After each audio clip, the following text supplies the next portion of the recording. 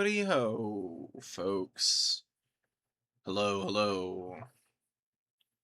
Welcome. If you haven't been around here on a Saturday, you know it's new player tournament time, but also some quick announcements time. Mentioned it on stream last week, but this was the last week of work for me for, at least for at least a month and a half. Being a teacher and all. But anyways, I'm gonna have some more free time, so I'm gonna be planning a few streams, just maybe once or twice a week. Probably not more than that. I've still got stuff that I need to do for my move and just other life things to get done, so it won't be like, it'll be semi-irregular, I would say, is the plan for future streams. It's going to be a little bit of a variety. Definitely going to try and get some tournament games in, maybe do some standalone videos on that, or just a full stream of it, depending on how it works out. And some Dawn of War 2 Elite mod.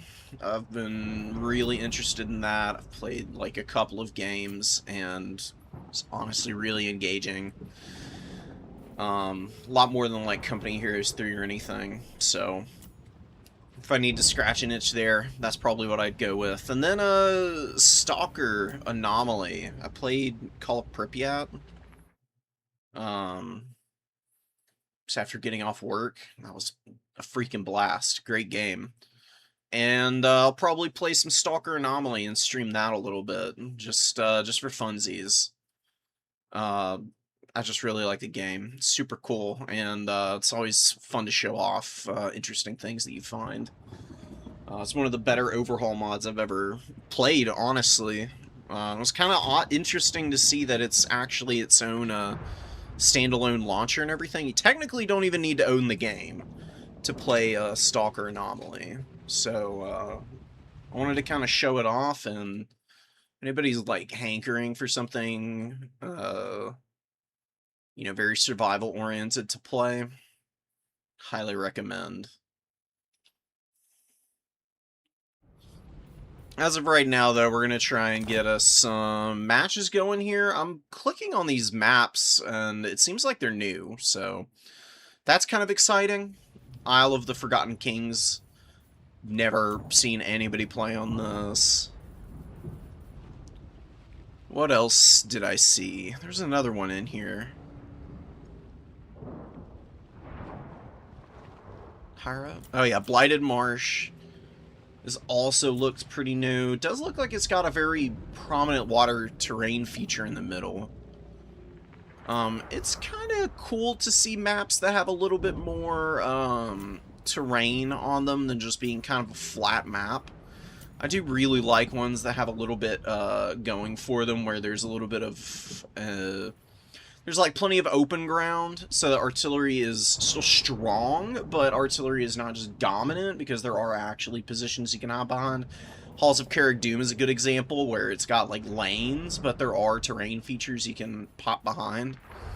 Terrain features that you don't normally see would be those water terrain features, so that's a really fun map. I'm very curious if people have had any like extensive dealings with this particular map or not.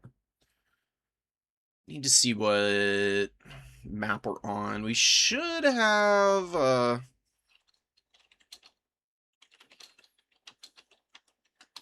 Skull Taker arriving in just a second for our round one. He's looking for that second tournament win. Playing some more ogres today, which is exciting. Ogres are super fun. Maybe not the best faction in the world, but not every single thing needs to be the strongest in the world to be enjoyable. Ogres are just really engaging because they have a very unique playstyle. It lends itself really well in a few matchups, but they can definitely hit the struggle bus if they start running into any undead or just factions that, generally speaking, have pretty good numbers and can fill out with some decent arty. Ogres hate getting hit by artillery.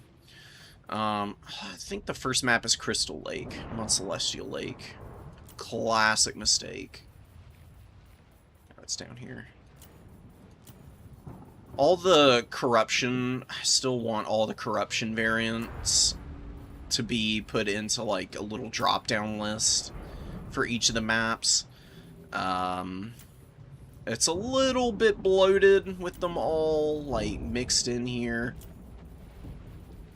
It's just not very visually cohesive, but that's like a really tiny complaint. That's me nitpicking. For sure. I'm an avowed nitpicker at times.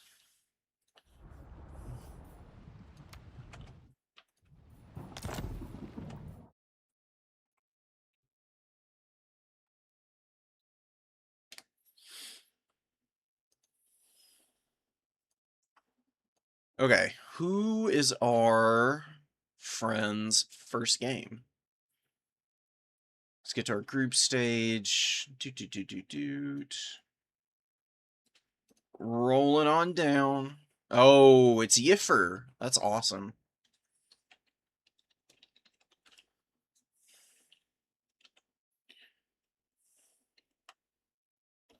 Where the hell are they?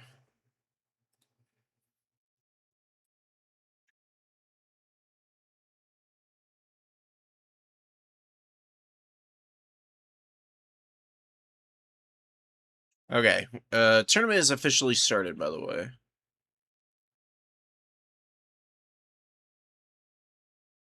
Where's our boy?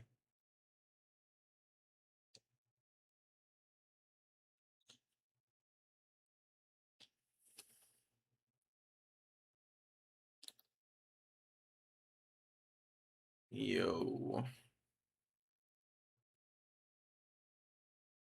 Who is Yiffer on freaking Discord? That's crazy. No idea.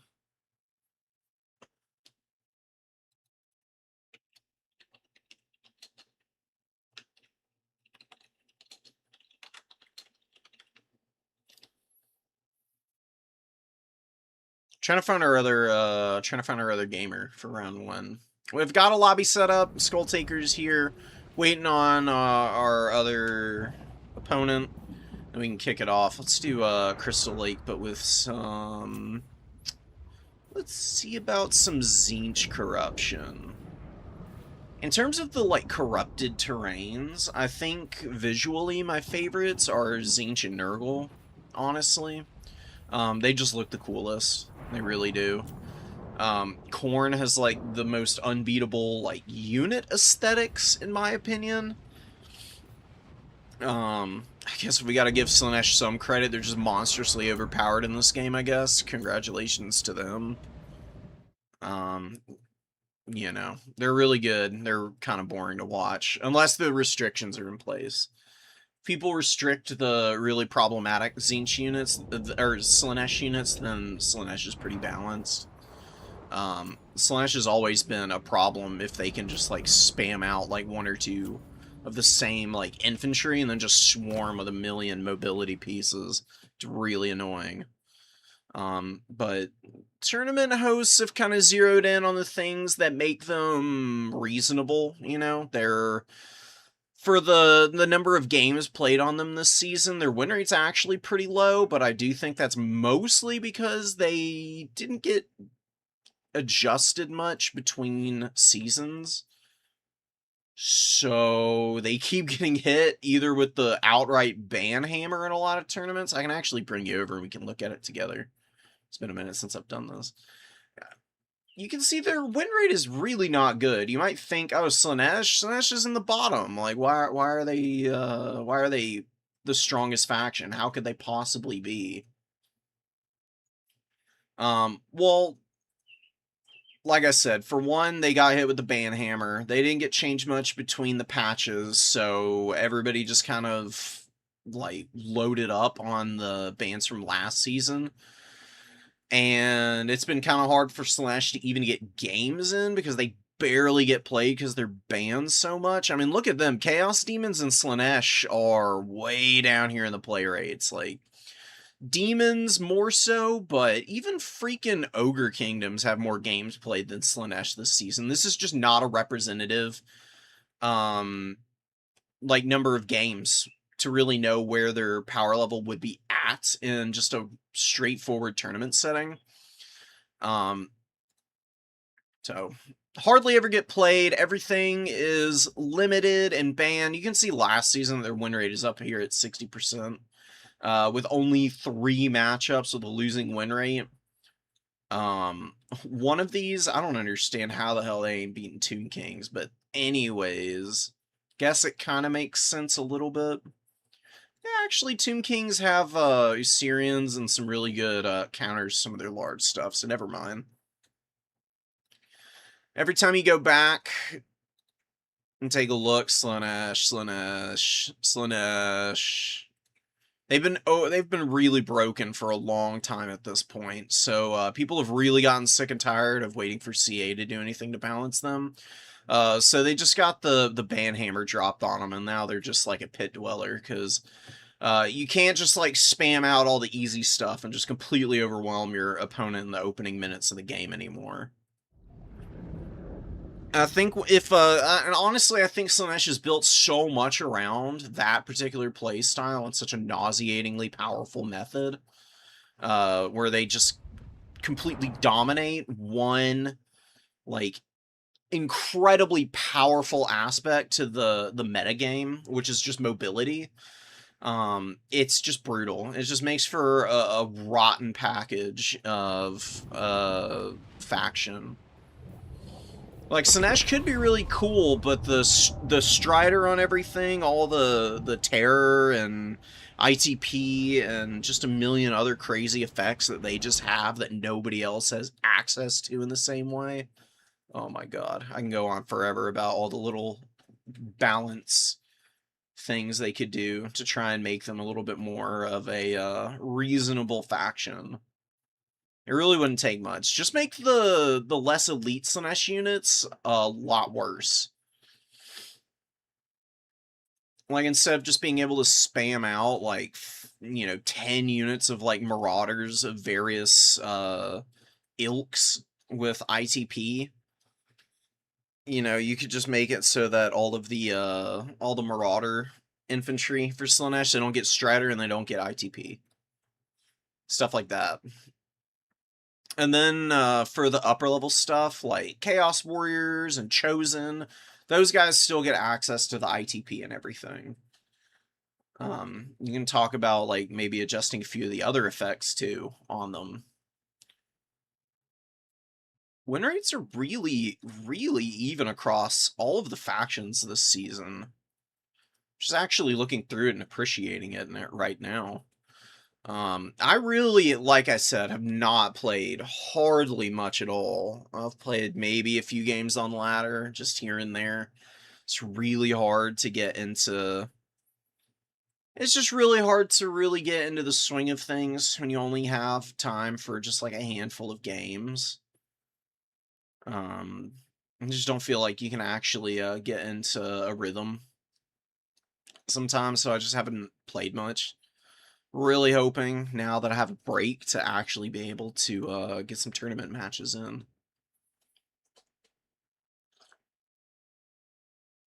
Khorne is down here in the middle. Not the worst win rate, but below Skaven, which is very shocking. I understand losing to Tomb King, or to Norska. Tomb Kings can be a little tricky, for sure. Bretonia is a pretty even matchup. Lizardmen, I think Khorne has an advantage against. You just have to play against them fairly cleanly, and you also need to be a really aggressive player against Lizardmen. Once you have, like, the infantry advantage established, and you've got some anti-large for, like, spear riders and single entities on the field, you just gotta go for it against lizards. The reason I see Khorne players lose to lizards all the time, they play skirmish pretty well in the early game, and usually what happens against lizards is you either pull the trigger too early or you pull it too late and you end up losing on points. It's a very fine line in this matchup, but once you get used to playing Lizardmen as Khorne, you can kind of pretty easily dominate them because you got so many good tools against their mobility. Wood Elves being fairly even. I think it's like a 50-50, actually. It's not easy, but it's one that you can rush very hard in. This is just like a rush game. Rush the Wood Elves, push them back into their spawns, and just absolutely massacre them. If they have to sit and fight you at any point, that's where you can really start to bully those guys. I'm just keeping an eye on our players here. They're getting ready to jump in. Grand Cathay should be 60-40 in Khorne's favor. Maybe with the new stuff, it's a little bit less lopsided, but Khorne swats these dudes. Chaos Dwarves. Chaos Dwarves sucks. Terrible matchup. Chaos Warriors of Chaos. Khorne should win. Slaanesh is a losing matchup. I mean, it's just really tough for Khorne. Slaanesh has, like, counters to everything in the entire game. Kind of figures that the faction's a little bit limited in terms of mobility. Sometimes gets absolutely roasted by the one that has way too freaking much. Super cool build. Get into our match now. Golg's on the field. He's got a lot of piggies, piggybacks. He's got some regular old nobbies. He's got a unit of his own man-eaters and 2 lead belchers, 2 ogre bulls, Malagor with a bunch of bodies. You know, going for fairly cheap spearmen, which isn't a bad idea at all. Ungor Raiders are actually, or not Ungor Raiders, Ungor Spearmen are actually really strong. They uptrade really nicely for the Beastmen. Just one unit of these little guys can get you, I've seen them get 1,000 value before. It was a little bit of an exceptional circumstance, but against lightly armored large stuff, they really can feast. So they can beat the snot out of ogre bulls. They could even get on these lead belchers and kill them. Lead belchers are very weak in melee. They have awful stats, barely enough HP to survive a prolonged engagement. And the Ungor Raiders are actually fast enough to kind of stay underfoot of lead belchers. Because, yeah, they've got 42 speed here, but these, Ungor Raiders get the Primal Fury, so they really have 40-foot speed, because it rounds up. Flanking with the Destroyers of Drakwold and the Ungor Spear Herd, like, just a couple of them wouldn't even be a bad idea. You can get up on the flank of the Ogres in the trees and kind of circle around through their deployment zone and either, like, intercept reinforcements as they come out with just, like, super cheap spears that muck everything up, or look for engagements onto the lead belchers from behind. Golg's vanguarding, why wouldn't you? It's kind of funny that Golg can vanguard forward. He's really cool, and Malagor can't. Malagor doesn't have vanguard deployment, and Golg does make it make sense, but I think it's partially just for balance, because Malagor's crazy fast. He'd even with being all the way back here, farther away from the front line, I think that old boy Malagor could probably fly up to his objective faster than Golg can waddle to his, even though it's half the distance. Chimera is hanging around here, really strong monster, terror-causing, immune to flanking, literally the perfect monster for the Ogre Kingdoms. Fly over, find a pigback rider, and just breath attack it into oblivion is really all you need to do. Find the pigback knights and just breath attack them until they're gone. You don't want the piggyback riders applying their little disorientated effect. It's actually pretty strong. This debuff, it's pretty juicy. I mean, 30% speed is no joke. And then the melee defense and melee attack, yeah, it's only 4 and 6, but it's a decent chunk even off of some more elite stuff. 10% of your melee attack being lost is really painful. And for less elite units, it's just a flat amount. So, I mean, -6 melee attack is, you know, really heavy chunk out of a Zangor, for example. They've only got 31 melee attack. Going down to 25 definitely makes them a little ineffectual in combat. We'll see how it goes for the Ogre Kingdoms. They've got a nice build. Bringing in some Blood Vultures for the first summon, definitely a good call. Very solid unit. Golg's Man-Eaters were hanging out in the forest on the high ground there. It's actually really sneaky and fairly risk-free. Beastmen do love mobility, and they can bring a lot to the table, but they don't normally bring just a million Cynogors out early. They usually bring infantry in first. Beastmen infantry is just really solid and very, very cost-effective, so that's why you see them so much. And then they bring in all their mobile pieces behind that, because then they don't have to worry about summoning up infantry that are a little slow. They can just go straight for the throat and engage early, or they can continue a build-up. There's a lot of fun things you can do with Beastmen. Beastmen, I think, are one of the best factions. The more flexible and the more wacky you get with your builds. And I don't mean that in terms of, like, memeing. I just mean with your setups on the battlefield. Taking advantage of all the Vanguard and the Stalk units. Attacking from every conceivable angle with the Beastmen gets you so much value because you break open the battlefield. And then you can get very clean engagements with your very cost-effective units. Beastmen probably the single most cost-effective faction in the entire game, I would say. It's pretty easy and reliable for them to just rack up tons of value. A little bit of a mistake here. You got to be very careful not to let your units overlap in front of lead belchers. Lead belchers just absolutely thump infantry. See huge casualties going down on the Korngors already. Zangor's also suffering. This is where you just pull back. Like, your opponent is shooting you, and they're way off the point. Like, all these Noblars are well back of this center objective. You don't need the Zangor on here at all. You can actually creep the Zangor back and push the Ungor Raider forward. Or not the Ungor, just the regular Ungor Spear a little farther forward. Same over here. I actually think you could replace on this side, and the Zangor can retreat, go around the pillar, and kind of defend this little flank and push around. There's an opening that offers itself. Just leaving them up on the hill here to get shot up is definitely not the way to go, but they pull back a little bit now. Not that bad in terms of the value being lost there. Ooh, but some beautiful shots hitting the Chimera. Lead Belchers showing their teeth in the single entity game. Actually making really good contact with the monster in the sky. You know, Lead Belchers can be a little inaccurate against SEs. It's oftentimes one of the bigger issues that they have, but right there they prove that they've got some teeth still. They can definitely hit some flyers at the very least. Very impressed by that. We're waiting for Zangors and Ungor Spear Herd to open this match up. Golg's Maneaters take a bunch of spell damage. Ooh, and the Butchers of Kalkengar going deep around the flank. Mornfang Cavalry in position.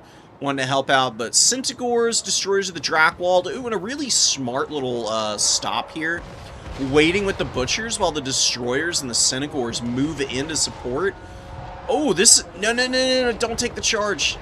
A little bit of a less than optimal engagement. What you should have done there is wait for the Destroyers of the Drakewald, move them past the Butchers, and then charge the Mornfangs. But with the Centaurs engaging at very nearly the same time, Butchers are going to take a bunch of damage, but they are going to win this, and we get a beautiful Doom and Darkness. Overcasted, hitting the Sabertusk pack, Mornfang Cav, and Golg. Mornfangs fold up instantaneously. Sabertusks aren't going to be far behind that. They really don't like having leadership debuffed. And the Butchers of Kalkengar, one of the reasons why they're such a strong unit is the terror that they cause. Very, very good at frightening away enemy units. Korngors, ooh, with a really cool push through, actually going pencil formation, getting right up through the deep set Ogre Kingdom line. You can see they've got a lot of Noblars and Bulls engaged in the front. They've also got a lot of units milling around in the open field, not doing a whole lot. Ooh, and a brilliant Centaur flank, it completely missed it, crushing the Lead Belchers back here. Malagor's really good at harassing Lead Belchers, by the way. He's actually a great combatant. One of the few hybrid caster lords that actually has some sauce in melee. 52 melee attack, 45 melee defense. Weapon strength is a little low, but against 50 armor on the Lead Belchers, really not that bad. This is the one thing you don't want Malagor anywhere near is Golg. Golg does absolutely munch on Malagor. Since Mali is a infantry-sized character, Golg gets the bonus against him. It's really kind of brutal at times. Definitely want to try and avoid him as best you can. Ogre Bulls are actually taking the #1 objective. Sons of Goros on the way in, though, should be able to crack them open pretty fast. And Zangors and Goreherd are doing their thing, just clearing out all the Noblars, and the cap is flipping for the Beastmen. So the Ogre Kingdoms took it. But now the Superior Beastmen cap weight comes in, and they retake their point. Save the #1 as well. Ogre Bulls going to the low ground, looking to rear charge the Zangors. Beautiful terror routes just all across the field. Doom and Darkness is hitting all of the Ogre Kingdom's positions.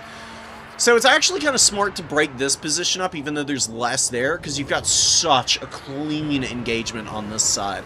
You got double Corn Gore, you got the Chimera, Saber Tusk Pack, Firebelly, Ogre Bulls, the Golg's Man-Eaters are in here getting absolutely stomped by the Butchers and their supporting infantry.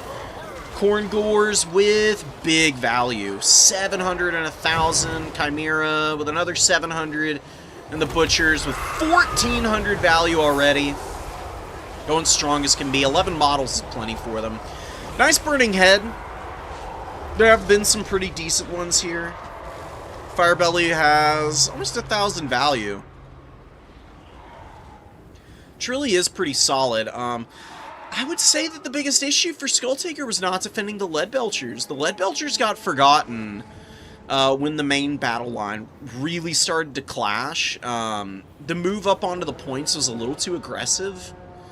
Needed to just use the Leadbelcher ammo up before diving in. Just like trotting like a Noblar or two forward to like reveal Ungor's Spearherd isn't even a bad idea. You can really take advantage of how effective Leadbelchers are against infantry by just blasting garbage off the field even. Because the Leadbelchers actually have a decent ammo pool. They've got quite a bit in the old powder bag. If I could find, I think they're all dead. I'll show them off after the game. They've got like 20 ammo. That's plenty to be using on low-tier infantry even. Leadbelchers are also fairly cheap, so they've got that going for them. Mornfang Cav with a hero charge. They almost completely killed the Sons of Goros, but now they're getting overrun.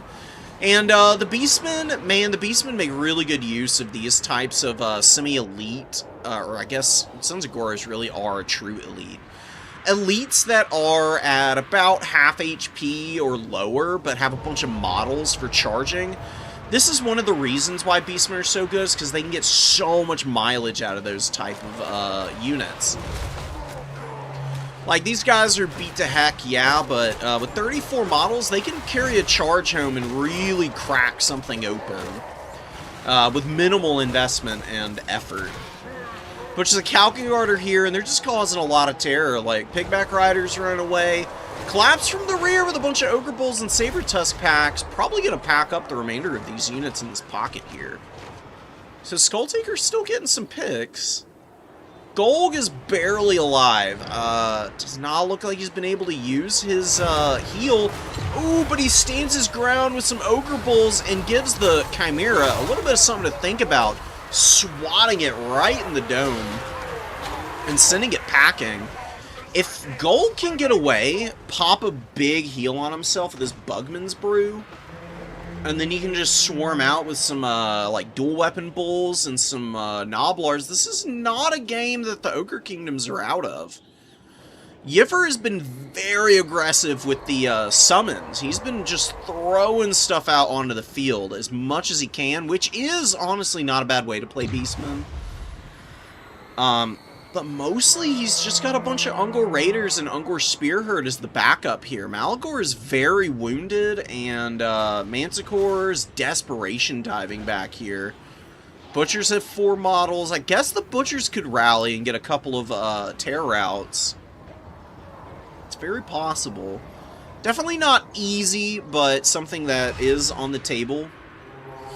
All you need is like one well-timed charge and then a Doom and Darkness, and you could totally crack those positions open.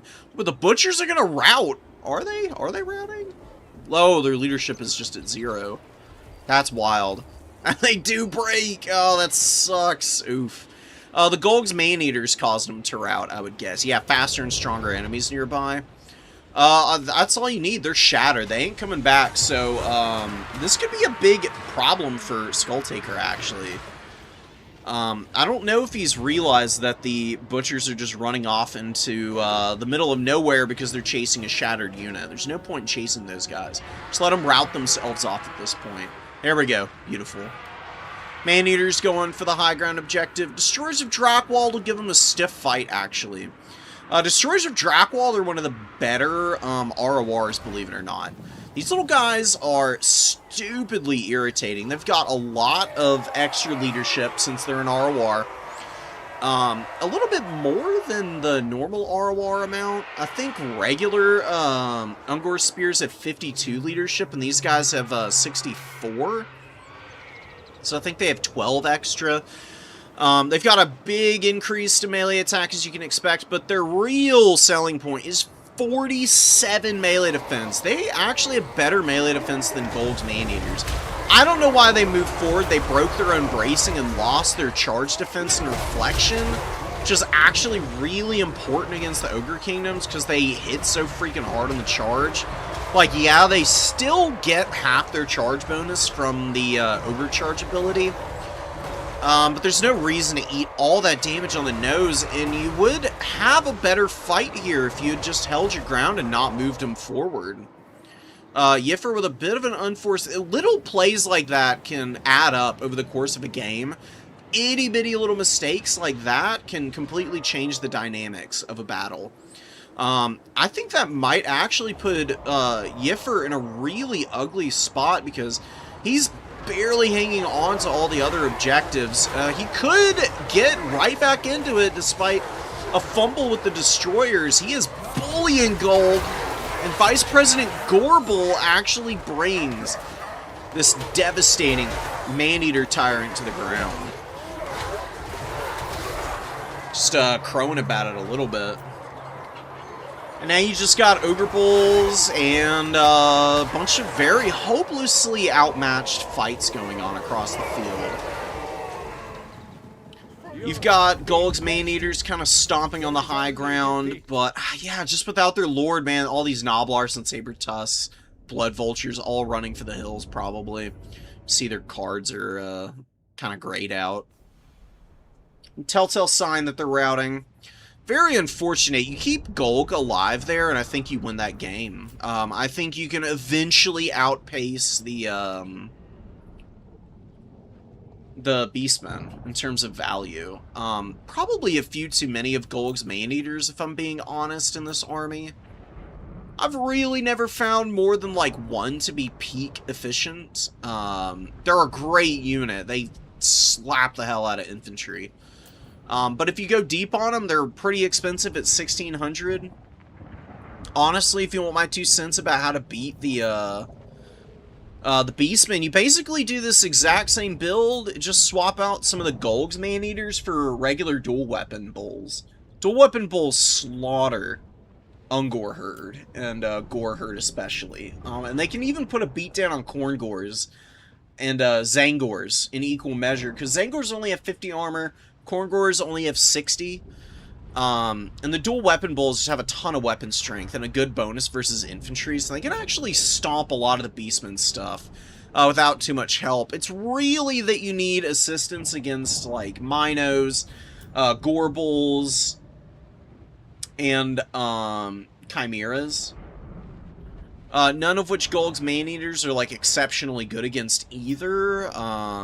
If you really wanted to save your boy Golg here, actually think that, yeah, Mournfang Cavalry are strong, but what you really want is a unit of Crushers with great weapons. Crushers with great weapons have obscene anti-large stats, and just one of those guys can put a smacking in on a Chimera. If you get a full surround on a Chimera, they're one of the few monstrous infantry or monstrous cavalry type units that can, like, really bully Chimera with very few problems. Just go down here and show you, because They got better leadership than the Mournfang Cav. You can see the better stats here. You could go Sky Striders if you really wanted to, although I don't necessarily encourage that. They're crazy expensive. One of these guys is something to think about, or you could go Powder Guts to shoot the Chimeras down in the sky much easier. And Powder Guts are way simpler to defend than Double Lead Belcher. Like, there's a little bit less damage potential here for the Powder Guts, but if you run more dual weapon bowls to back up the Powder Guts and use the Powder Guts to single entity snipe, like the Chimera and the Mana Core, that works pretty nicely. You don't really need to do a whole lot else from there. Just need to, like, reinforce out, make sure that your guys stay on their own 2 feet, which honestly shouldn't be too hard. These guys have a lot of melee attack and melee defense. Good ammo pool at 20, and oh yeah, that's right. Lead Belchers, you can see they've got 20 ammo. And they also fire pretty quickly. Definitely a few things that could have been cleaned up by Skulltaker to guarantee a win in that matchup, I would say. Just a couple of unlucky moments for him, but Giffer also had a few moments where things were a little less than optimal. Both of them played a really, really good game, though. The mistakes are pretty minor. It's just that, you know, there's a couple of extra ones made by one person made all the difference. And it's little things over the course of a game that get you into trouble. Speaking from experience. Didn't know nets lasted for days? What nets? Which one?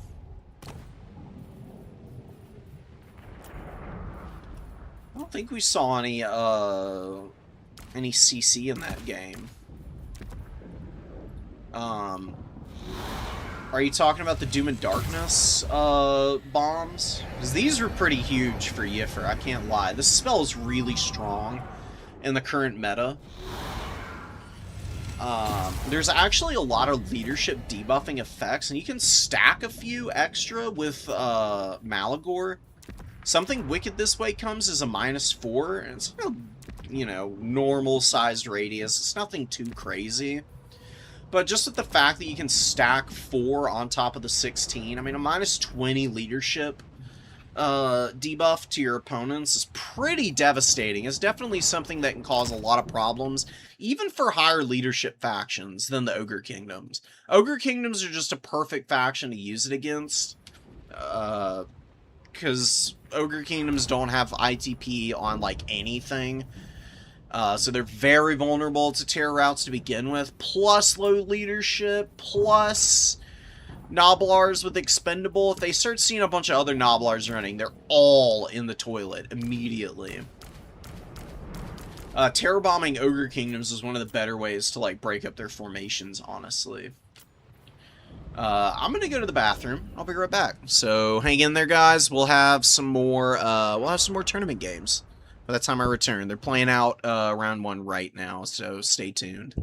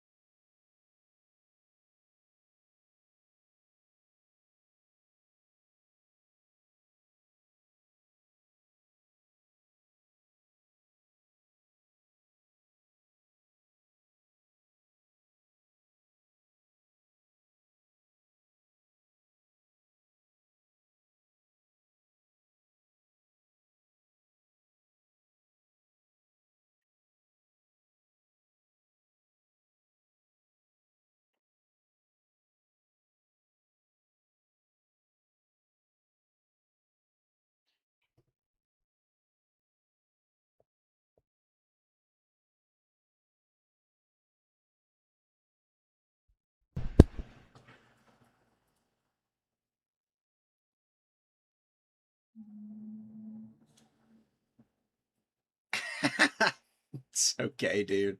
Sorry, Skulltaker. I hate to hear it, man. It happens. We've all been there. Oh, what? Come on.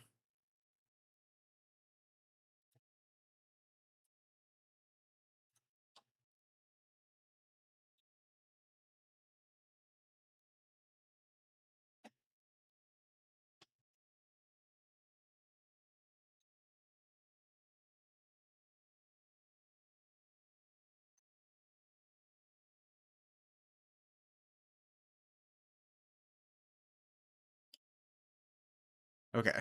Oh, we are back. Okay. What the heck? Stupid mic, man. Alright. Anyways.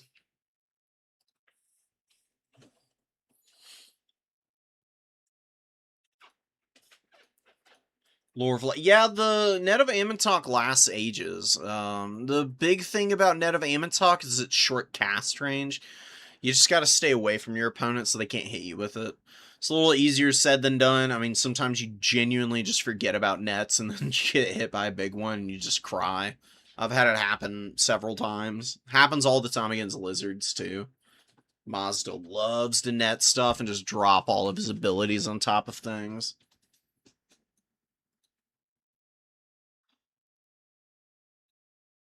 Trying to run away from Gorbles is actually kind of hard because they stagger a bunch whenever they hit things.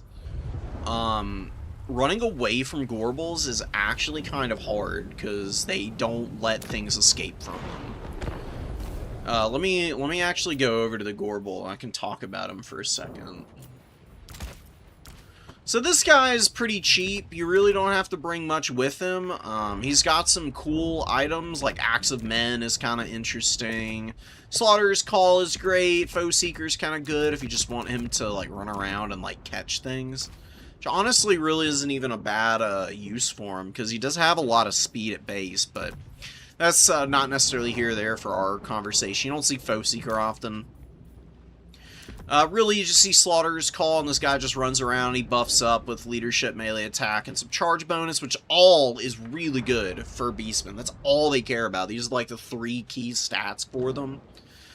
I would say it's 3 of the top 4. Charge bonus is a little less important than the actual speed on the Beastmen units, but it is very critical to their success as a faction. Leadership and melee attack are always good, and especially good for an aggressive faction.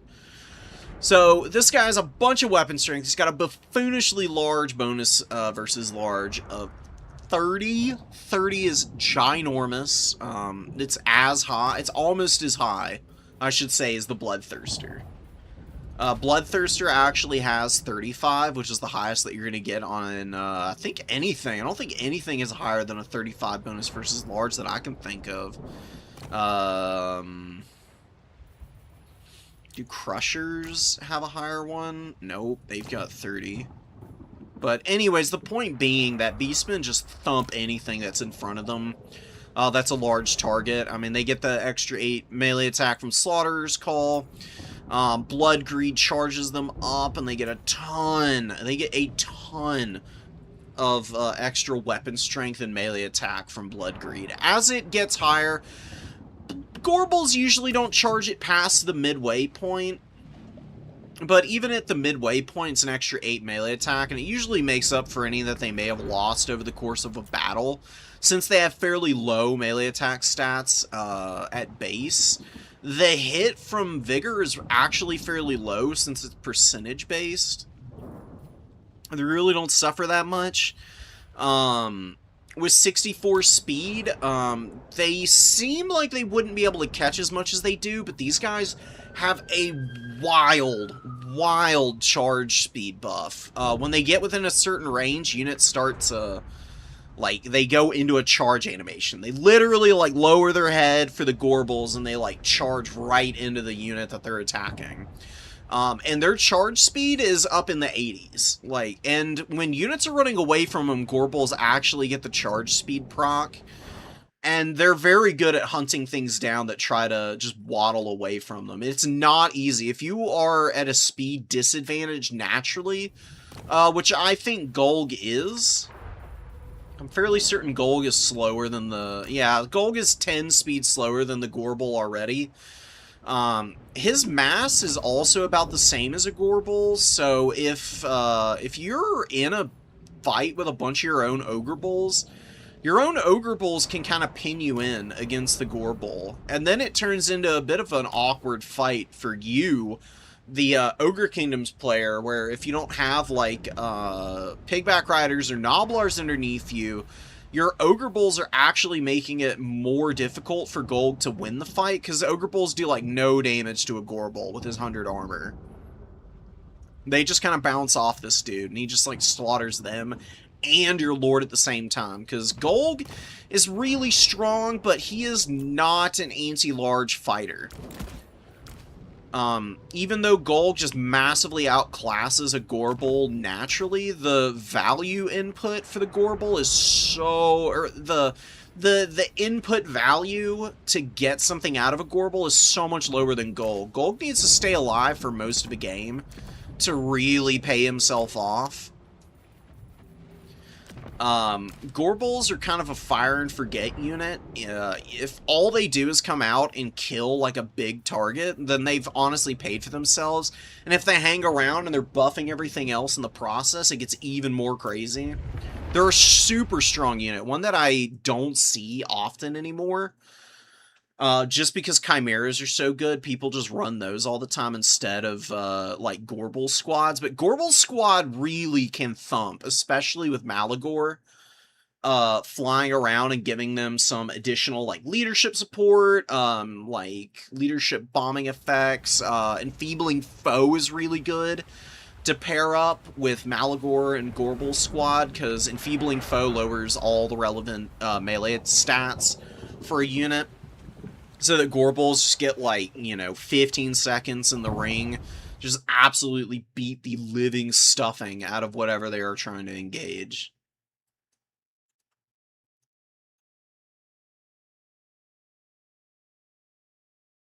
The pistol for Golg is a little unreliable. I honestly don't think it's a very good item, if you want my opinion. I've seen people get value with Golg's pistol. If you really want my 2 cents, though, honestly, Bugman's is all you need on this guy. Just run him around with his heal and just get him heal capped every game.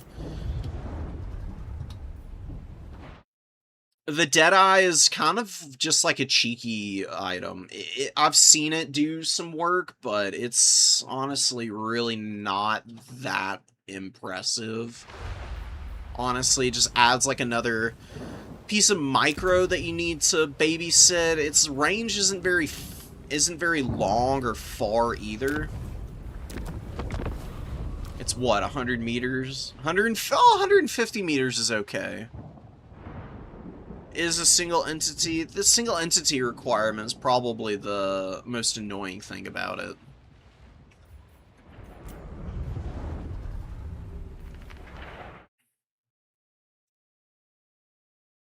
Let me go grab replays, because, yep, people are winding down the round 1 matches. Perfect.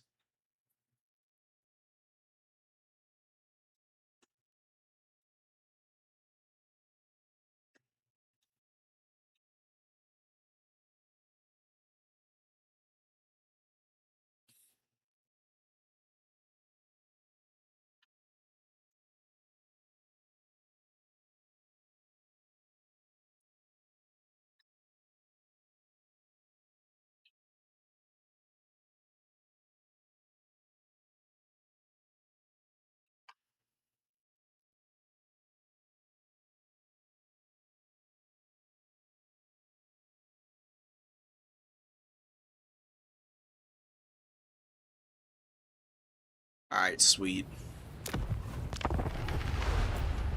Got some games to go through. Drop them in. Give me just a second.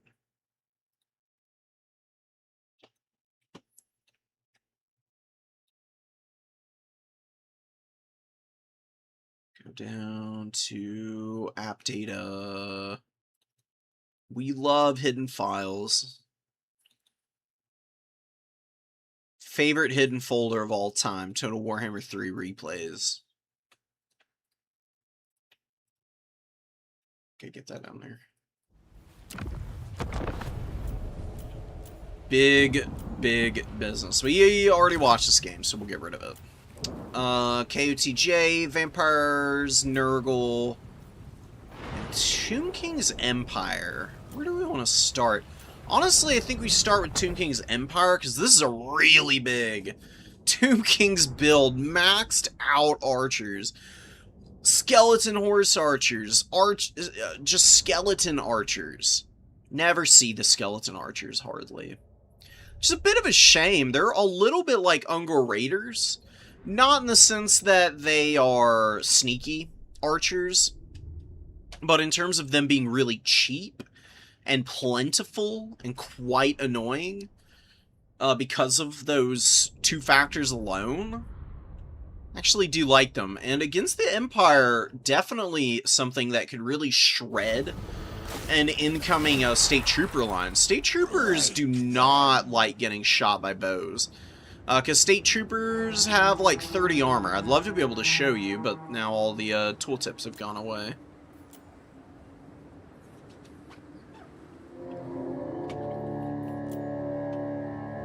There we go.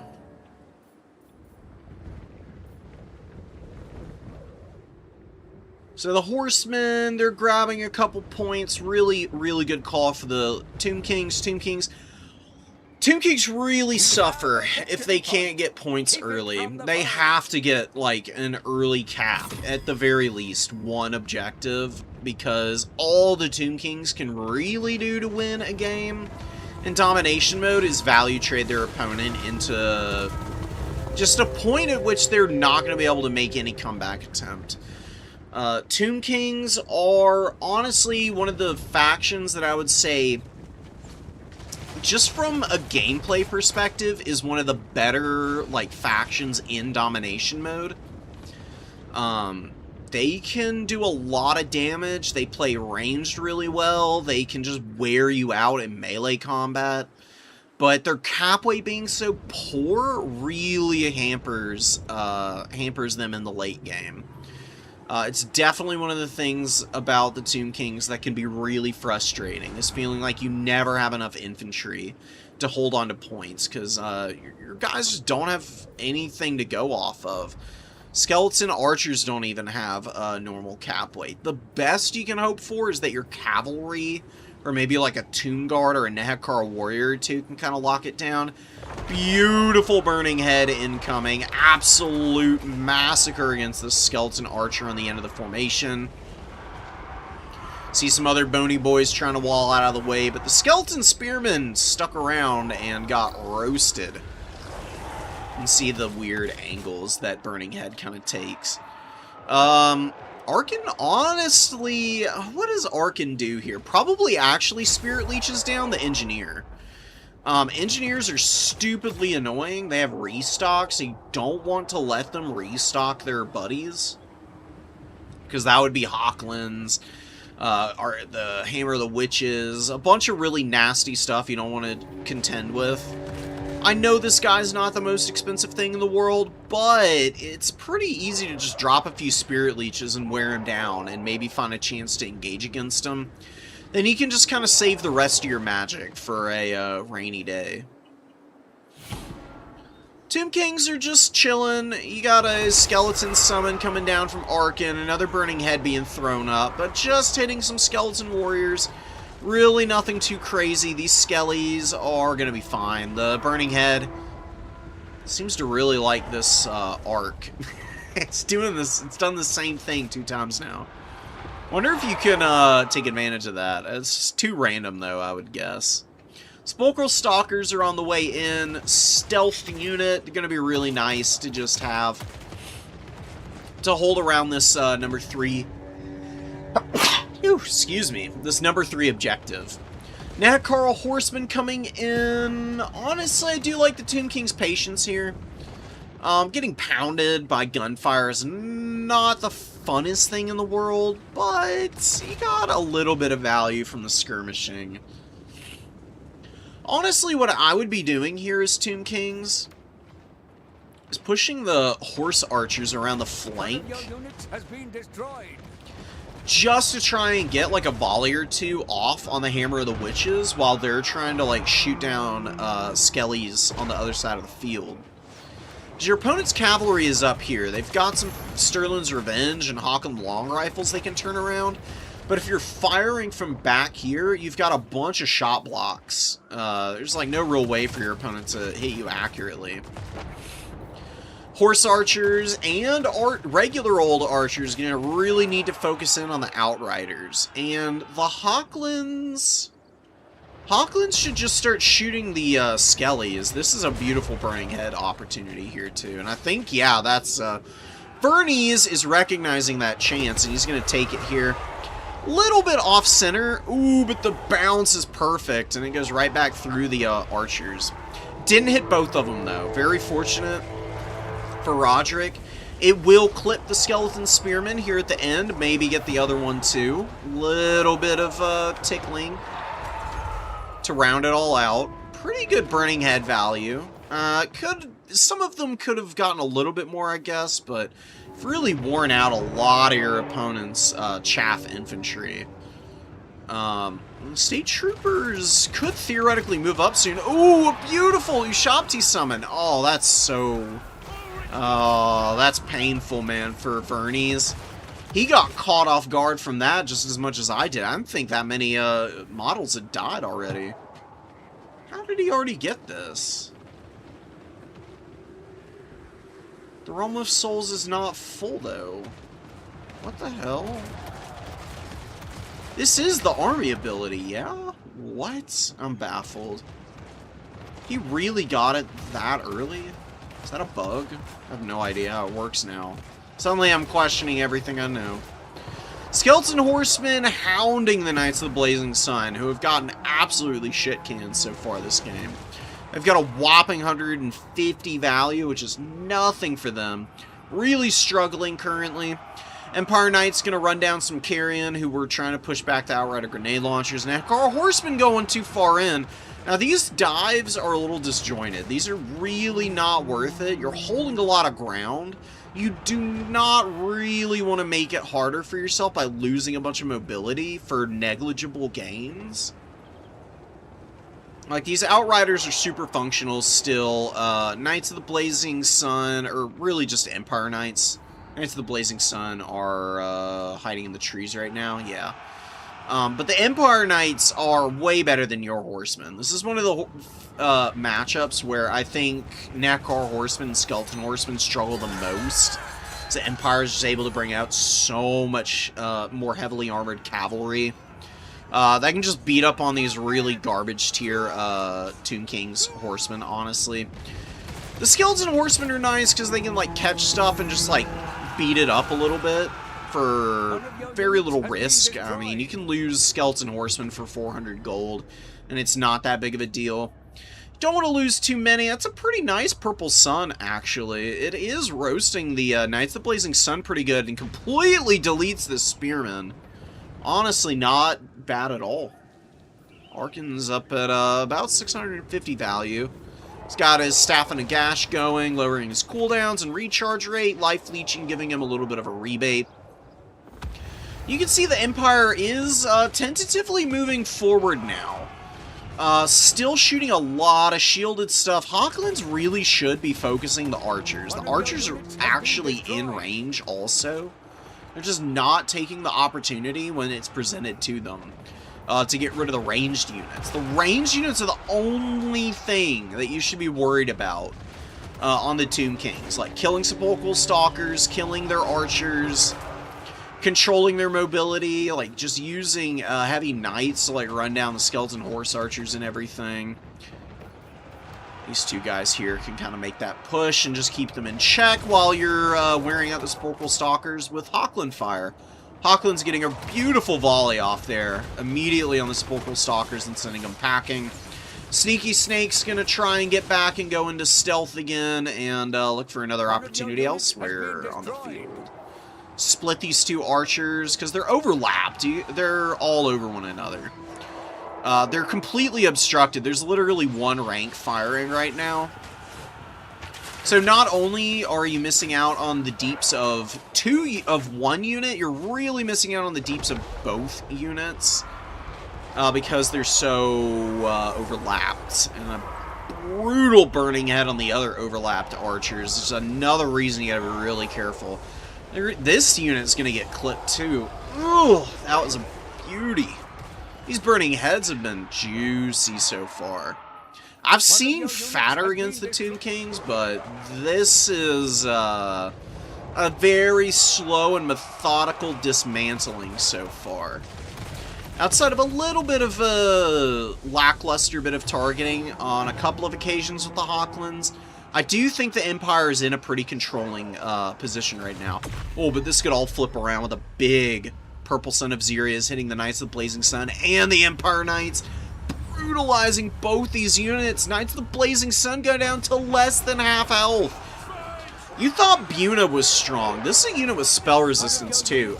They just got absolutely dunked on. Arkin with some big vortexes, keeping his side in this match. Empire Knights screaming towards the low ground objective. A little overzealous. No real reason to do that just yet. You're just charging a bunch of spears, and the chariots are actually kind of mucking up the retreat for all these guys. You can see they're all getting stuck on the chariots. They're pushing past them okay, but now a lot of these Empire Knights are rallying, or, routing. It's gonna take a bit for them to rally. And in that time, I definitely can see and envision that the Tomb Kings are going to be able to make another push up onto this number 2 objective. They do have some cap weight here now. Tomb Guard Halberds, Nekar Warriors. Boris is really slapping those guys up, though, on the way in. And it's going to be a little bit of time before you can rally up a force to go for this number 3 objective now. Empire has been so patient and methodical with their pushes. Honestly, the State Trooper Corps is incredibly healthy, which is, quite frankly, amazing for the Empire. Really small positioning thing here. One spear here and here. And you have another one that's kind of like off-center here. Just to protect, like a defensive little pocket here. Because you can have 3 State Troopers on this point for 900 gold. Just by putting unshielded spearmen on it, which is what I would recommend here. It would be 15 cap weight, and it would take, it would take 4 skeleton horsemen to equal the same cap weight as the 3 infantry units. It would take, God, it would take 10 freaking, Tomb Kings, skeleton warriors and spearmen to, like, start to cap that point away. And you'd have a better defensive pocket. Just by positioning like that. You'd be keeping units off from these 2 corners, and then from the other side, you've just got a dude that can kind of like peel through and around onto the point wherever needed, and however needed. Skeleton chariots are getting shot by outriders now. Good reconstitution of this force. The Empire Knights, they got thumped, but they're back for round 2. I think they've got a little bit left to give. Another really nice burning head. This one hitting Tomb Guard and some skeleton spears. Beautiful stuff. This guy is definitely helping to carry his weight. He's done a lot to get the Empire into a winning position. All they need now is a little bit of additional time to work with. They've got the double cap. They're barely going to need that triple cap. They can just have the Outriders poke down the Sepulchral Stalkers and find a way to get rid of those Skeleton Horse Archers. Should be pretty golden. Hammer of the Witches is thumping away at Arkin. Arkin's just kind of out in the open field. If you're not going to micro your Lord really aggressively, you need to move him around and find safe positions away from arty fire. So, like, instead of being on the low ground, having him back here is actually a little bit safer, because you're LOSing with the tower here. Take ages for the cannon to reposition as well. And you're still in range to move up and just drop magic whenever you need it. Another purple sun going down. That one was honestly a little bit of a waste. I mean, it's one spearman, state trooper. Really not all that impactful of a unit in the grand scheme of things. The issue that the Tomb Kings have run into is they just haven't penetrated the Empire's lines. They've been completely stymied at every possible turn. I think Roderick is stretching his micro out too much. Like, just trying to attack in too many places at one time. And not really locking in and, like, focusing on any one area. But he does grab the middle point back. And we've still got to see a cap on the number 3 from Vernies. Vernies, I think, is not realizing the critical battlefield situation in terms of cap weight. And he's playing so hard for value, I think he's kind of not seeing the trees for the forest here. Outriders are about to get charged down by Skeleton Horsemen. That's going to hurt. Need those Knights of the Blazing Sun in there immediately. Boris has really not done much. He hasn't been chasing Arkin. He's just been kind of hovering in the air. Now it's a little hard for him to go after Arkin because the Sphinx of Uzkef is here. He thinks about landing and then he's like, you know what? Actually, I value my life and existence. I'm gonna go somewhere else. This could be the deciding moment. After losing the middle point, the Empire quickly retakes by moving their state troopers on the point, and now you just see a wave of cavalry trying to move up and take this number 3. It's something that could work. It's going to take a little bit of input, though. Good call to get some spearmen off that high ground objective and move to the low ground, but I think Bernie's played with his food a little bit here. I think he's going to lose this on points. Ever so slightly. You can see that the cap weight is flipping, but barely. And again, Boris is not doing anything useful. He's just beating up on garbage. He really should be going after Arkin. He should have been doing this a long time ago, too. There was nothing in the middle stages to stop him from bullying the shit out of Arkin. And that's going to be a win for the Tomb Kings. Roderick was just a really patient game. And cheeky cap on the middle again won him that for sure. Vernies just letting the Tomb Kings recap his middle point was definitely an unforced error. It's really the only big one that he made this game. Everything else he played pretty perfectly. I think he just lost track of time. Didn't realize how crucial it was to hold that double cap before getting in on the low ground. And that earlier push of the Empire Knights onto the low ground, getting beaten back by the Tomb Kings, really hurt the Empire because it took them ages to reconstitute a strike force to go for that low ground again.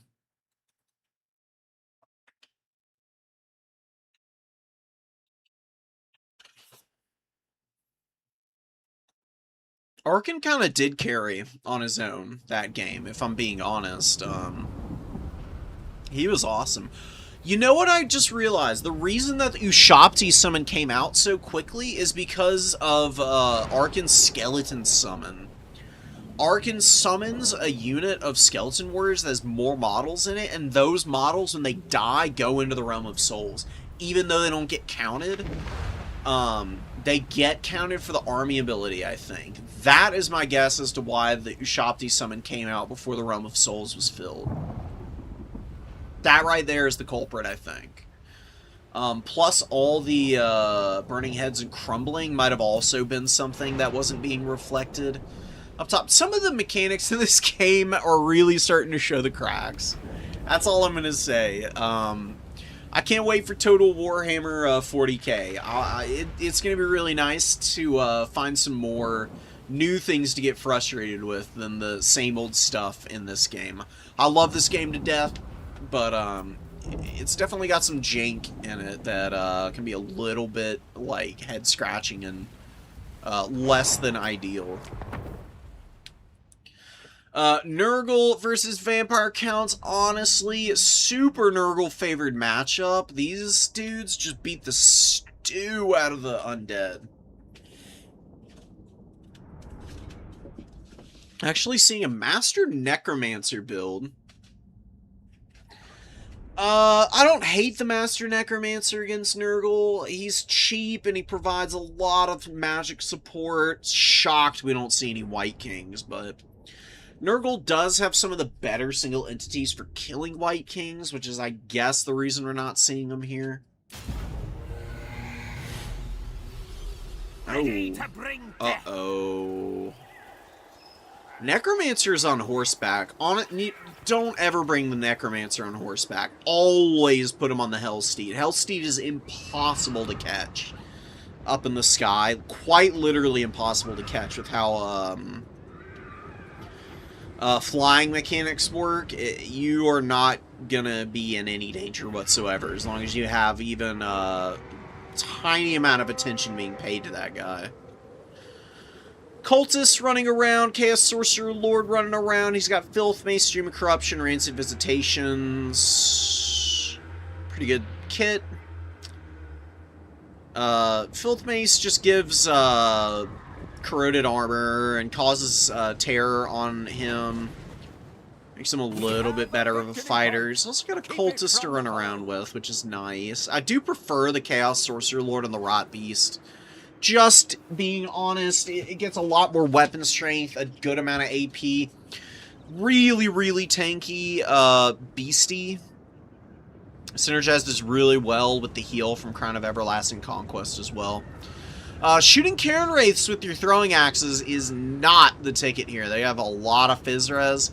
You can see you did a little damage to them, but really nothing too substantial. Black Knights and the Mortis Engine are the only thing that your throwing axes want to feast on. This is good for Nurgle. If they just keep moving, they need to force their cavalry out of this position. Nurgle horsemen always beat anybody chasing them because they poison with their throwing axes, which makes them impossible to catch. So they have 90 speed. Being forced into this fight with a bunch of Warhounds, and there's all these Karen Wraiths over here, and a brutal Gaze and a Gash coming in. Actually, not that bad. Only takes out a few of the horsemen. I guess the missile penetration on it got nerfed. It used to cleave through cavalry, but not so much anymore, it looks like. Yeah, you can see some of the Marauders are losing their nerve and running away here. The Karen Wraiths are pretty surrounded with minimal support. Skeleton Warriors are moving in. Master Necromancer should get up here and just drop like a big heal on all these guys. He's going to use a Wind of Death instead, actually. I think that was entirely unnecessary. Stupidly expensive spell. There's like nothing here to even hit. I mean, a bunch of Warhounds. Warhounds like have ass leadership. They are not going to be able to beat Karen Wraiths. Like, all the Karen Wraiths need to do right now is just chase all this stuff down. If they just keep them on the move and, like, push them to the back of the map, honestly, the Mortis Engine can just roll in and just leech down all the Pestigores and everything. And you got Blood Knights coming in. Blood Knights to protect the Mortis Engine while you've got this big core just running interference can probably just win you a game. Honestly, you can move the Nurgle forces off this by using the Mortis Engine aggressively and running everything down with Blood Knights, because there's really not much of anything to threaten Blood Knights right now. I just don't like Hounds against the Undead, because Hounds don't have ITP like Corn Hounds. Corn Hounds have ITP because of Frenzy, but Nurgle Hounds are really garbo on leadership, so I think it's a bit of a mistake to be trying to run those guys here. You can see Pestigore's getting folded up here, Crypt Ghouls getting shot by the throwing axes. Just turn around. Your opponent's coming for you. Just turn around and make him regret this decision. Watch the Warhounds. They're going to be in combat for maybe 20 seconds. This one terror rats before they even make it there. Oh my god. Iconic. And there goes the other one. You gotta be really careful with Wind of Death, man. You don't wanna overcast and accidentally nuke all your own stuff. You gotta know your angles. It would have been better to cast this way anyways, because there's an Exalted Plague Bearer right here. in the path, you just go whoop, split the difference, and just absolutely roll those guys. Zombies and all the other garbage are just absolutely mucking up the fight for Nurgle, and that's a good stream of corruption, but it's really not that much expensive stuff, and the Blood Knights are currently tenderizing the cultist. They're absolutely making a mockery of him currently.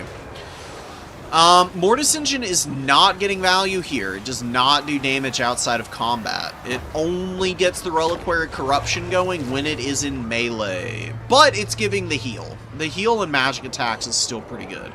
Look at this full health Nurgle. Marauder is running for their lives. They literally have taken 180 damage in their terror routing. Amazing. This is the power of the undead, man. The Cairn Wraiths are proving to be a roadblock that Nurgle was not prepared for. All these streams of corruption over here are wasted. They really should have been overlapped here. Look how many units are here. This is why you gotta press spacebar, and this is why you gotta pay attention to what units your opponent has and where.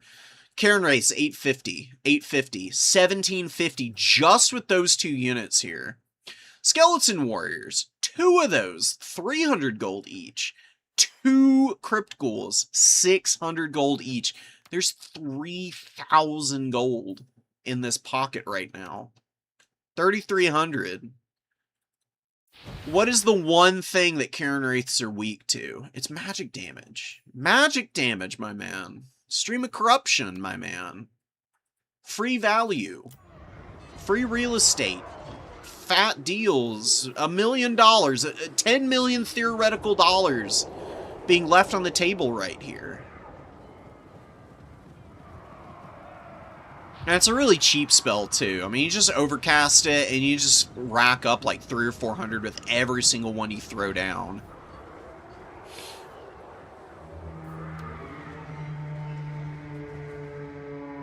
Like, holding points is great, but you have, as Nurgle, you had plenty of time to grind here anyways. Still got a decent number of infantry, too. Really not that pressed. Even though Nurgle has had a few things that are not really being managed perfectly, they're still in a pretty good spot. Just stop getting Warhounds. Please, I'm begging you. Scrumples. Yeah, I mean, if you need mobility as Nurgle, you bring some Furies. Furies just do more damage, and they have more leadership, and they're a better unit. So they don't cost that much more, and they fly. They fly now. Really need to make the most out of them. Blood Knights find the Nurgle Horsemen in the open field. And this is kind of a disaster. I mean, this is the last thing you can afford as chaos into the undead. Is for your throwing axes and your skirmishers to get run down by, like, hounds and Blood Knights.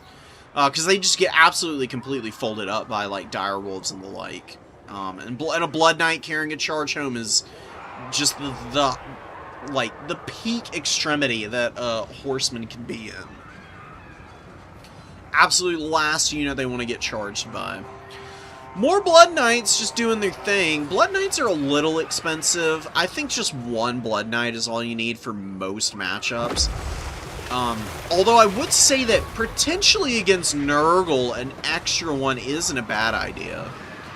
They tend to be a little bit better against the expensive Monogod Chaos factions. Because those factions tend to have a lot of mobile large units. And they can also do really well at clearing out Furies. Furies actually get folded up by Blood Knight charges pretty hard. Is that another... Oh, it was just Necromancer popping another ability. Thought he was dropping a Wind of Death, but it doesn't look like he's doing any of that. Mortis Engine finally getting a little bit of value, just roasting down some Plague Bearers, moving over to help out the lore, or moving over to stop the throwing axes and start Spirit Leeching the Lord. Characters actually take pretty big damage from Mortis Engines. Because this just hits everything in the radius and does a flat amount of damage to models.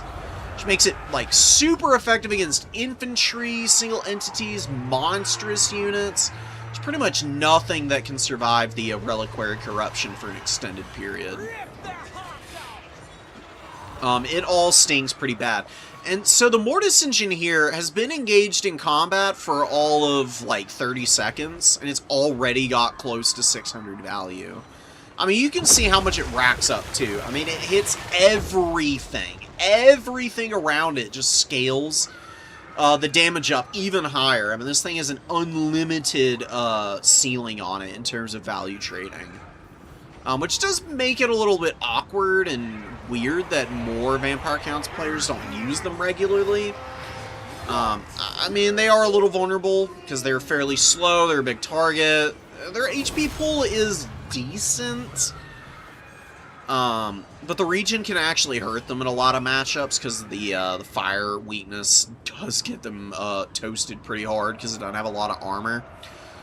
Sword and Board Blood Knight on the way in. Yeah, Brandon's been playing this pretty well. The one thing I would say is keep your Mortis Engine in combat more. It's got regen, you've got Invocation and a Hack. Instead of wasting all your magic on Winds of Death that aren't really doing all that much, just invo your Mortis Engine, and you're fine. I mean, you don't need this spell when you've brought something that's as good as this thing is. Just killing everything around it. You can see it starting to work down the Plague Bearers. You can see them taking some huge deeps. Every second they get lower and lower, more and more beleaguered. Nurgle's kind of dominating the field now, though. They've got a ton of cap weight with just 1 million Pestigors around on the field. The Undead are not clearing this out quickly enough. I will say that Nurgle has done a really good job of playing the objectives. They are just absolutely swamping them in units. The Undead are just not contending with that. Brandon brings a bunch of zombies in, some Crypt Ghouls, a Graveguard.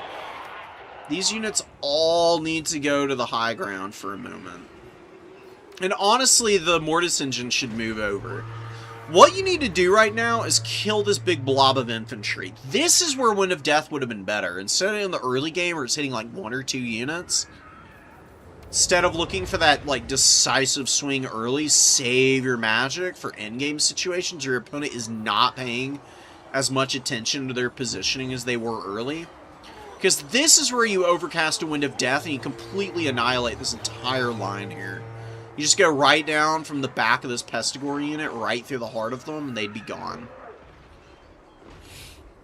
Instead, you're lacking that ability, and all you can rely on now is your Mortis Engine and your infantry to like cap this point for you sometime soon.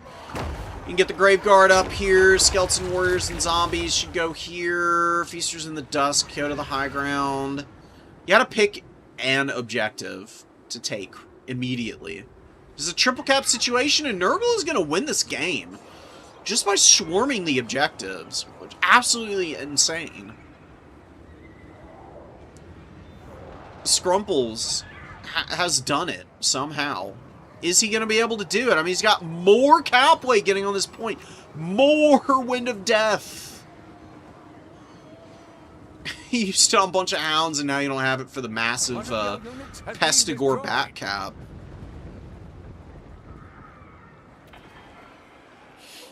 Graveguard hanging out. Blood Knights did really well. They got 2,200 value. Mortis Engine has paid for itself.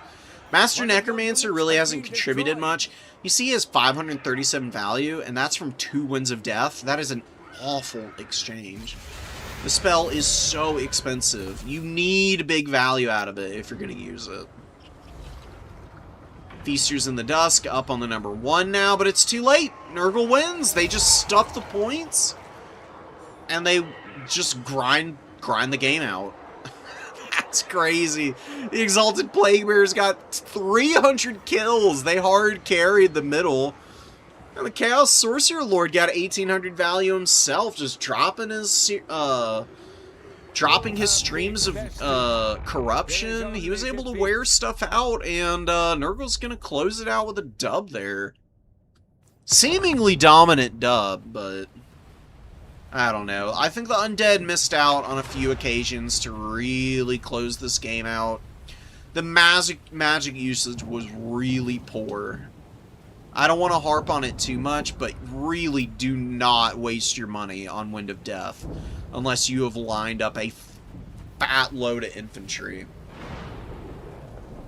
Otherwise, all your other supporting magic is just better. I mean, if you can just keep the Mortis Engine engaged on that middle objective all game, you're going to win the game. I mean, there's nothing your opponent would be able to do to really get rid of it, especially if you're controlling the Horsemen like you were early in the match. Furies didn't really do much of anything. It was just the infantry of Nurgle getting on there, value trading reasonably well, and just holding for ages. It's one of the reasons why it's generally favored for Nurgle. I really thought this build, though, was going to win for a minute. I think it's maybe a few too many Blood Knights, because you just don't have enough in reserve here. Just 2 Blood Knights with Lances max. Sword and Board Knights are really not that good. Instead of going Graveguard, just go more Cryptars, or Crypt Ghouls. Crypt Ghouls and some Cryptars, actually. That's the real issue that Brandinator had here, is he didn't have the big undead regenerating Beastie Boys. He didn't have any Cryptars. It's not really advised to go in without a couple of Cryptars. Any matchup can be a good one for them. Even against somebody like High Elves, you can bring Cryptars in the late game if you've taken your opponent's shooting offline, and really just crowd space out with those dudes. Just trying new things. No worries, dude. I'm just trying to give you the best advice I possibly can, you know. I mean, I have definitely had plenty of times where I've, like, whiffed opportunities myself. But trust me when I say Wind of Death is a massively overrated spell. You only use it if you have a huge blob of stuff that you have no other option for. Like, you had a Mortis Engine. Again, like, the Mortis Engine was your win condition. It wasn't engaged in combat enough.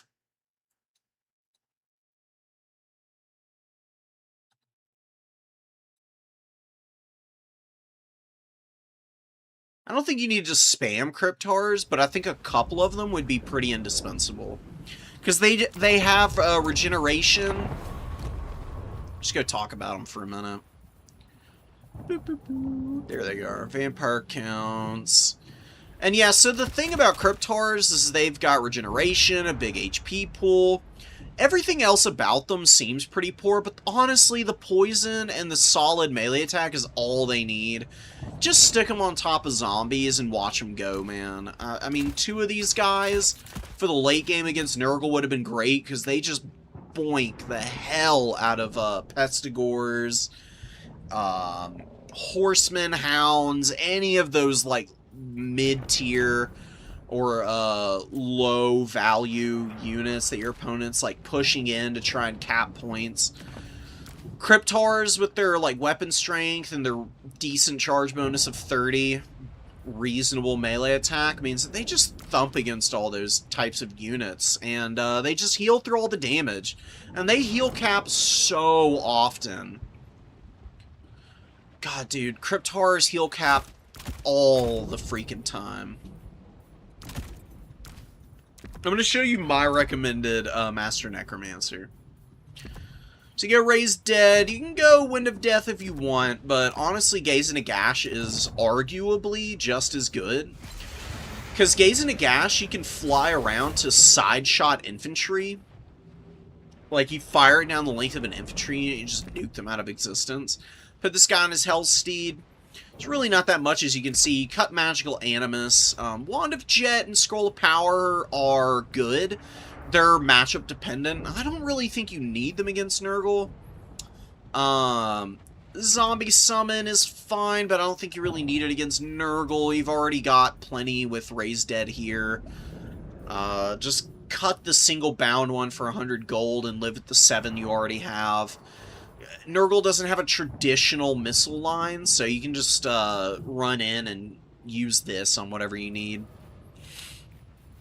You bring the Lesser Raised Dead and Scroll of Power whenever you're dealing with, like, Empire, and they got, like, 5 Hawk and the Long Rifles, and you just, like, immediately shut 3 down if you use your, cooldowns right. There were no corpse cards. I can't recommend a corpse card enough. Just one can make a huge difference. I mean, it gives you perfect vigor, extra stats, and it's a heal that stacks on top of the Mortis Engine heal. Reliquary, Binding, and Unholy Lodestone are 2 different heal effects, so you get the benefits of both in the same area. So it's really smart to actually stack corpse cards on Mortis Engines and have them somewhat close together, because they heal one another, and the extra heal rate can really help with them staying in the battle for as long as you possibly need them to get rid of everything. Also didn't see Skeleton Spearmen. Skeleton Spearmen are just better than Skeleton Warriors, because they actually have some uptrade potential. Way more annoying unit than just the basic Skelly Warriors. You don't do anything special. The only Skeleton Warrior that's any good is Konigstein Stalkers, because they have full cap weight. Doesn't tell you on the tooltip, which is really dumb. Please add the cap weight tooltip to the pre-battle screen, CA. But yeah, for 475 gold, you get a full cap weight unit with 80 armor, poison, and really good at holding the line, truth be told. I bring Konigstein Stalkers in every build, because they're actually that good. Just being able to throw up a cheap... And they blend in with other skeletons. Like, people just see the banner for the Konigstein Stalkers and assume it's a regular Skelly Warrior. And then these guys walk up on a point and they cap it in, like, no time at all and surprise the hell out of people. And they synergize really well with Crypt Ghouls, too, because what you do is you send... what you can do is send Crypt Ghouls to cap the point quickly, run away, and throw the Konigstein Stalkers up to be the defenders, and then you can use the Crypt Ghouls to, like, swarm around and hammer an anvil onto anything that tries to engage these guys.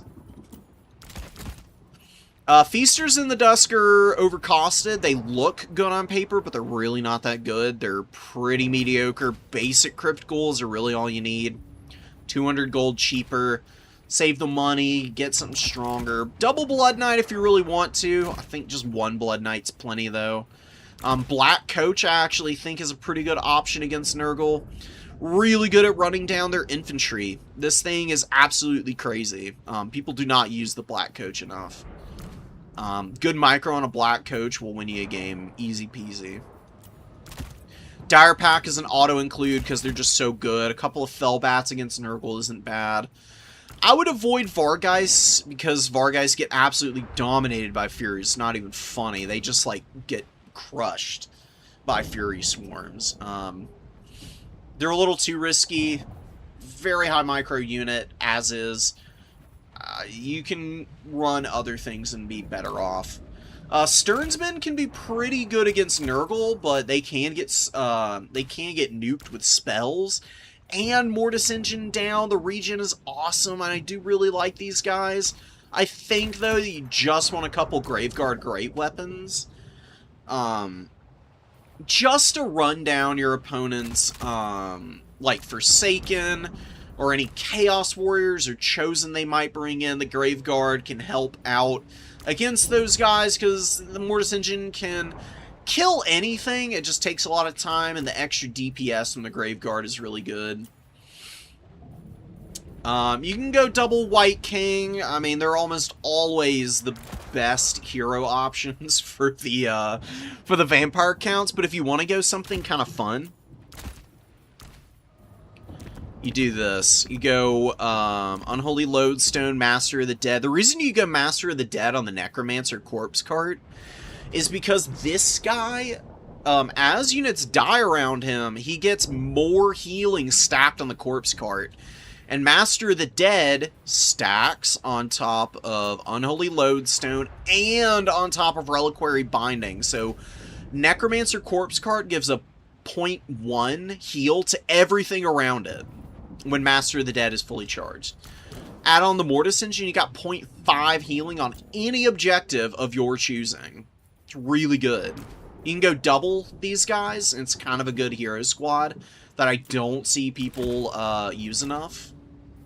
And they're really actually quite tanky because they have higher leadership than the oh, they have the same leadership. Well, they give an encourage aura, so they buff everything else up around them better. Because these guys don't. These guys don't give a 4. They give the 4 from the Unholy Lodestone, but the Necromancers, they have an encourage, which is 4 leadership. And they've got the, where the hell is it? Oh, he's not on his corpse card yet. And they've got the Unholy Lodestone leadership.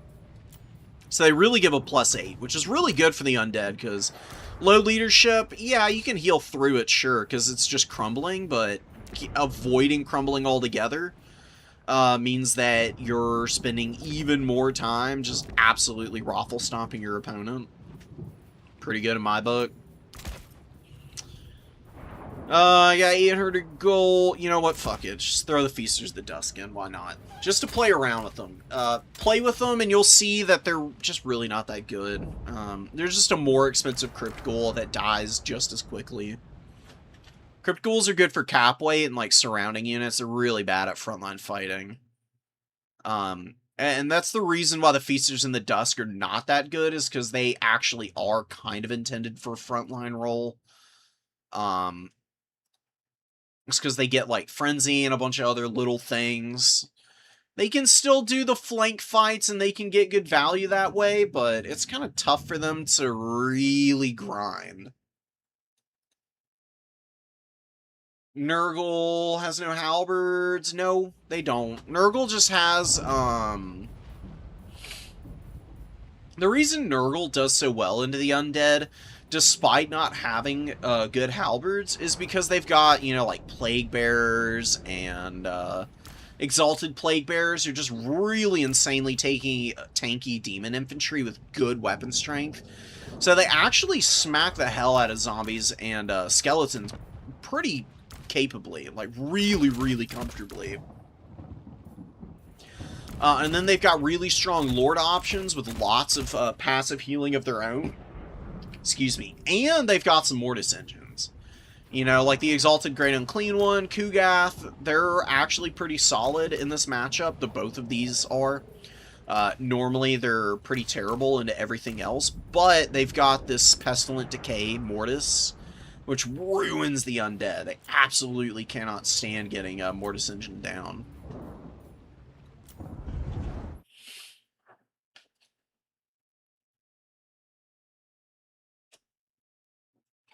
Check your mod and tell me what you think. I can do that later. If you can, like, link it to me in DMs on Discord, I'll definitely take a peek through it after stream, and I'll let you know. Right now, I want to just try and get as many of these replays going as possible. Got a nice, fresh batch. Ooh, the red. I love the Red Duke. This is my boy right here. Red Duke is my goat. I personally use him all the time. I actually think he's low-key one of the best options for the undead. Although there's no Elsif on him. No! Red Duke should be used as an assassin character. Put him on the Hellsteed or the Dragon with his Elsif ability and watch him feast. He's like a mini Blood Dragon Lord. May not be quite as good as the Blood Dragon Lord on average, but the Red Duke does slow with his debuff ability, which can be really, really oppressive. Especially against a faction like the Greenskins, where they really need their leadership alive for the duration of a game, especially against undead. You get a lot of value that way. You go the country mile. Whole freaking thing. Kit and caboodle.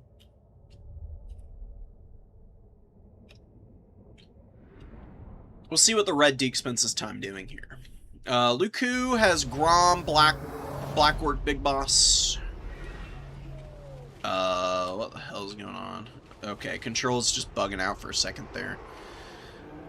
He's got Rabble Rouse and the Brass Cleaver, which does give melee attack, which is awesome.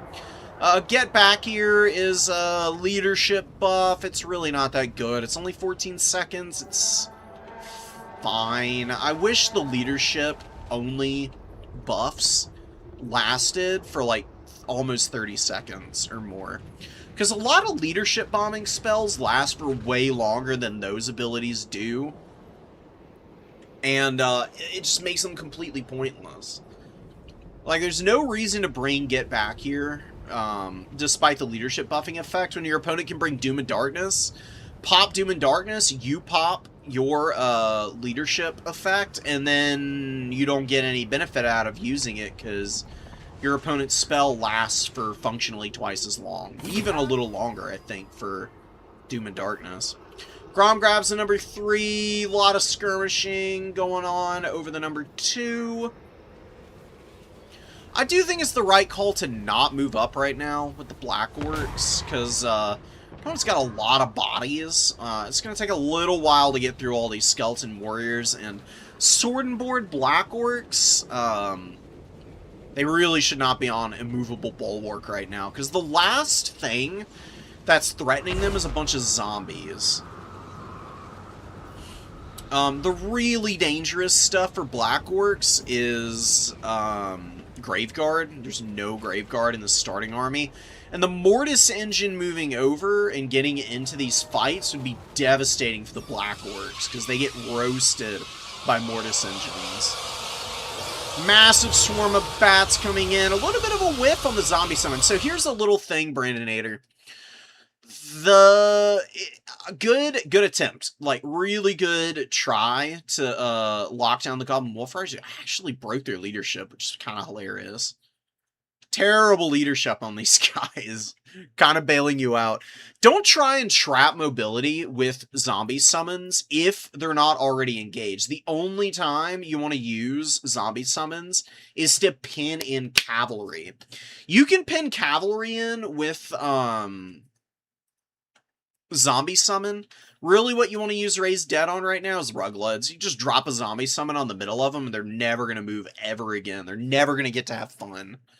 And you just do it to them all game. Just get them completely locked out with your zombie summons. And then your Mortis engine comes over and just leeches everything to death. Broken Tusk Mob moving in, countercharging all the Fellbats and doing some good damage. Zombie Summon actually going to help out a little bit here, but Fellbats are really quite bad at fighting. They only have 19 melee attack.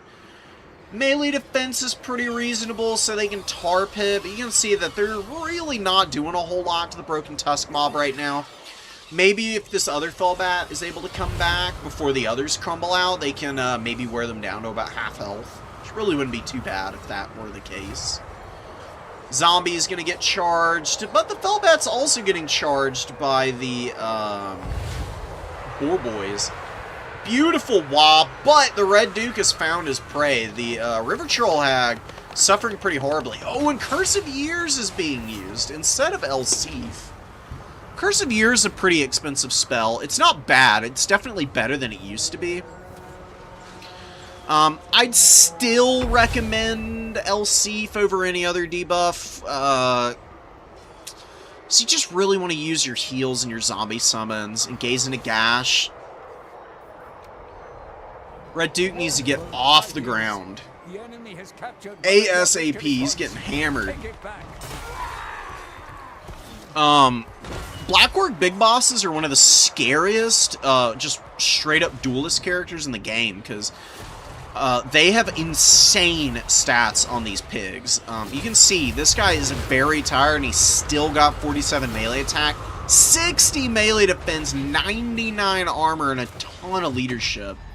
And he is just absolutely wailing on the Red Duke with Grom support right now. Red Duke is going to crumble out as a brutal Purple Sun Azirius from the River Troll Hag.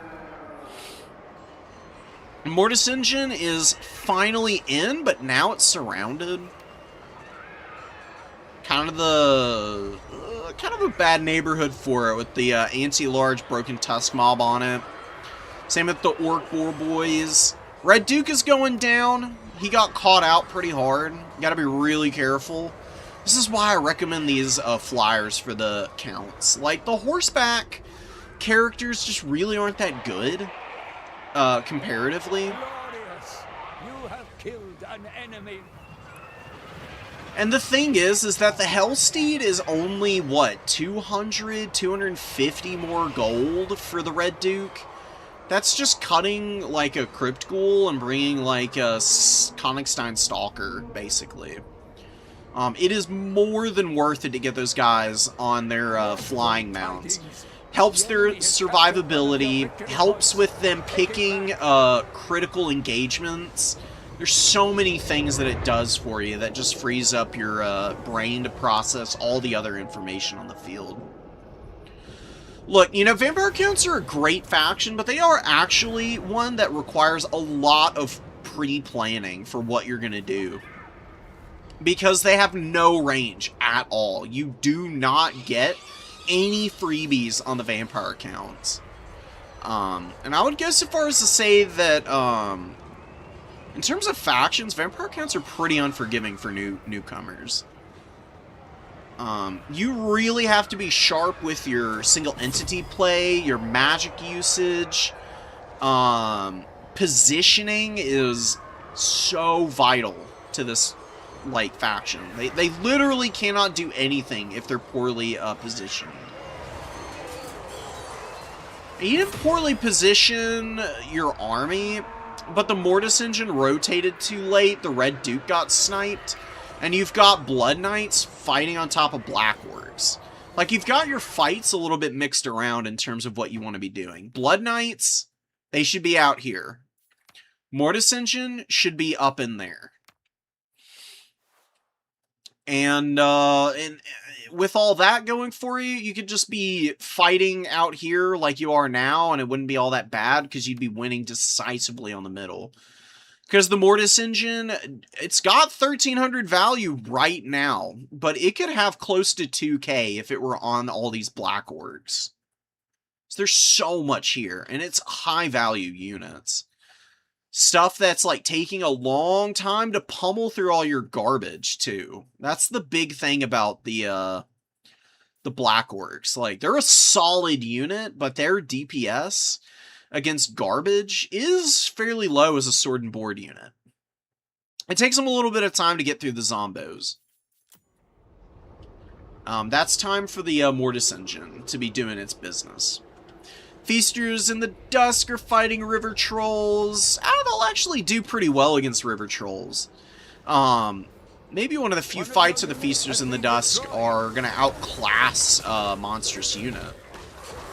See them getting in here with their little cudgels and really taking the Trolls to town. Honestly, great damage. I love the Feasters in the Dusk vibe. Just the Crypt Ghouls in general have a pretty good aesthetic to them. But these guys just look especially creepy and haggard. See them running them down. Going for the kill. Some of these Crypt Ghouls actually are missing limbs. That's one of the cooler things about the Vampire Counts armies. If you look at models, as the models take damage, they lose limbs up until the point that they die. So, like, I've actually seen a couple of times units running around with, like, no heads, which is pretty hilarious. Blood Knights are getting just absolutely ripped apart. This is the problem with Blood Knights. They just get overwhelmed by numbers. Elites are elites. They're great, and they win 1v1 super hard, but they lose 1v whatevers pretty brutally. And, you know, if you're losing your elite stuff before they're paying themselves off, then you're in a really ugly spot 9 times out of 10. Ruglud's got to shoot all game, which is another thing you can never let happen. Like I said, zombie summon these guys religiously. Especially if you're Lords on the Hellsteed, you will never, ever, ever see your opponent get any good volleys off. If you just focus with zombies. Yeah, Black Orcs, pretty beat up. They didn't all pay for themselves, but they killed a bunch of stuff, which is the most important thing. Kill totals are everything when fighting against the Vampire Counts, because they can't, without Invo, they can't raise dead entities. So if you kill a bunch of models, you're actually nullifying a lot of the healing that the undead can do. One final Purple Son of Xerius to round the game out, just absolutely deleting all of the Crypt Ghouls and Fellbats here. Freaking crazy, dude. I would say that the 3 Purple Suns we've seen were more than worth the price paid. I mean, if you just bring the nuke spell and it actually nukes a few positions, what more could you possibly ask for, right? I mean, killed some Graveguard, killed a bunch of zombies, 309 kills, 1700 value, all of that looking really nice. And Grom is just going to farm infantry for the rest of this game. Grom is one of the best chariot characters imaginable. I mean, he is truly kind of bananas.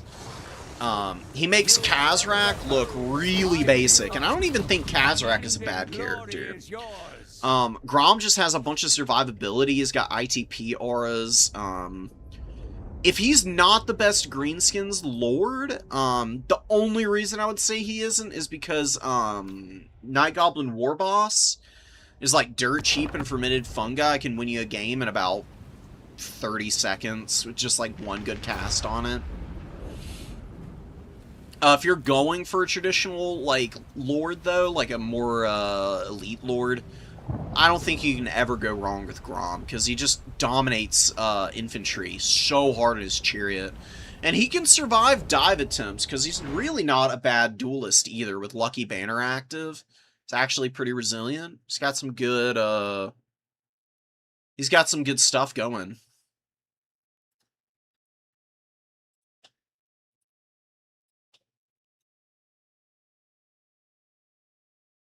Yeah, Rabble Rouse is really good. I think people don't give the big boss enough, I wish they gave the big boss more, oh,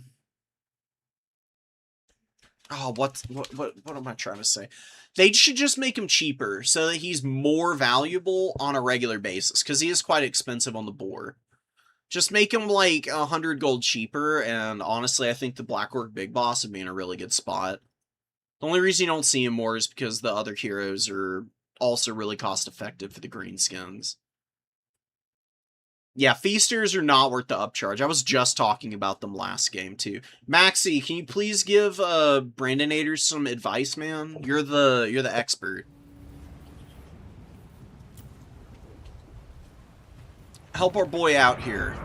Explain to him why Hellsteeds are so good, please.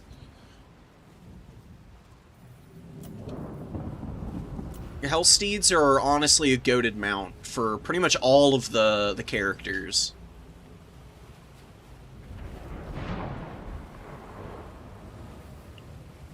Let's watch Tomb Kings and Beastmen. This is a fun matchup because it's actually pretty even. I think this is probably like a 60... No, maybe not even a 60-40. 60-40 I would consider even for all intents and purposes.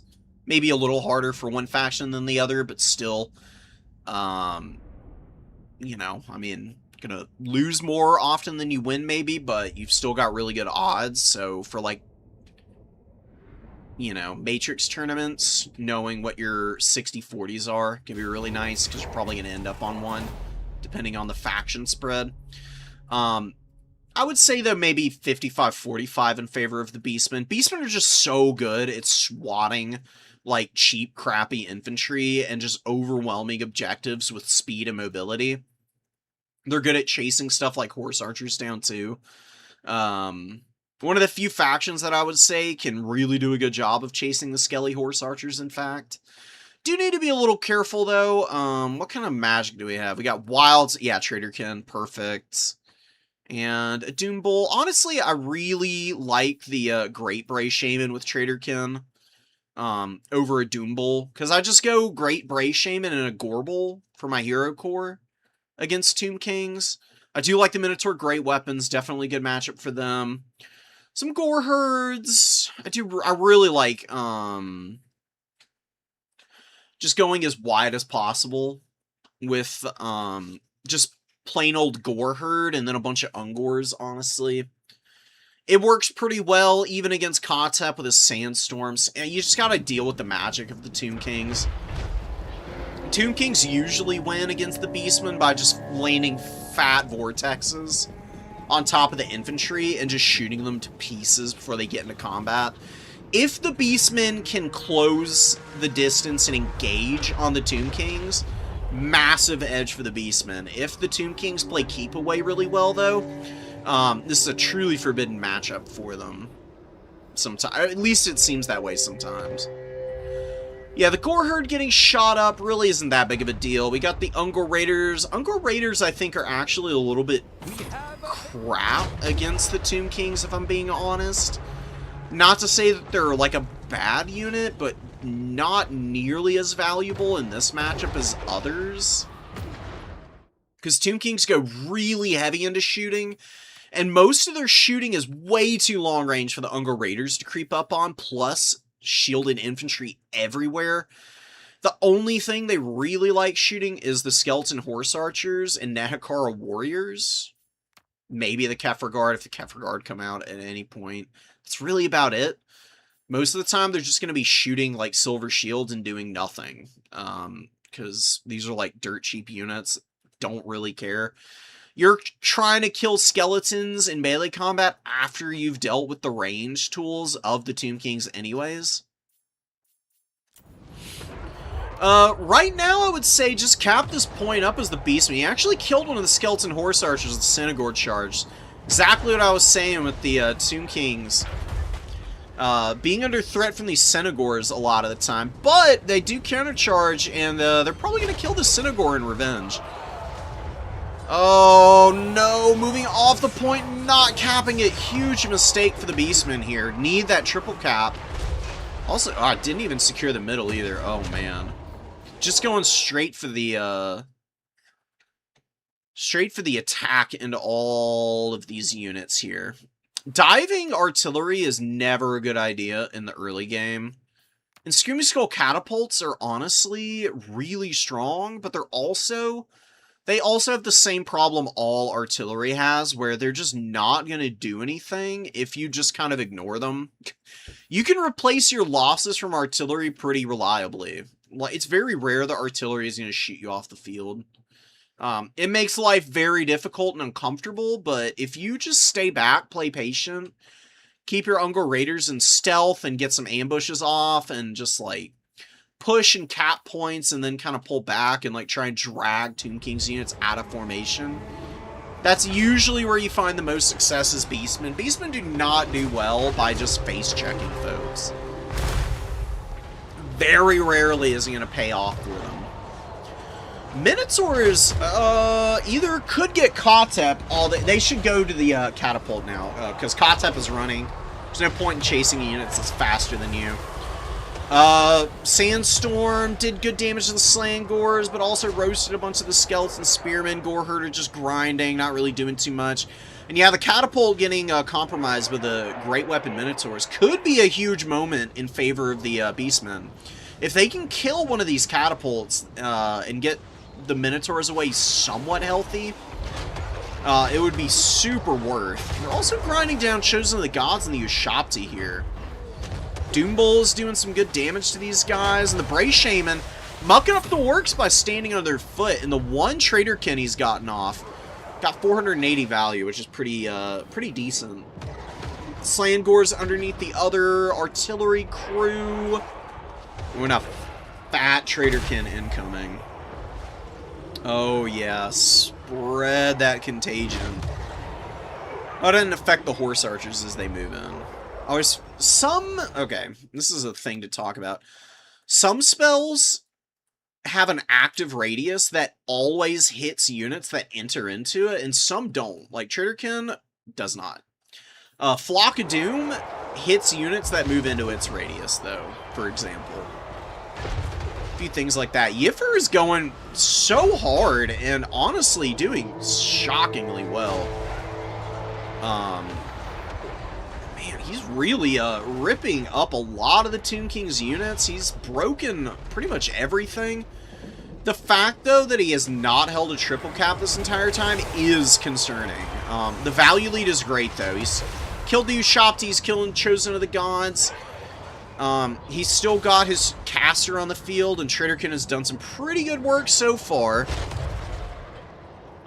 I think he can make this work. He took down one of the catapults of the Gore Herd here. Nakar Warriors will probably finish those dudes off. I would just start playing points. Pulling back, making sure that I keep some of the Ungor Raiders online. Just because they're not great against a lot of the stuff that's on the field doesn't mean that they aren't decent poke for things that are in melee combat. Yeah, they've done okay here. Been fine. Their poor leadership is the big issue for them against undead, because they get hit by Screaming Skull catapult fire, and they take all these leadership debuffs. It doesn't take much to get them to run at that point. You can see how bad it is at base, and it just doesn't help when there's like fear and arty and take cover effects piling onto them. Ushabti end up running down most of the Ungor Raiders. It's honestly a just disgustingly valuable Ushabti summon. Being able to like fully push back the Archer Corps has given the Tomb Kings a little bit of space to work with. They're still in pretty dire straits, but they can fight for a bit longer here and maybe start to swing it around. Chasing a lot of units off here. And really, when you look around the battlefield, what do you see for the Beastmen? This is like a classic Beastmen scenario. Beastmen are up in value against undead, and you think, wow, Beastmen with a value lead, there's no way I'm losing, right? All my units are faster. Well, you've been YOLOing so many units into combat down here in your opponent's like own end zone, basically. This is where all of your units are left over. Like, okay, you got Korngors and Gorbel and Bray Shaman, but guess what they're not doing? They're not defending objectives. And you can see the Tomb Kings are starting to push them all now. Shishi is not being afraid to like just go in and try to get some caps going.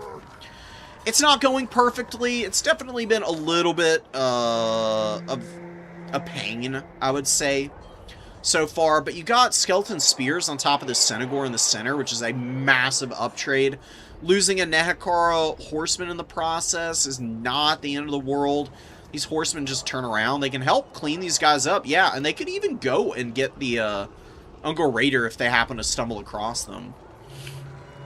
More Skeleton Horsemen being committed against Centigore. Centigore is a great unit, man, but they get overwhelmed by these much cheaper cavalry eventually.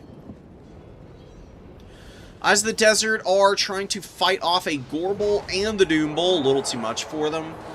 And some Korngors moving over to try and finish these guys off. Skeleton Spears are here. Screaming Skull Catapults moving around and getting set back up. Sentis actually rally, and Skeleton Horsemen come in to try and run them down. And Nehekara Horsemen clean up there. Skeleton Spears are moving back to the number 2 objective. Should be capped here. Tomb Kings cap the number 3, and the number 1 is capped. Reverse triple cap incoming. Fat Traderkin again, though, man. Oh, the Traderkin is so good. Like, yeah, okay, it's not hitting the most valuable stuff in the world, but just because it's hitting so many targets, it's ramping up like crazy. Where'd Kotep go? Kotep died, and I just don't know what happened to him. Just completely missed it. Like a moron, like a complete forehead. I'm not paying attention as one of the more important picks comes in for the Beastmen. Killing Kotep is massive, because I doubt he got all his sandstorms off.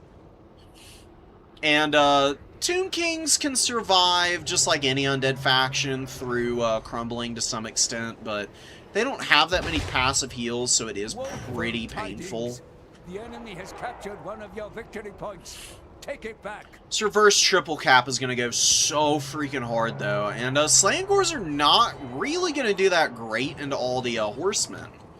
Like, okay, they're a solid unit all the way around. Like, I get weapon strength, charge bonus, blah, blah, blah, blah, blah. But if they just get rear charged here by one more Skeleton Horseman, get a nice little bit of damage put in on them, it shouldn't be too hard for the Tomb Kings to close this one out. And you can see a lot of panic summons and positionings from Yiffer here. Razorgore Herd just run smack into the Spearmen, take a bunch of damage. Really lucky that there are not rampaging, actually. They get down to 75%, and they immediately start swarming around, snorting, honking, and hollering. Razorgore Herd are a great unit, and I do like them against Tomb Kings because they wreck chariots, and are also pretty good against some of the constructs. Do you need to be a little bit more careful with them, I would say. It's like just one little thing you can do. It's just maybe rally them up with a little bit more support. They don't really do good in a vacuum. They really are like one of those units where, like, the Razorgore Herd, the more they're doing the charging, the better their value is going to be by the end of the game, because they're awful in prolonged combat. It's this 46 charge bonus and the Strider that makes them such a nightmare for cavalry. Really got to play to the strengths there. Slandgores come in, and they are going to cap this objective, but they get absolutely slapped up by a fresh Screaming Skull Catapult here. Doombull is just not escaping. He is so stuck.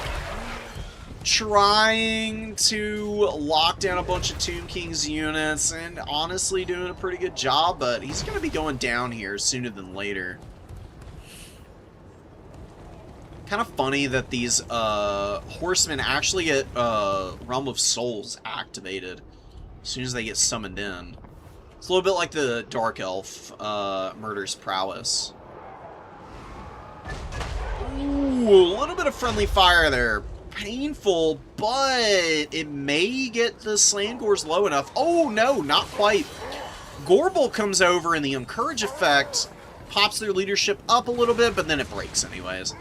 Unlucky. It's alright, though. Gorbel's chilling nearby.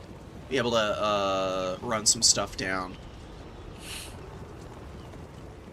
Kill some of these skeleton horsemen. Doombull is going to get routed, which is devastating for the Beastmen. If they lose their lord here, you'll see some big panicky routes from a lot of these Beastmen units.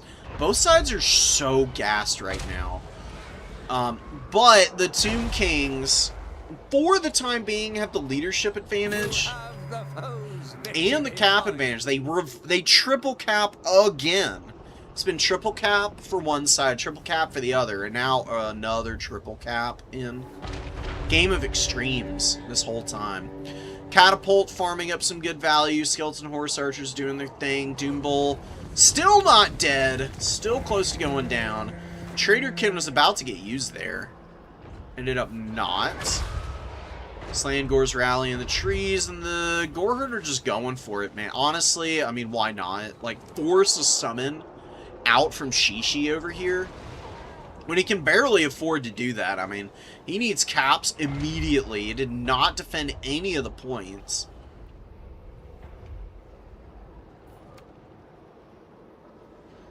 Rally back over here. These Skeleton Horse Archers are going to lose so hard to the Senties.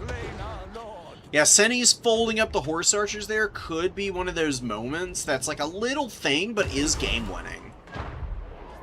Because while the other Skeleton Horse Archers charging down a bunch of garbage out here that's already, like, broken and shattered and not doing anything, Senegors are getting a dominant win. Against a unit that really is needed for the Tomb Kings here. You need these Horse Archers to cap this point. Then you can use them to go over here and charge down the Unger Raiders. Gorbel probably gets a few kills, but then you just kite away from them, firing your bows as you go past, and you sweep up to the number 3 over here. But with this Senegor collapse, oh my god, and the Senegor is on Skeleton Horseman in the woods. Huge Senegor. This Senegor is carrying weight in the late game. The enemy has captured one of your victory points. Huge W. Goreherd, I think they stopped moving for a minute. I think that, oh, they turned around because I think they were going to go back to the number 2 for a minute. And then they turned right back around, and now they're going for the artillery again, and the Senegors continue their engagement in the trees here. They may get worn out en route, but I think they probably trade out with the horsemen. Yeah, the horsemen start crumbling. I think the horsemen probably crumble before they make it to the #1 objective. The enemy has So captured yeah, their one of damage your sustained is victory pretty points. high, and I don't think Take their it leadership back. will rally. Another, like, huge moment. Oh, and... ah, no! Oh, corn gores are so funny, dude. Oh my god. The horse archers just blunder into the corn gores, and the... they took their HP down to less than half in about 20 seconds of fighting.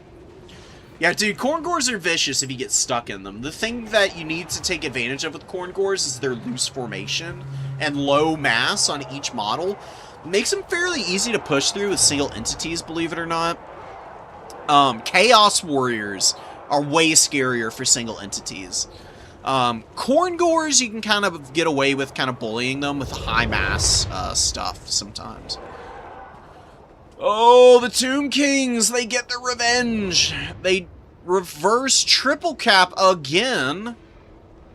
But this time, I don't think there's any way for them to, I don't think they're going to get another one of those triple caps. They need to hold all 3 points, and they're already losing the #1. Sending over some cavalry in desperation. It's horse archers and horsemen. There's a corn gore here that's going to rip the horsemen apart. Senegors, yeah, they're going to get a this is honestly a really nice engagement for the Beastmen. I don't think this is entirely intended from Yifer. But I just want to point a thing out. Like, you see how spread out this horseman is right now? Like, half this, like, a good quarter of this unit is currently stuck on the corn gores on this side, and the other side, they're fighting the Senties. If the Senties were engaged in melee, this horseman would be, like, halfway to dead by now. And then you just sweep around and get onto the skeleton horse archers. You can see the corn gores just absolutely rip and tear into these poor little skelly horsemen. Like, each blow basically is a kill. Because they do have pretty respectable weapon strength, and then the horsemen are just a fairly low HP unit. They really don't hold up that well against a lot of stuff. Chaos Warhounds they'll beat. Chaos Warhounds really just not that good. I don't know why you would ever bring them against the undead. Corn Warhounds are the only one that is even like halfway not terrible against the undead, but even a horse archer just overruns these guys. Just with a basic charge, they push them off.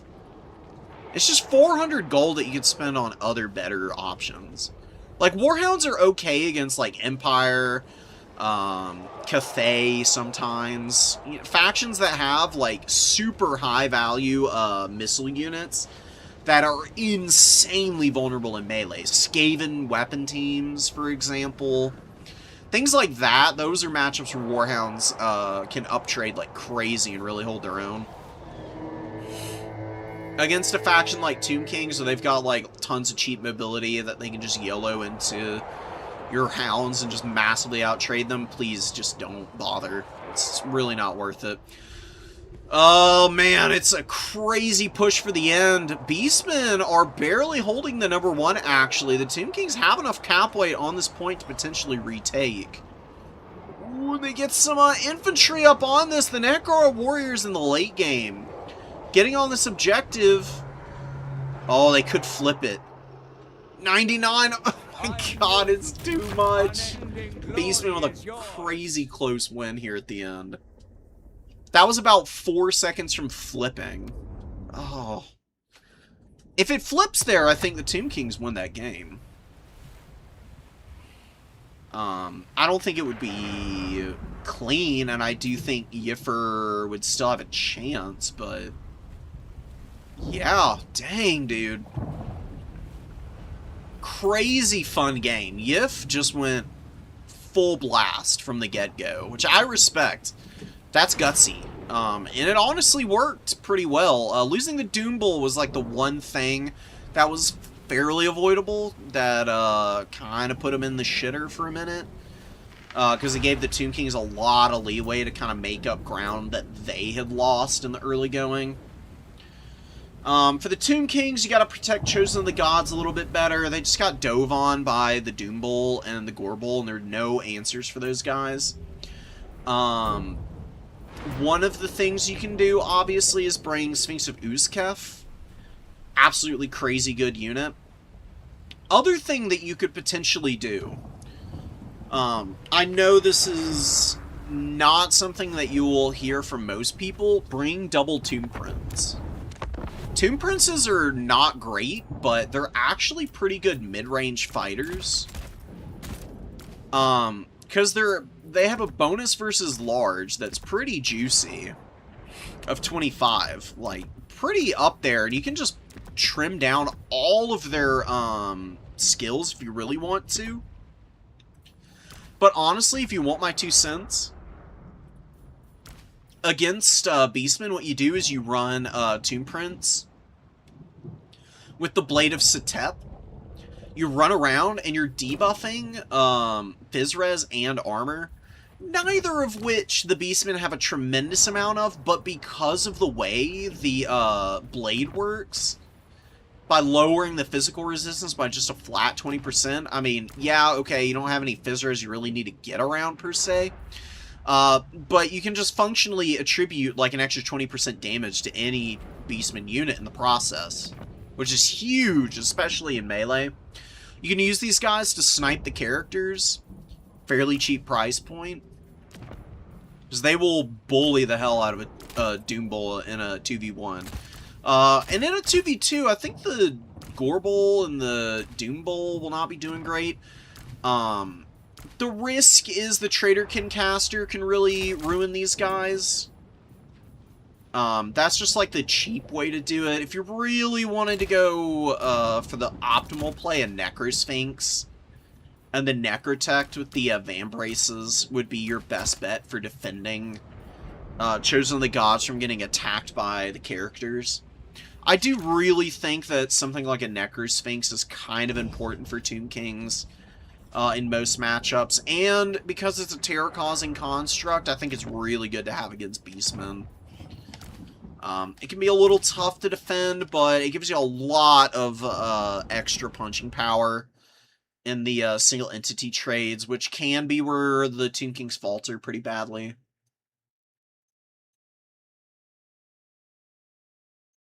Minus Physres does work on units if they, like, here, let's go test it.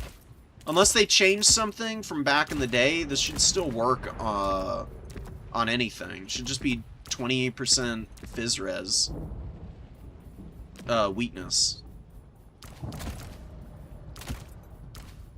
Just throw a couple of units in here.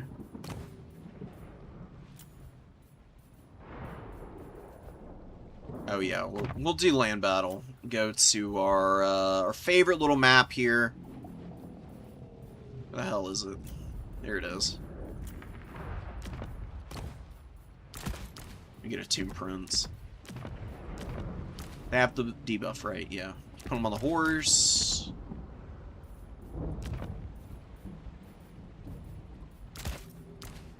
Actually kind of curious what they can do against a Gorbel in the 2v1. Unless they've changed Blade, it actually just applies a flat 20% Physres debuff. Like, they're just more vulnerable to damage.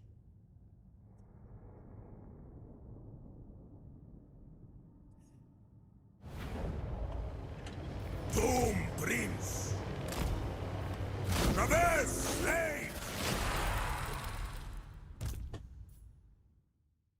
Can you target it on anything, too? Oh, you totally can. That's so funny. Let's just run away. Yes! Oh, okay. Fair enough. I guess it does not apply the Physres weakness. Doom Prince! Fair enough.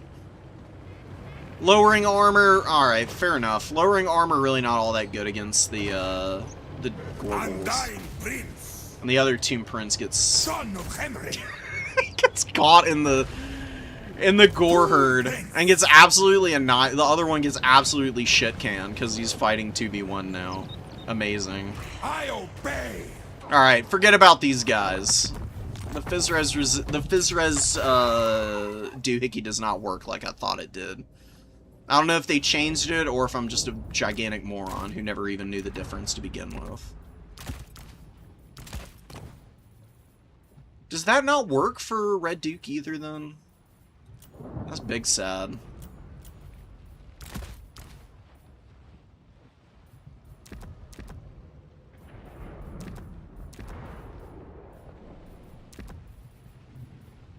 What about El Sif? Does that imbue anything onto the units?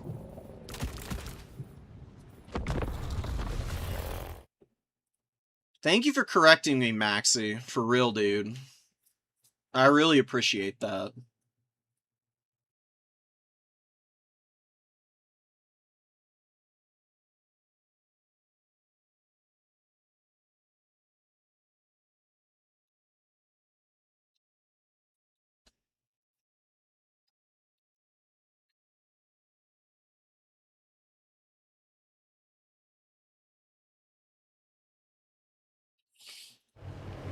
Vampire Lord. With haste. Big sad. El Sif, I guess, is... maybe I just assumed El Sif lowered the Fizz res, because it's honestly not a bad debuff, even without that. I mean, speed and the melee defense minus 40 is kind of insane. Okay, yeah, cool. Good to know.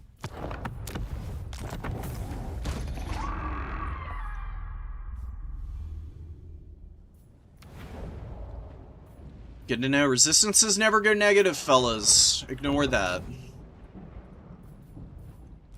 Okay.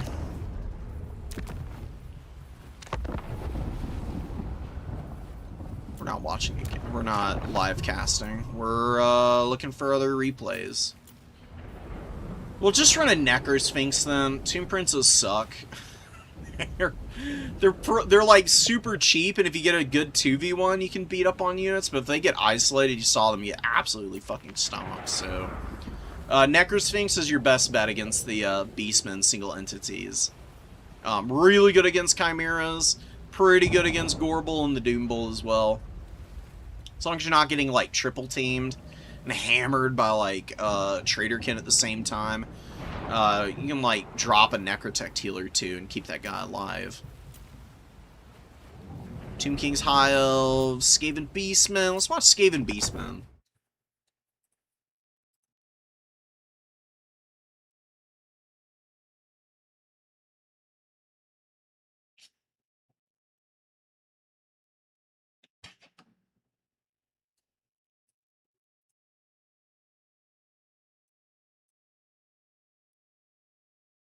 They broke your mod, champ. That's one of the problems with the CA updating method. They do little updates infrequently enough, but frequently enough that they break mods, and then everybody has to scramble to fix them. I just crashed. Hold on. You heard me talking smack.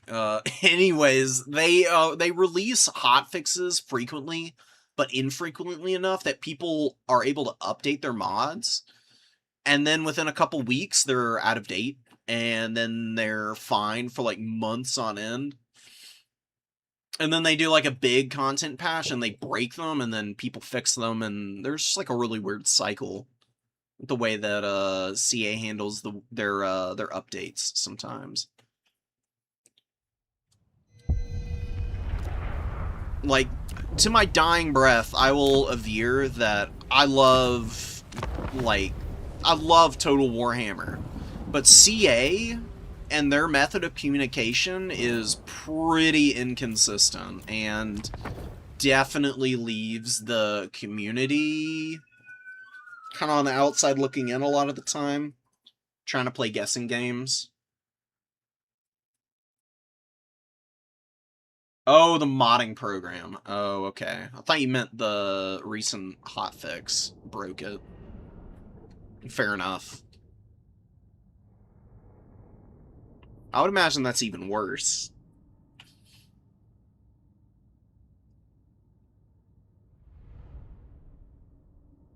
Let's see what Wally's got going. He's got Ikit Claw, who's super meta all the time.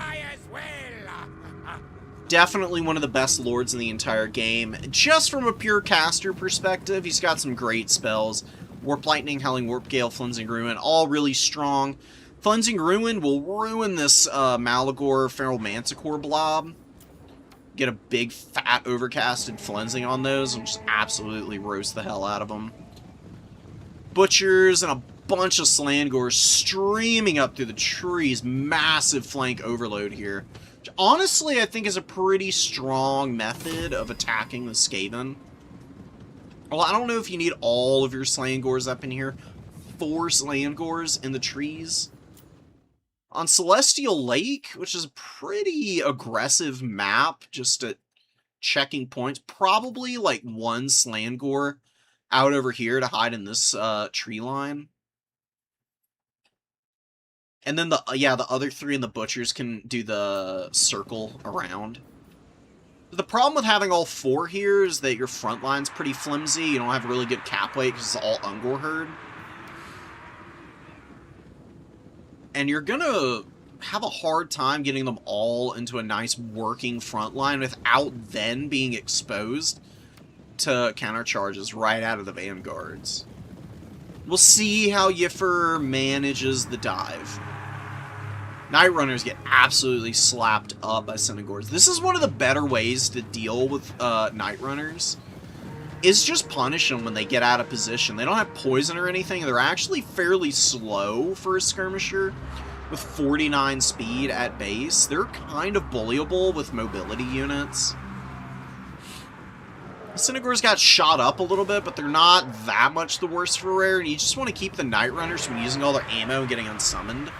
So that's usually where they really start to, like, show some crazy value. Is just by making massive problems for you via, like, forcing deep dives and punishing overextensions with their ammo. Just kind of what they're doing to the Beastmen right now. Beastmen go for a big leadership bomb here. Malagor, Doom and Darkness. Bush the Kalkingar, though, get absolutely slapped down by the Mutant Rat Ogre. Mutant Rat Ogre, some Clan Rat Spears, and the Rat Ogres all doing enough to put these guys to flight. Now, they do have 11 models. They're going to rally.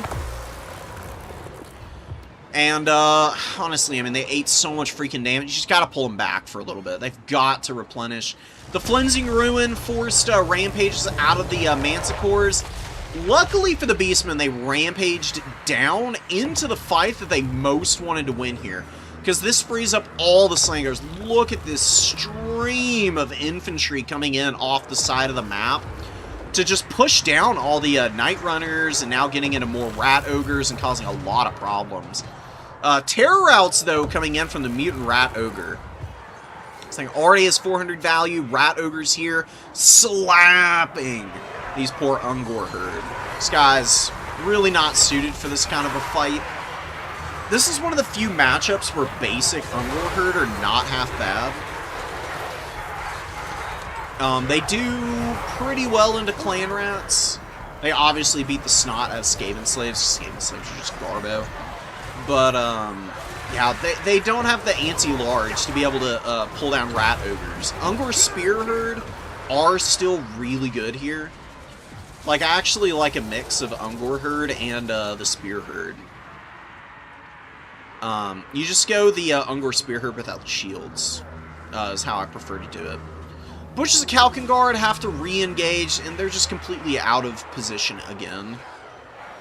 Just have no support against all these units in the mix here, and the Mutant Rat Ogre is continuing to rip them up. Just killing model after model on them.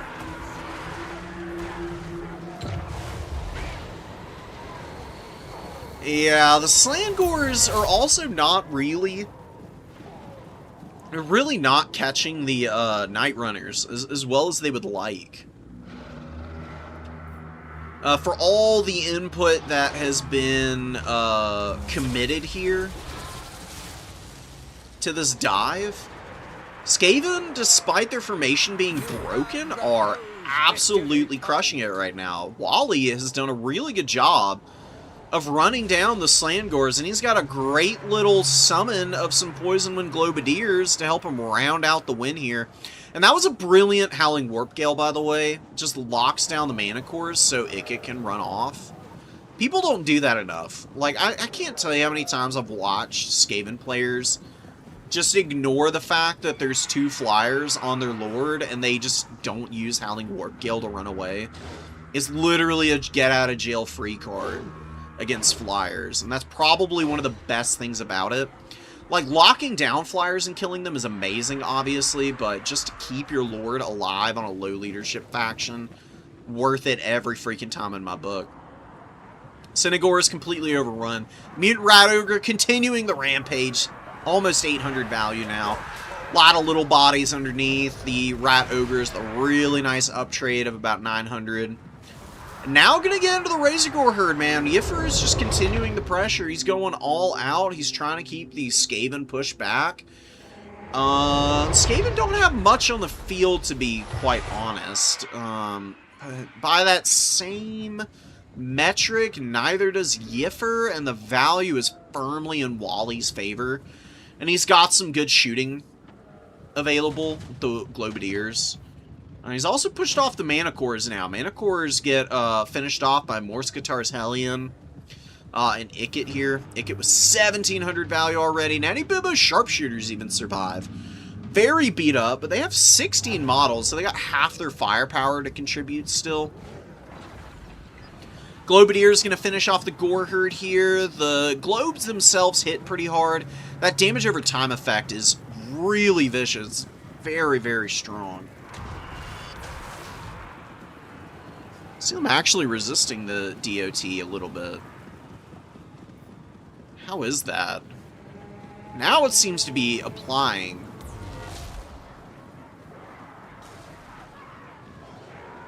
Is it bugged? Those are globes actually doing the damage right now. Whatever, that's fine. Beastmen overrun the home objective with the Skaven again. Mutant Rat Ogre is one of the few units really standing firm here. You got a really big Doom and Darkness trying to go for another leadership bomb. It's one of the few things that worked for the Beastmen earlier, but I think the Storm Vermin, with the Mutant Rat Ogre and Ikit support, going to be more than a match for the remains of these units. And you can see reverse Terror Routes going down now. Malagor not able to make it happen, and the Mutant Rat Ogres are looking dominant, man. Oh, they're so strong. The Mutant Rat Ogres have got to be one of the best single entities in the game right now. I mean, magic damage, just on the base one alone. I mean, terror-causing, cheap, hard-hitting. Then the ROR has the increases cooldowns, and the Warp Discharge ability, which does some pretty decent damage in the Vortex. They got a lot going for them. Clan Rats moving up. Globes, pretty undefended, but I mean, if they eat a charge and you're able to punish whatever dives them, then super worth to sack them. And Skaven, they're capping with their Clan Rats. This is where the Skaven Tide really comes in handy. Vermintide's really good at capping points because Clan Rats have full cap weight for 300 gold. They cost absolutely nothing to just stuff objectives at the end of matches. And Gif has to hold for almost 10 minutes, which I just don't really see. A little less than 10 minutes. It'd be like 8.5 minutes. It's a long time to try and lock down an objective with a huge deficit in value. And your opponent still having some good magic. He's popped unlimited power here.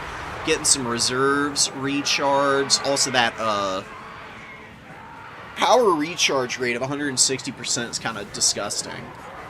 Like, not only can you magic dump with Ikit, but you also get free reserves from this ability, and the miscast chance is only 50%.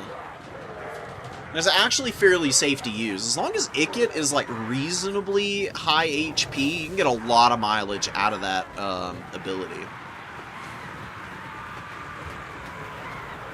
On a 90-second cooldown, too, which is really short. Most power reserve recharge abilities are on 120-second cooldowns.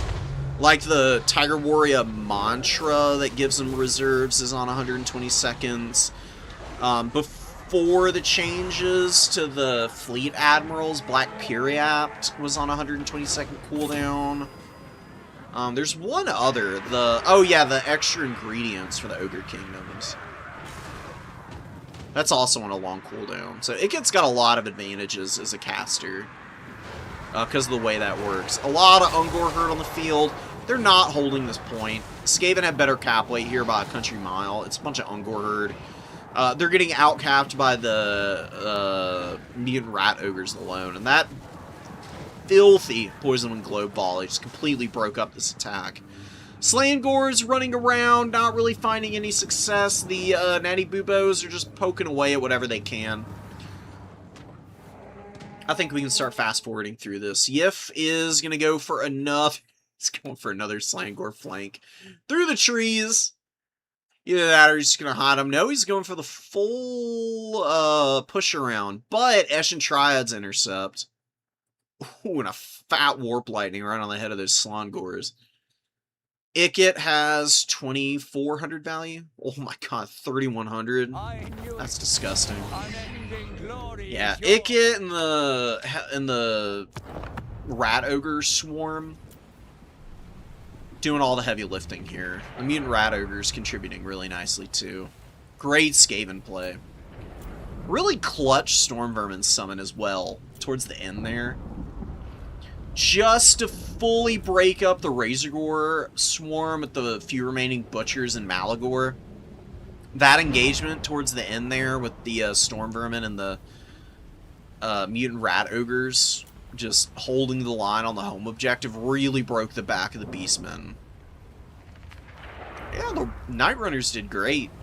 I've come around on Night Runners and Gutter Runners. I used to think the Shuriken variants were kind of bad because they didn't have a lot of ammo, but they fire really quickly and they're really accurate, which is probably the biggest thing that is going in their favor. And because they're only like 450 gold, really easy to unsummon them and get a bunch of money back and just summon out melee units until their ammo is replenished. And then they just go right back in and start up trading again.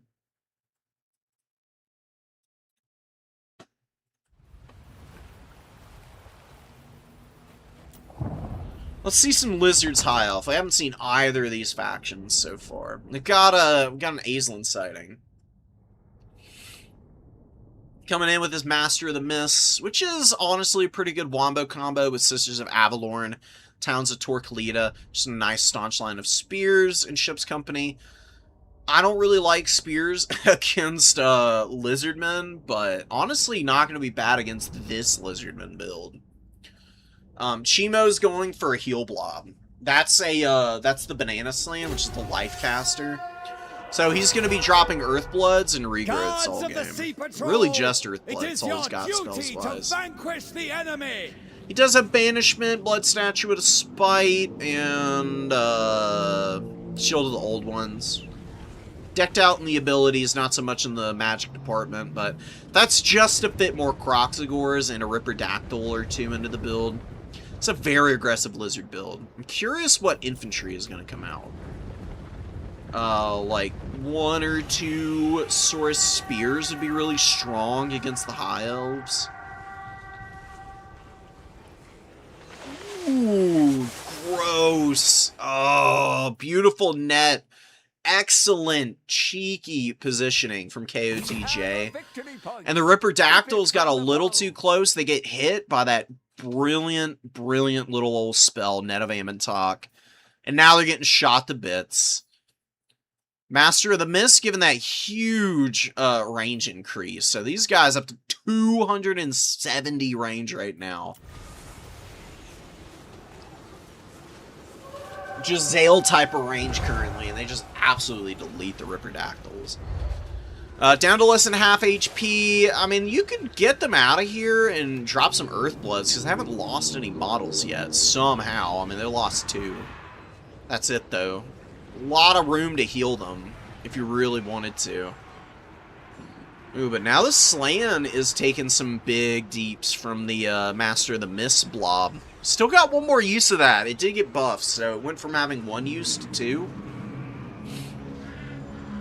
which may arguably be a little bit gimmicky, but, hey, you know, by hook or by crook, whatever can get you a dub. Storm Riders coming in, just firing their bows as they move. One of the better things about them is that they can just advance and put down pressure as they approach. Ooh, and that's going to be a fat banishment, maybe. It's got to hit a lot of Sisters of Avalorn and the Storm Riders to end up really being worth it, but bad rotation on it. Just completely whiffs on all of the High Elves, and then a filthy net going down on the other Ripperdactyl. The other Sisters of Avalorn and the Talons of Torquilita just turn around and they start laying waste to these Rippers, and a lot of them are stuck on the ground in the spears still. So Storm Riders, you can see poking in, getting some decent little value trades against these Rippers right now. Fat heal, great Earthblood here, amazing stuff. Illyrian Reavers surrounding the Slan, but not going to do a whole lot of damage to them. Honestly, the best thing Aisling could do is actually get out of here and go look to ankle bite the Slan to death. He's actually fairly hard to kill. He's not going to be under much threat from like skinks and the like. Croxagore is the most dangerous thing. You got a lot of spears. Spear could rally back there. Spear could go hold this point. Yeah, Spearman goes here. Ship's Company goes over here. The Spearman starts to kind of rally back, form a secondary line, just to stop any push through from these Croxies and the Skinks, and then, yeah, Fireborn to hammer down whatever is messing about in the back line. Illyrian Reavers in this fight, got a really good charge from the Fireborn too, hammering the Croxagores. Beautiful shield, the old ones, and the... I mean, the Earthbloods are nice and all, but the Fireborn are debuffing a lot of the healing in this blob. And then you've got to count in the Talons and the Sisters, who again squeak away, and they get the big Master of the Mist buff, trying to throw down some shots, but they're obstructed currently. Pretty unfortunate, but thankfully the Fireborn are carrying their weight here right now. Good charge of the Cold Wind Spear Riders. What do we have? For Chimo. More Illyrian Reavers. Illyrian Reavers not bad here. Not really ideal against Spear Riders, but they do have some stuff underneath them. The Sisters of Avalorn are not really that bad in melee combat. If they get charged by a Spear Rider especially, they can actually stand firm and hold their own after the initial contact. Like, the charge is going to suck. Really nothing you can do to avoid it, though. They can actually outduel these guys in melee contact because of their melee defense. Yeah, High Elves are pushing out and capping some points, which I definitely think is the right call. Even if they struggle a little bit against the Red-Crested Skinks, it's going to give them a little bit of time to work with. What the hell do you do to break up this gigantic, disgusting blob in the backline, though? I mean, the full commit with the Slan Life Breeze is actually going pretty well.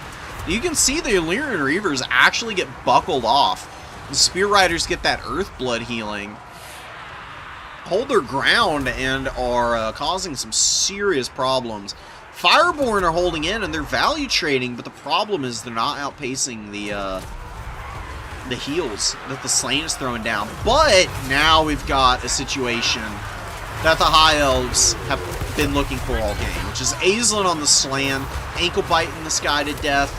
Slan are very slow. They do not move quickly, so even a slow foot character like Aisling can actually put pressure on these guys. Slan needs to be moving away from Aisling.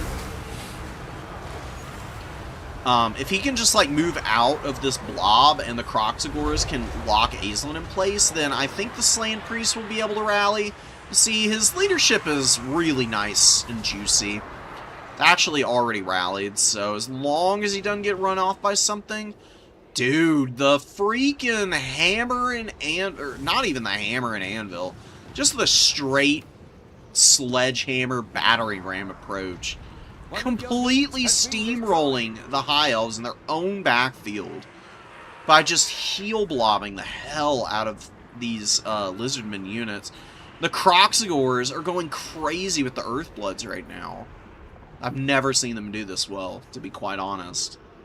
I thought the Paddle Croxies were going to end up being real bad, but they have proven me wrong big time. That's another fat Earthblood. I don't even want to think about how much healing all the units here have gotten. A truly vile amount. A Lion Chariot comes out, but it's a little late in the day for Chariot play now. There's a lot of mass for the Lizards on the field, and they've got Spear Riders and a ton of Croxigors and Feral Cold Ones. All of whom can at the very least stop the momentum of the Chariots. Feral Cold Ones and the Spear Riders especially can actually just outright kill the Chariots. See how it goes? Oh, filthy banishment coming down from the High Elves, actually. That would be the Light Mage. Clearing out a lot of Skink cohort here. Doing good damage to the Red-Crested Skinks too, but Aisling is in a rough spot. Croxigor's all over him, Red-Crested Skinks chipping away at his HP. He's not going to be long for this world at this point.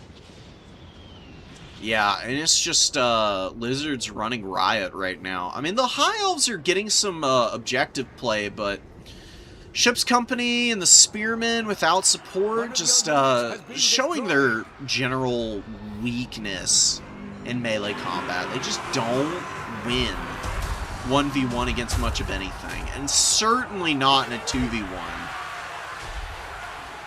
The Spearmen have held up better than the Ship's Company. Another disgusting Earthblood, and Lion Chariot's going down here is going to be the death sentence for the High Elves. Yeah, Aisling's also getting killed over here. Just can't get out all this stuff. It's the problem with foot characters. You know, they can be very resilient, way more than people might think, but with all the changes that they've gotten over time, they're much more easy to beat down with monstrous units, especially. Croxigor's got 1300 value, and killing the High Elf Lord means that all these Lyran Reavers that are still out on the field, they're going to be running in a few moments. More Spearmen coming up. Too much freaking armor, though. Croxigors just putting the game on their back with their meaty bodies, scaly skin, and bad attitude. Slaying Mage Priest surviving Aisling's attempted snipe. That's all she wrote. Bye-bye, High Elves. Red-Crested Skinks overrunning the field. Croxigor is just chilling out in the open field. Fireborn taking down some Cold and Spear Riders and Ripperdactyls, but taking a long time to do it, and just got so many bodies getting in on them, man. They can't kill everything. I mean, you can see they're taking like 3v1s and still coming out with about 1400 value in that fight, which is kind of a testament in and of itself to their power level. I mean, most units would have gotten folded up in a heartbeat. These guys actually held and gave probably about as good as they got, honestly. Pretty damn close, at least. Oof, just not enough armor piercing here. The Master of the Mists early game.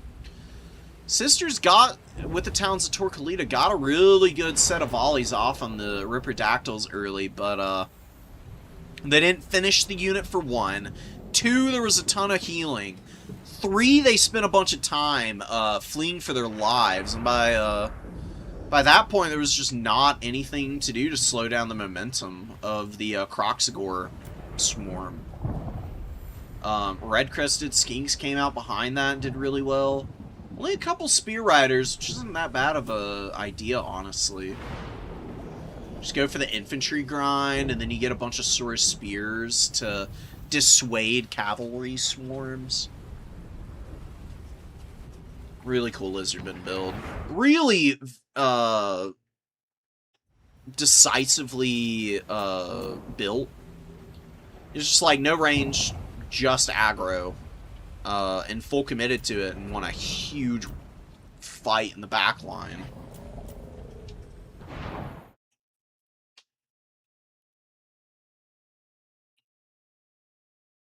Yeah, Croxy Max, for real, dude. It's been so long since I've seen Croxigor maxing work that well. That's the power of heals, dude. Especially spell-boosted heals.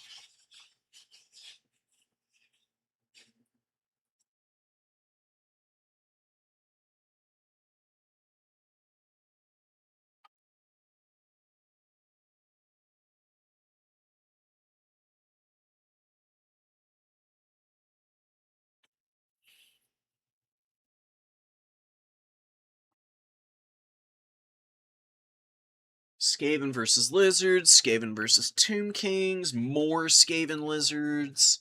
I'm getting all the round 4 and round 5 games going. Just downloading all of them.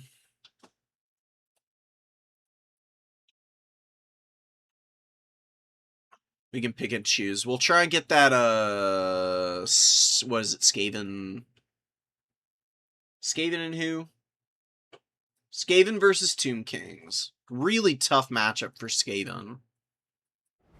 I haven't found it to be unwinnable, though, because Skaven do shoot really well. They can take down constructs with Jezzails pretty quickly. It's usually just the fact that your infantry just run away constantly from, like, constructs and, you know, all the skeleton warriors. Clan rats don't trade very well into skellies, despite them costing about the same. It's because Skaven don't last in combat nearly as long by their very nature. We'll see what Anderlin's able to do here, though. Anderlin has been improving really rapidly, but Roderick is a really good player, so he's going to be a bit of a roadblock here, potentially. If Anderland is able to win a fairly tricky matchup against one of the best players in the tournament today, then I would go so far as to say there's a chance he could go for the win. What are the standings looking like right now as we're getting in here? Oh, we've already got our we got our top 4 already. Hell yeah. I'm not going to spoil the results of this game.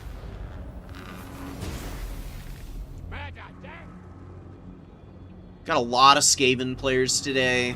Some doing better than others. I do believe we have a Skaven player in the top 4. Not going to spoil who it is, though.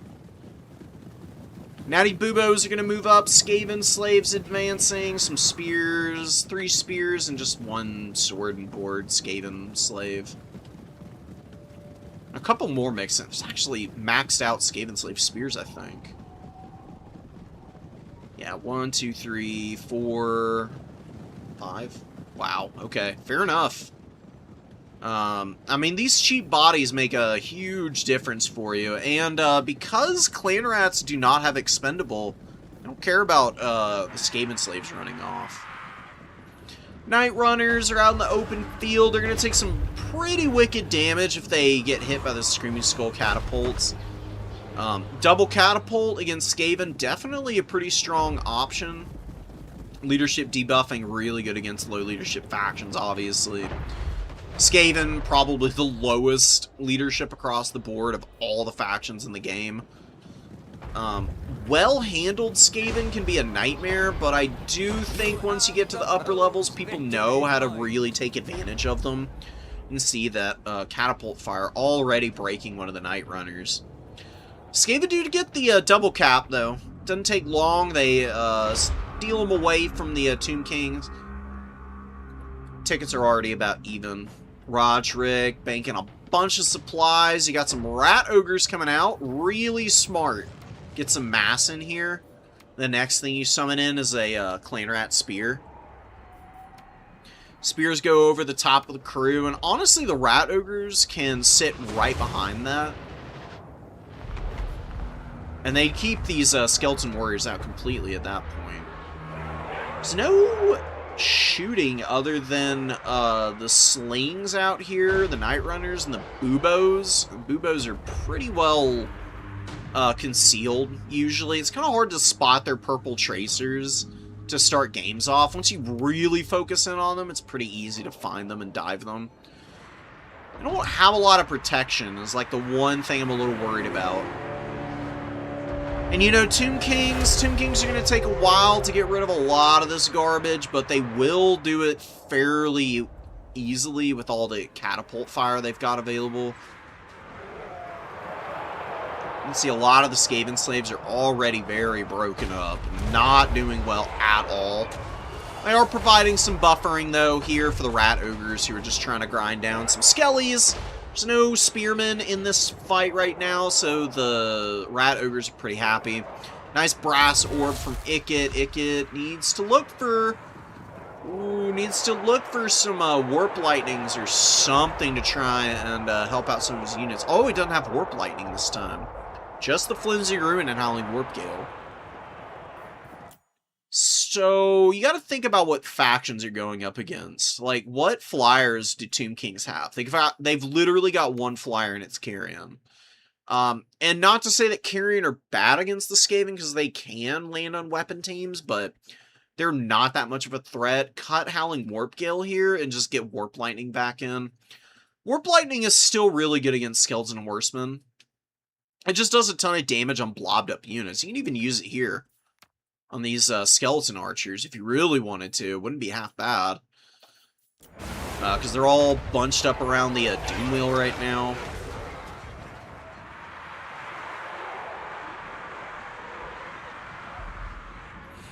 Could also think about bringing Scorch against Tomb Kings as well. That's another really good spell against low armor stuff. Pretty cheap, decent cast range. Really is not bad. I mean, it's basically the Scorch that I'm talking about. That spell is basically Scab Scrape. If not outright the exact same damage output. Yeah, like huge.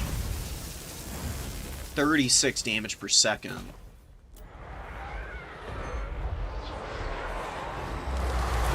Ooh, a beautiful Kotep Sandstorm to break up some of the spears underneath the Rat Ogres. Rat Ogre's a little naked right now, but there's really not that much to punish them. I mean, some Skeleton Spears here is nice and all, but really not like the best unit in the world, even with a decent engagement over here. They're probably gonna get about their value back, and that's it. Another Sandstorm coming down. I think that might be the, oh, that might be the Sekhmets.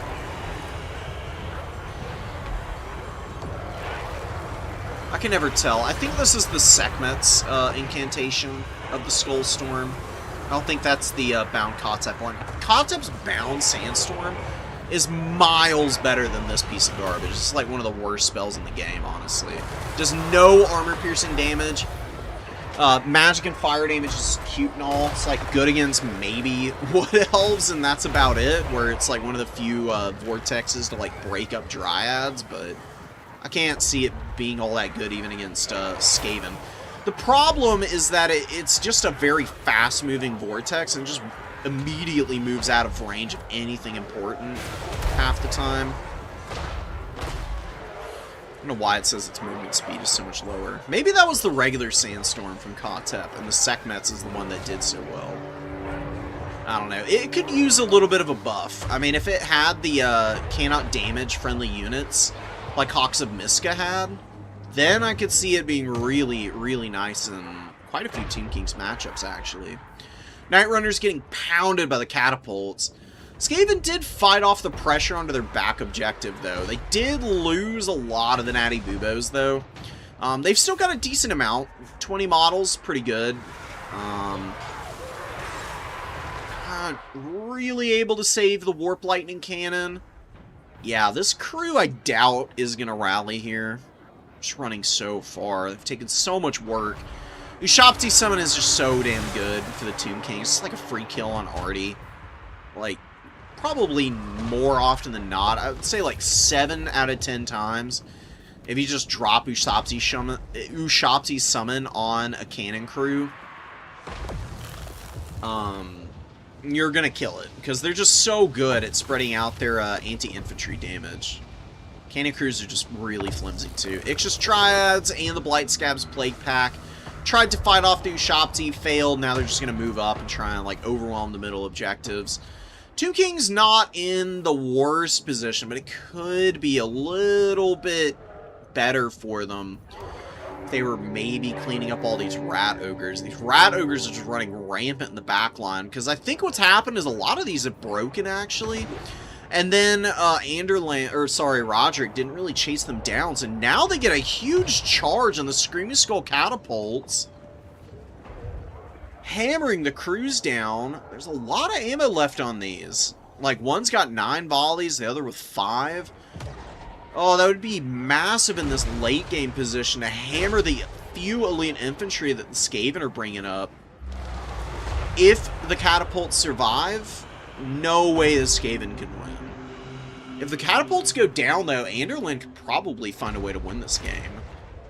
Because he's got a lot of AP on the field, actually. Blightscap's Plague Pack are actually really good against, like, crap tier infantry like this. They won't be great against the Kefir Guard, though. I thought it was just a regular, old guy. Regular Nekar warrior. Regular Nekar warriors struggle to get through the Fizz-Res and just the crazy high DPS of the Blight Scabs, but Kefir Guard heal, and they have magic attacks to get around Fizz-Res, so they're chunky. Very, very, very chunky. Nice Sandstorm going down on the Storm Vermin. Immediately rotates out, though, and Kotep gets hit by a Flensing Ruin and gets smacked in the face by Ikit. Ikit on his Doom Wheel has good weapon strength. If he's just colliding with a god-awful melee fighter, he can actually kind of bully them. Because of the way that, like, charges and then mass work in this game. You see him just absolutely karate chop Kotep. Just grinds him underneath his treads, using all that bone meal as really shitty lubricant, I guess. Skaven barely securing their backfield yet again. Just like tons of pressure coming out from the Skeleton Horsemen. Fresh Warp Lightning Cannon coming in. I don't think you need the Warp Lightning Cannon. I think you just need cap weight. Don't know how the summons situation is going. I mean, Anderlin does have a ton of units on the field. He's probably just waiting for stuff to replenish. Well, the Warp Lightning Cannon gets some great infilating fire against the Skeleton Archers. Nice. Very nice. Screaming Skull Catapults dying is just so painful, dude. Oh, if you just chase off the Rat Ogres or just keep them out of the backfield and have those, catapults protected, man, I don't think that the Skaven would be able to push the middle like this. You could just have the catapults sit on the Storm Vermin while you do exactly what you're doing here with the Kefir Guard, just like wearing down the Plague Pack. Plague Pack, though, is actually holding their own pretty decently here. I mean, it's 2 elites against 2 elites, but the Skaven have way more support behind their elite units. Bit of a... Oh, man. This is a bit of a tricky situation for the Skaven. Chariots getting in. Ooh, and immediately breaking the Clanrat Spears defending this point, and the Lightning Cannon not doing any favors for their boys here. Actually shooting them in the back and breaking their leadership. Classic Skaven. Classic traitorous Skaven. Oh, and an immediate resummon on Kotep. Kotep wasn't even gone more than like a minute or two. Second he was back in the pool, immediate resummon. Just to keep dropping those sandstorms. That is the Sekhmets. I know, because he's come back in with all 3 of his sandstorms now. Yeah, Kotep gets hit by a fat upgraded Flensing Rune and immediately getting smacked around by Ikit again. Ikit with 4,000 value and 335 kills is no joke either. God. That is vicious. Kotep only has 800 value, which is a terrible sign for the Tomb Kings. If you're going to bring a character like this, you really need him to do a lot more work than what he's been able to so far. Kind of lucky that the Storm Demon just piles into the side of the hill here. Nekar Horsemen eat it and lose like 2 models. That's really about it. Not bad at all. You can see the Tomb Kings are trying to push the middle, but they're leaving their back point open to a couple of Skaven slaves. who are kind of stealing it right now. Don't think they win this fight, obviously, but they distract. What? That's 400, 525. It's almost 2,000 gold worth of units over here for 300 gold.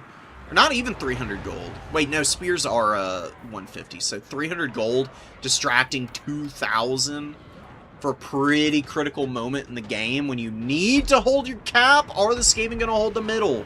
How are they holding this?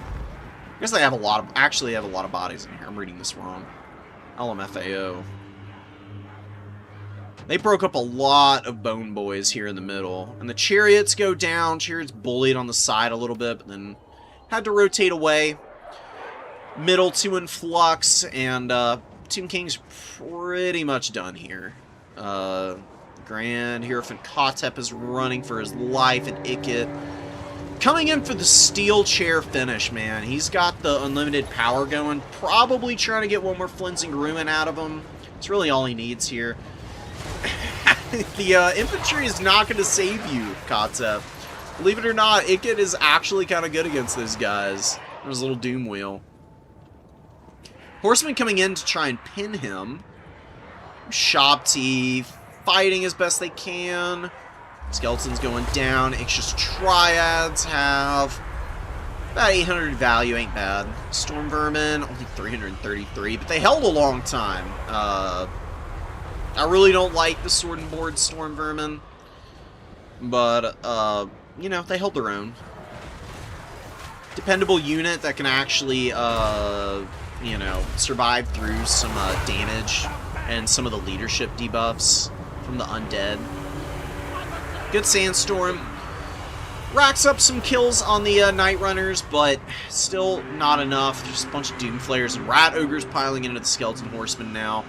Skaven very firm hold in the number 2 objective, and the number 3 Skaven Slaves go for it again, and the Horseman unit has to go over to swat them off one more time.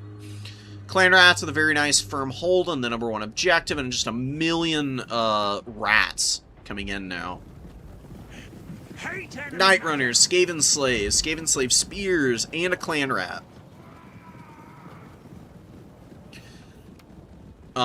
Funniest thing in the world to do is to farm up the tier 3 army ability as Khorne, and then watch Skaven Slave blobs get summoned in like this by people. And then you just drop it right on the center of something like this and just absolutely destroy an entire block of your opponent's reinforcements. I actually can't tell you how many times this happened whenever I play against Skaven. It's one of the better things that you can have. Having big nukes against Skaven blobs is actually really good, because Skaven blob a lot. And not necessarily because they love doing it, because they just have so many units on the field sometimes that it's kind of hard to keep a clean formation for the Skaven. It's why I like the idea of the Sandstorms. I just don't think Sekhmet's is very good. I'd prefer to just see Nerus and Jaffs, man. I mean, you just proc the heals more than anything, and just use these bound Sandstorms to try and get value out of Kotep. Because, I mean, if he hits 3 really good Sandstorms, he'll get about 1,000 value. And then you can just use all the other magic to support. Syrians is not bad because it's really good against Eshin Triads. Eshin Triads have about the same number of models as Cavalry, and correspondingly small HP pool. Syrians is really effective against them because of that.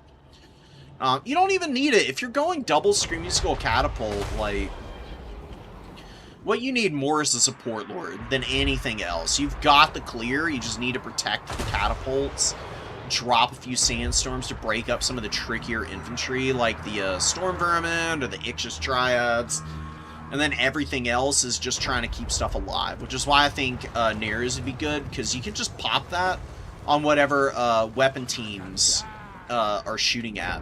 Crazy close game. Oh my goodness. Tomb King's trying to make it happen, but they just lose their points over and over again. The superior cap weight is definitely winning the Skaven this one. Brilliantly played. Tough matchup, like I said, for the Skaven, but Ickit has been farming value again and again. He's hitting these huge Flensing Ruins, hitting the Nehakara Horsemen as they move in.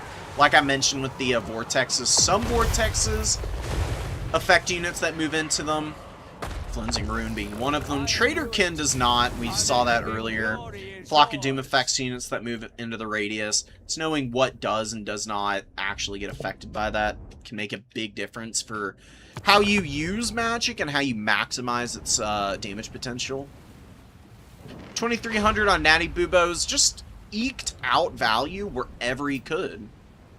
All of the important units value traded well. Like the melee units, they didn't do shit. But shooting-wise, pretty nice. Warp Lightning Cannon didn't do bad.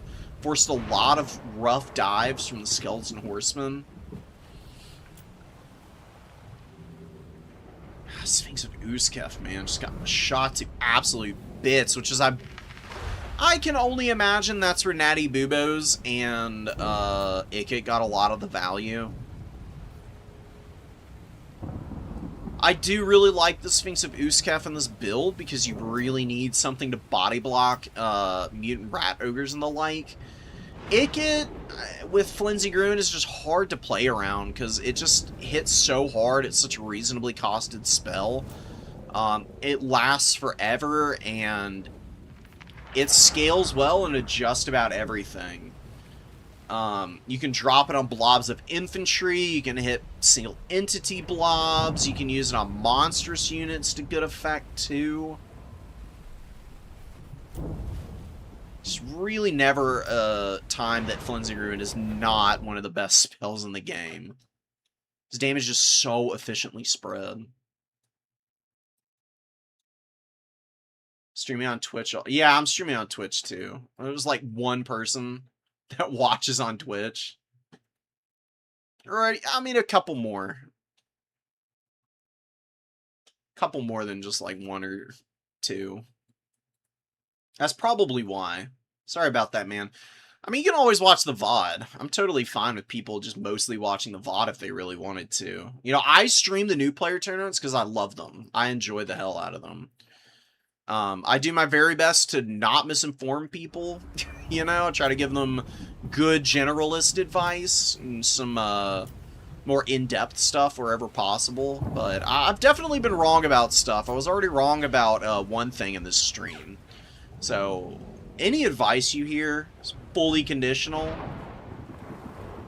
on the basis of this game has a gazillion units and even more interactions between all the units. So, knowing every single thing is basically an exercise in futility unless you play this game religiously, like Daniken or Anticity does.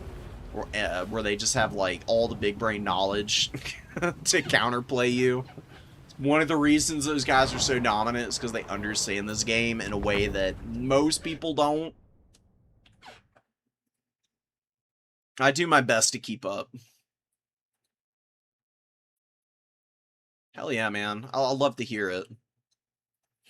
Look, whatever works for people. If people do or don't watch, I'll still be here.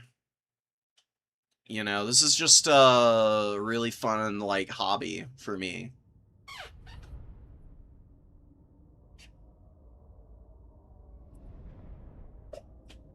So we got Wally versus Chimo here. Lizards and Skaven. What more could you possibly want before we jump into our semifinals and finals games? Because those are winding down now.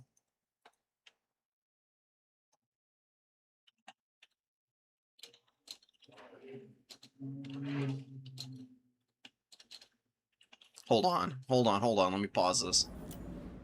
We already got action going on. I need to respond to something in Discord.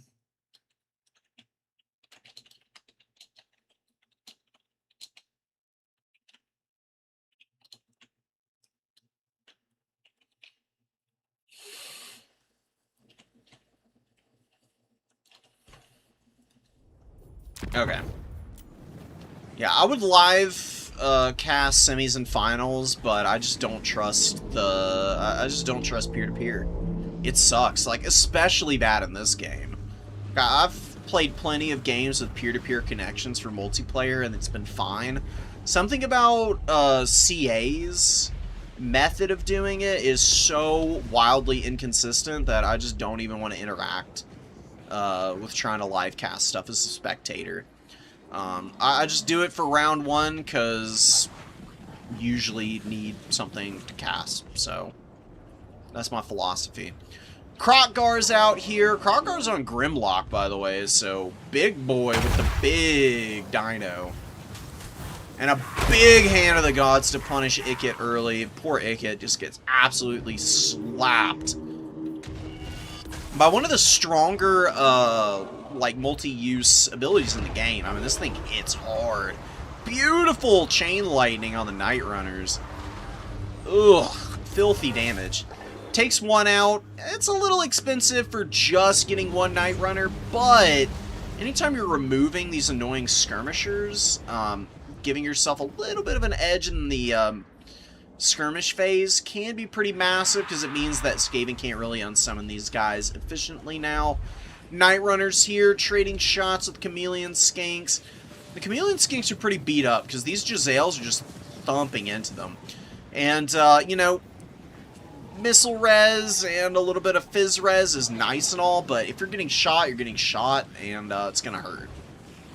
They don't have a huge HP pool. If they had heals, they could be making better use of the missile resistance right now. They could be wasting pretty much all the ammo of the Giselles in the process, too.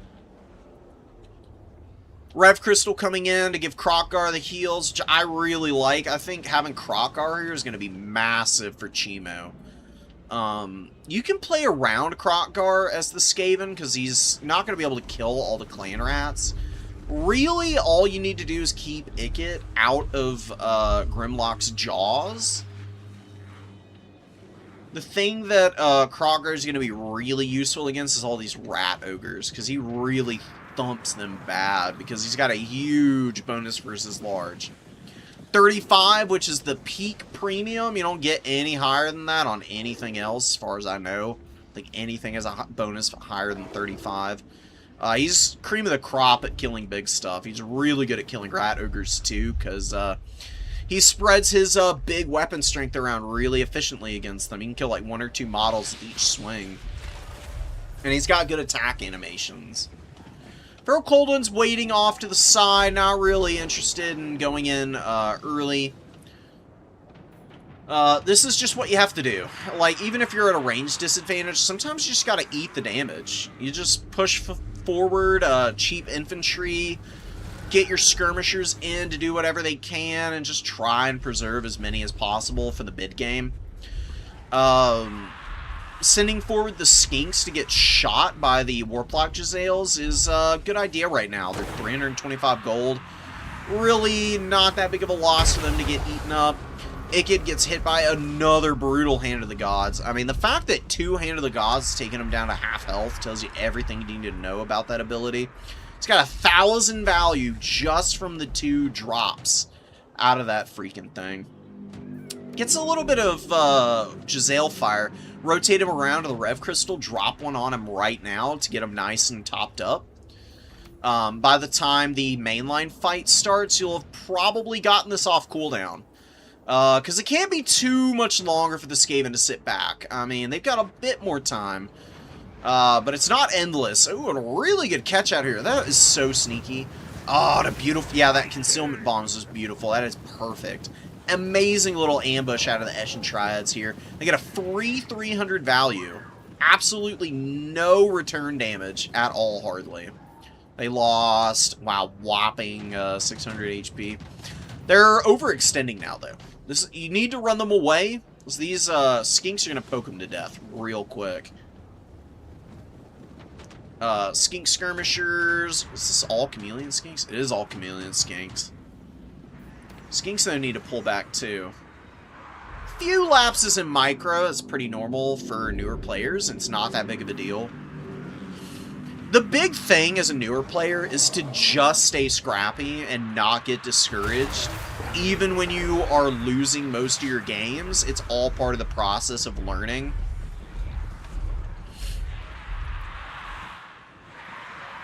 The way that you win as a newer player is to stay scrappy and take advantage of your opponent's mistakes better than they take advantage of yours.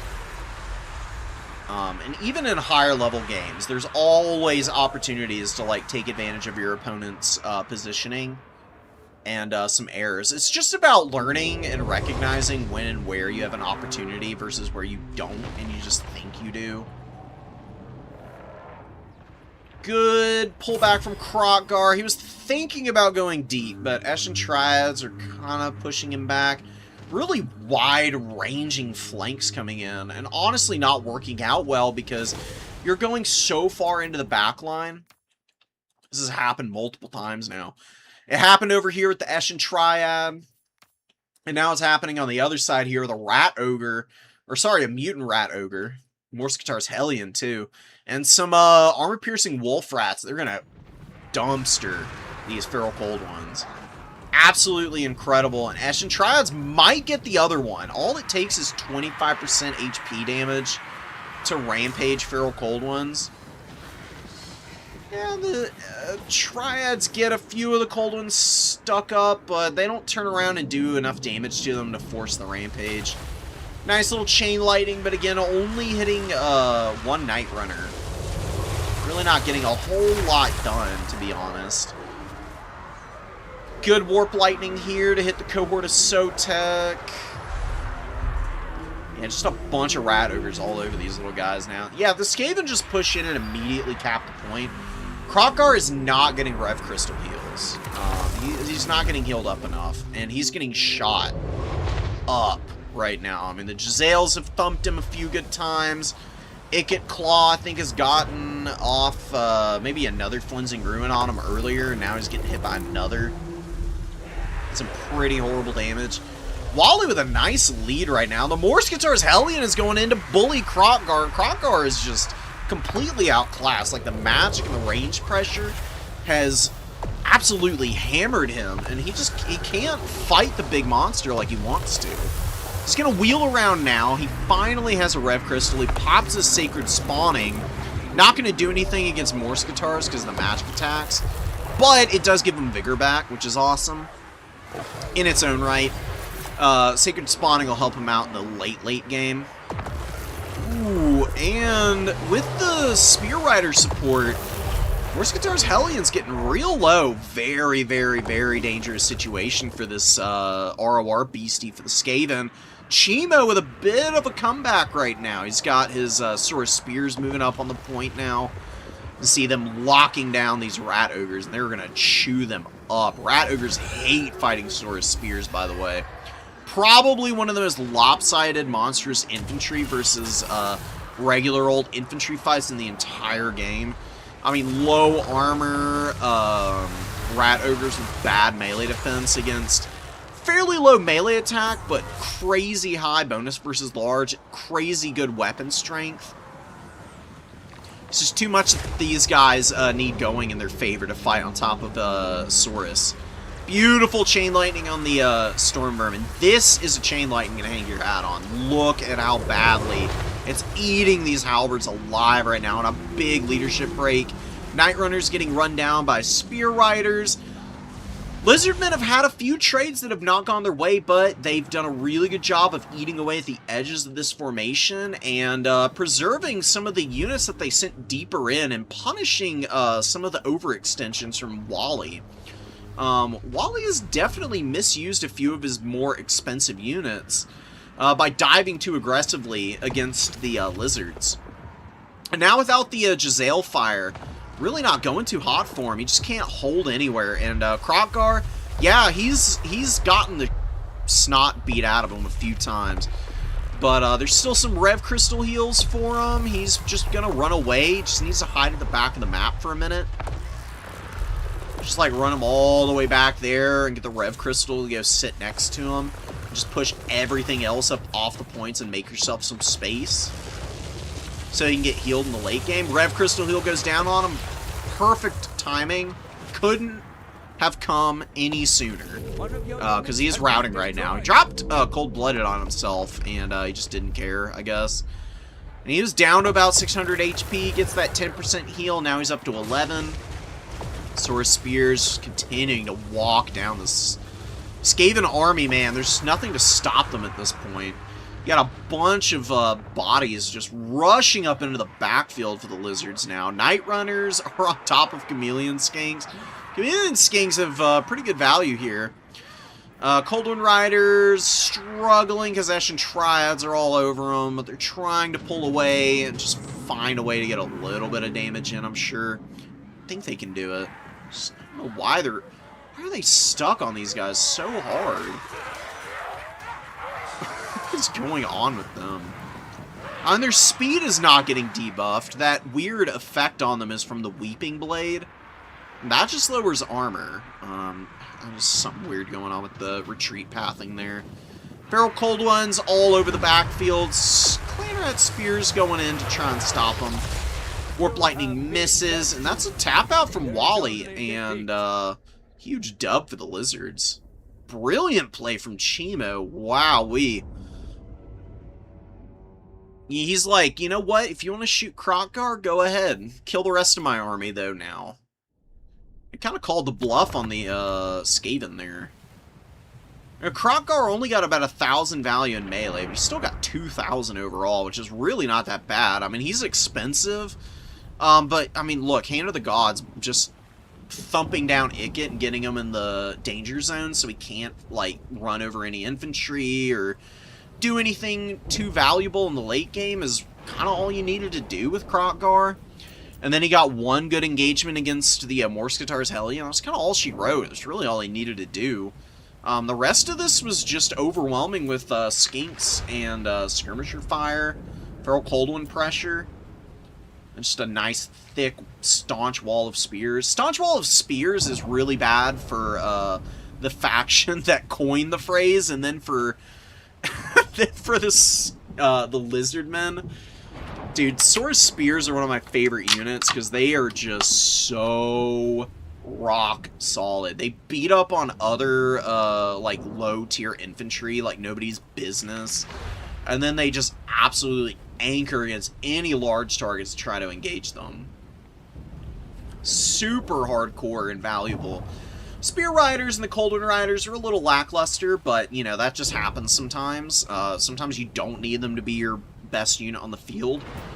And, you know, hey, that's kind of what happened here. It was really the Skink Priest with a couple good Chain Lightnings, especially against the Storm Vermin towards the end of the game. I mean, just completely removed them before they could do anything at all.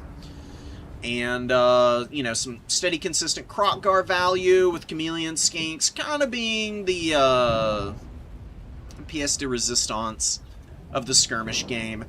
They didn't all pay for themselves, but they're annoying. They dropped a lot of shots, and a few of them up-traded. Just enough that, really is just all about winding the clock down, man. Lizards is just so hard to get through. There's so much HP, man. And then all the Skinks with their great cap weight, it just makes for a pretty miserable experience for the Skaven. How Skaven win this? Probably fewer Poison Wind Globes. Probably another Jezzail, to be honest. One Jezzail didn't use their ammo very effectively. Natty Bubo's got a ton of value.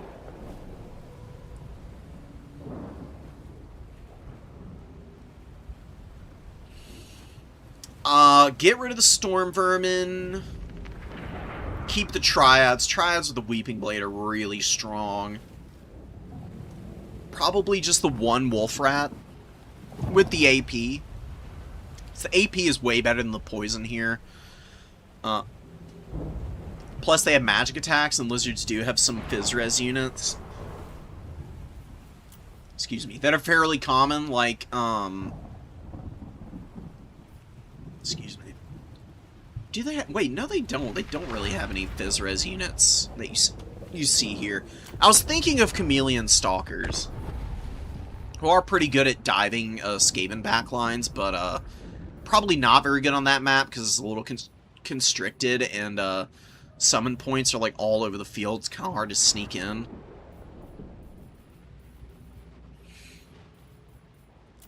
Nevertheless, the AP is just really strong against lizards because they got a lot of heavily armored stuff.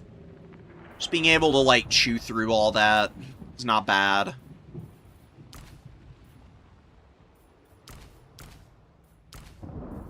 As there really isn't any Fizz Res on any of the Lizardmen units.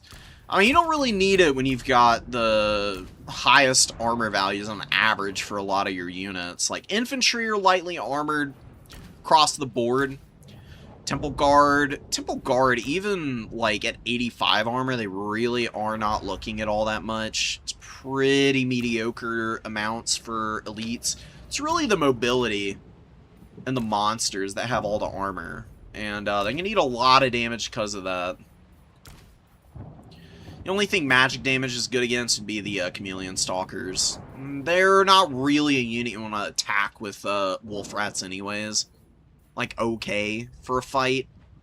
Chameleon Stalkers are a little bit more resilient than that, though. They didn't see any of that game. I do really like Chameleons against artillery factions. Like I said, that map may not have been the best one for them, though, so, well done by Chimo. Just, run down all the lizards and just really keep them off points. It's very impressively done. Oh, hold on. Okay. Wally probably wins this one. Let's watch this before we get into the finals. I really want to see this bum rush of Chameleon Stalkers. I wouldn't mix more than 1 or 2 into any of my builds because they're so situational. There's a lot of Jezzails, and Stalker ammunition is really good against these low HP type of missile units. Like Hawklands, really good against War Wagons and Jezzails and just all the weapon teams in general. They're all on one side of the formation. They're all really bunched up, too. If you're going to overwhelm with stock infantry, you actually want to spread them out a bunch. What you would probably want to do here is like 3 stalkers on this side of the field, and then 2 really tightly bunched over here, with these 3 being fairly spread out, and then you just have your mobile support move up into the trees behind them, circle around the flank, and then you overwhelm on this one side with the spread out guys and a few like Feral Cold Ones and a Spear Rider or something. The other 2, they sneak around and they try to close the gap on any retreating missiles and just annihilate them as they try to reposition. And then you just try to tear out everything with the Feral Bastillodons. Got Chain Lightning, Wind Blast. Wind Blast really good against Skaven because they got a lot of low armor infantry. Night Runners are really vulnerable to Wind Blast too, because not only are you doing a bunch of damage to them, but the Windstruck hurts them so bad. Not just because of the speed debuff either. The real meat and potatoes of Windstruck is the acceleration. And like kitey, shooty infantry, like the Night Runners, getting hit and having their acceleration more than halved, means they turn around and run away so freaking slowly. They're so easy to catch at that point. You gotta time it up right. You need something a little faster than Skinks to close that gap. Feral Bastillodons need to get back. And honestly, I don't really like Feral Bastillodons against Skaven. If you're gonna bring or if you're gonna bring Bastillodons, you bring Solar Engines or a Rev Crystal. Solar Engines preferably, because they can actually countershoot Jezzails pretty hard. Jezzails can put a lot of damage in on Solar Engines, but Solar Engines, if they get good shots off, imbue the blinded effect, and that makes these Jezzails really inaccurate. This would be kind of hard to shoot into, because there's multiple Jezzails, including the invisible Arwar, who are kind of hard to poke. But look, I mean, you just bring one Solar Engine, you have it shooting, and just stay back a little bit, you shoot at the Rat Ogres, maybe hit some of the Night Runners with a couple shots, force the Jezzails to try and move forward a little bit. and then you can go for a much easier overwhelm attempt. You got all the Chameleon Stalkers on this side, so like the second one gets revealed, you can see the whole line of them is pretty much immediately made visible. Using a lot of their precursor ammo on the Night Runners, which is not really a great target. These guys actually have a lot of physical resistance, and the precursor missiles do not do magic damage. Beautiful Warp Lightning on the Saurus Warriors with shields. I mean, Saurus Warriors shields are great and all, but if they have to waddle through missile fire to get engaged, they just get absolutely torn up because they're so slow. And Jezzails are one of the best units at killing expensive mid-tier infantry like this. Because they have Shield Breaker, they go right through the Bronze Shield. They have Piercing Shots, so they do a ton of damage through multiple entities in the formation. Beautiful Brass Orb, by the way. And Brass Orb is exceptionally effective against Chameleon Stalkers. Because they have a really low HP pool, and they rely on Phys Res for their survivability. Brass Orb does do magic damage, so it just goes straight through all of the important resistances. And that is a disgusting Chain Lightning over the top of that, and an immediate break on pretty much the entire Chameleon Stalker Corps. Two of them are doing okay. It's only because they were lucky and away from the main form of magic pressure. All the other guys are just completely broken up. I mean, no attempt to dive the backline with the Chameleon Stalker Corps is... it's just not going to work. Chain Lightning on Rat Ogres. I mean, Rat Ogres actually do take damage from Chain Lightning, but they push out of it and don't get staggered like infantry do. Like, infantry models in Chain Lightning get knocked over and they can't really escape it, so they just kind of get torn up. That's why Chain Lightning is so good. It's kind of like Banishment and Pit of Shades in that the Vortex is very disruptive as well as high damage, which is usually like the proper combo that you're looking for. Ripperdactyls actually got thumped by that Warp Lightning, just like the Saurus did. Saurus are wavering, Ripperdactyls are already running, and Lizards and Hattie is, I think, just not familiar with how to attack the Skaven. Like, if they're bringing triple Jezzail, you can see two of these Jezzails for sure. If you see double regular Jezzail, Natty Bubos are never far behind. They're either coming out of Vanguard to fully establish the ranged advantage, or they're already on the field. And they're just, like, between the two shooters, or they're, like, on one side of the formation. When you see triple Jezzail, you gotta pull back. You gotta take your points early, get as many points as you can. Just send Skinks forward to get shot up and waste a few volleys from the Warplock Jezzails, and then you want to look for that surround. Like I said, like 3 Stalkers on one side that are fairly spread out with some mobile support, and then 2 Stalkers really close together on the other side, so they can just like rush up and try and get some sneaky engagements against units on the other side. Oxyottl's really good in some matchups. I don't think Skaven's a good Oxyotl matchup at all, though. Unless you're going real deep to also use him to poke down weapon teams. Which you can do. He's got his little golden blowpipes ability, which has infinite uses and does good damage to weapon teams. Just need to be a little more aggressive with the skirmish corps. It was like aggressiveness with the units most vulnerable to the Skaven frontline units, like the Rat Ogres and the Clan Rats, and the Jezzail Fire. I mean, just completely shredding the Saurus Warriors and the Bastiladons on the way in, and then everything that was, you know, more valuable in diving the backline was just kind of left unengaged until they also got overwhelmed. It happens. Look, I've had plenty of games like this. But Hattie, you just need to play more in tune with your build. I think you brought all this because you thought it looked really cool and then didn't really know how to execute the necessary strategy to take the win here. So honestly, I think this build can beat the Skaven. Even with some of the more, like, off-key units with, like, a huge Stalker Corps and just plain old Bastiladons, like no Rev Crystal or no Solar Engine. even with some inoptimal elements, I still think Lizards have a huge advantage of the Skaven naturally. You just can't let the weapon teams farm you. I mean, it's just too much damage. 1800 here, this Giselle got 11, 13. They used all their ammo, and then you just barely touched the Skaven army.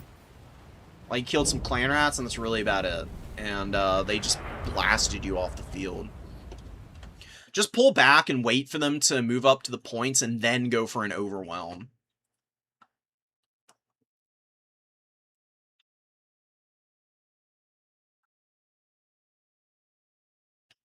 It's really not a scary Skaven build. The thing about these triple Giselle builds, they are so vulnerable to getting jumped on if they are not sitting in their spawn zones.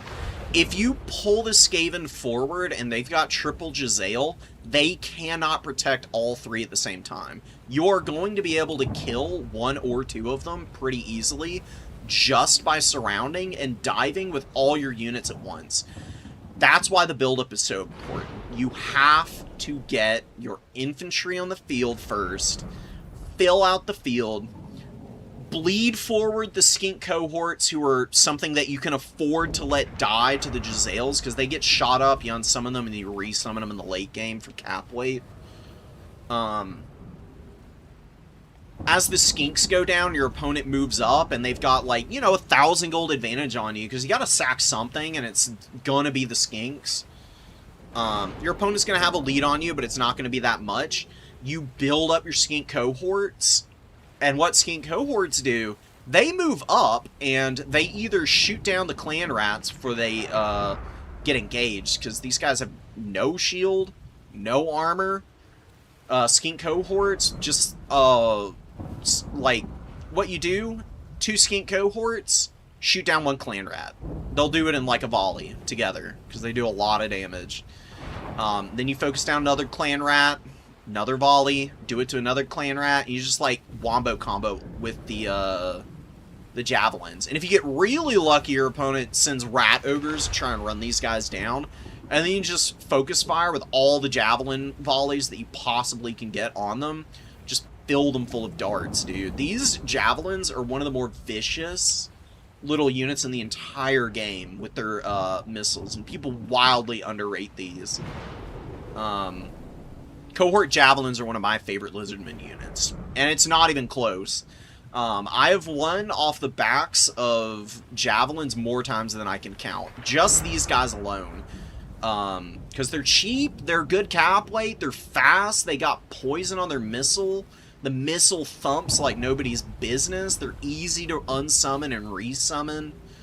And you've got all the other Lizardmen elements around them that can just fill in the gaps while they're gone, and then they come back out and they start uptrading again. Good Javelin cohort play will take you a long way with the Lizardmen. Just with these guys. And then you mix in good micro on, like, skink skirmishers, chameleon skinks, good counter picks with, like, your Bastillodons and terror-causing monsters of choice. And it does make for the Lizardmen being maybe not always the best,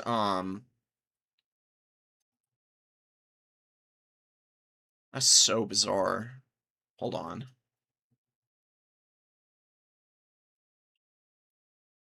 I got a message about the finals.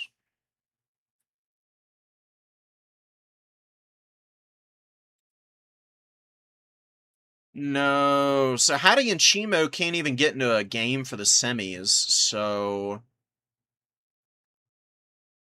Damn. Okay, we're gonna just be having a straight into finals from one side.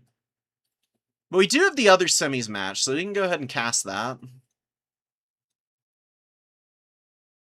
Yeah, another Skaven Peaceman game. I told you the Skaven, we had one Skaven player make it into the top 4.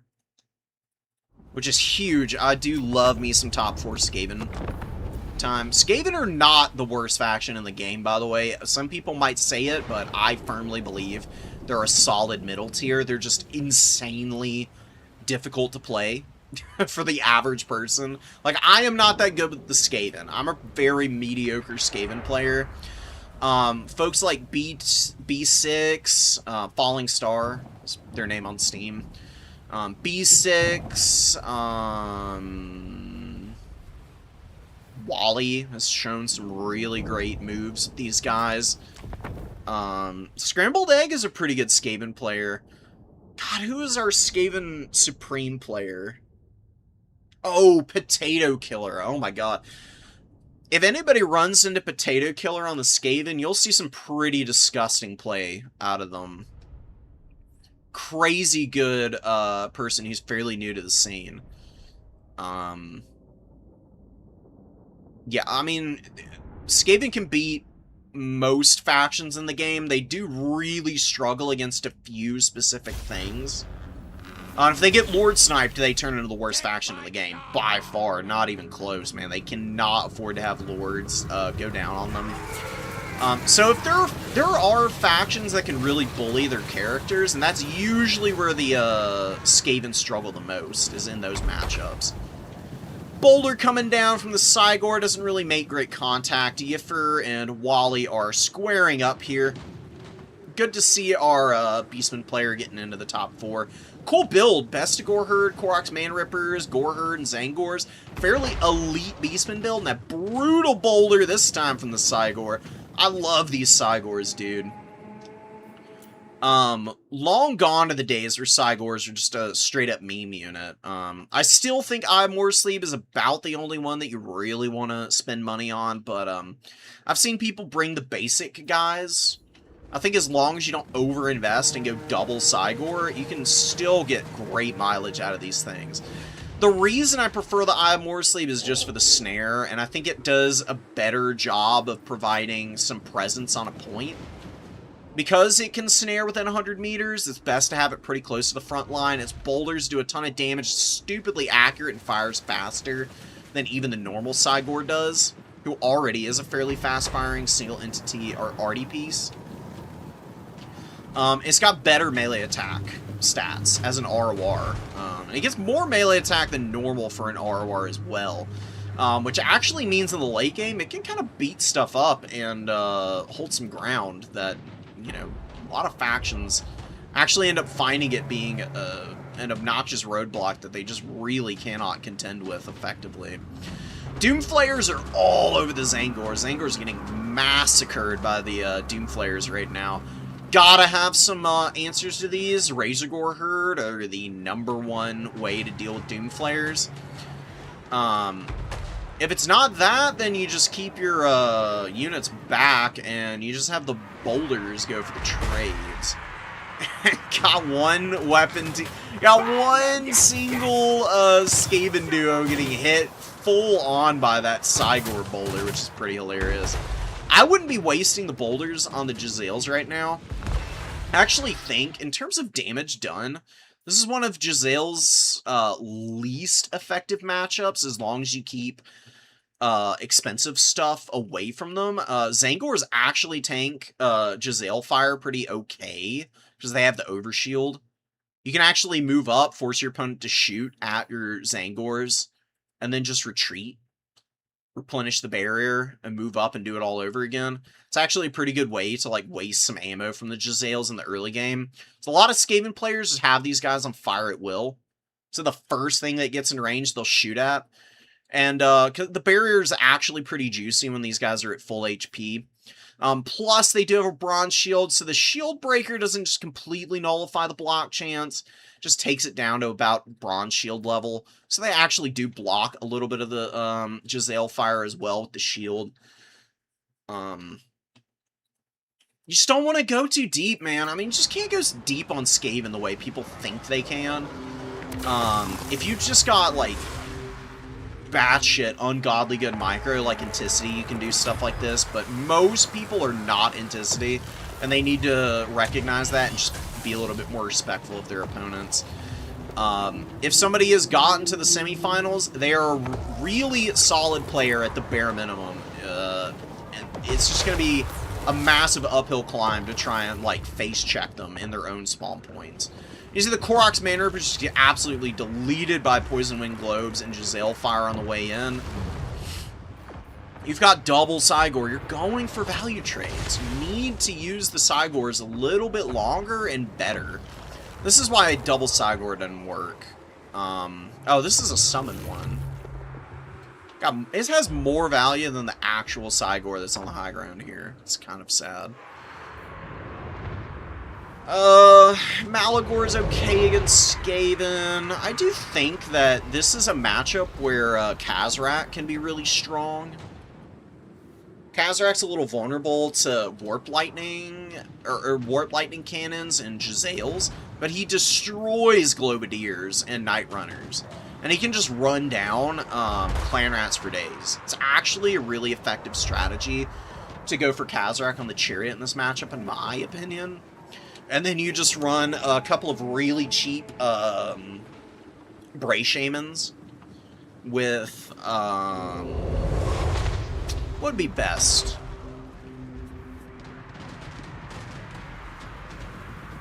Honestly, probably just a couple of Shadow Magic guys, or run a couple of Eshin Sorcerers with Warp Star.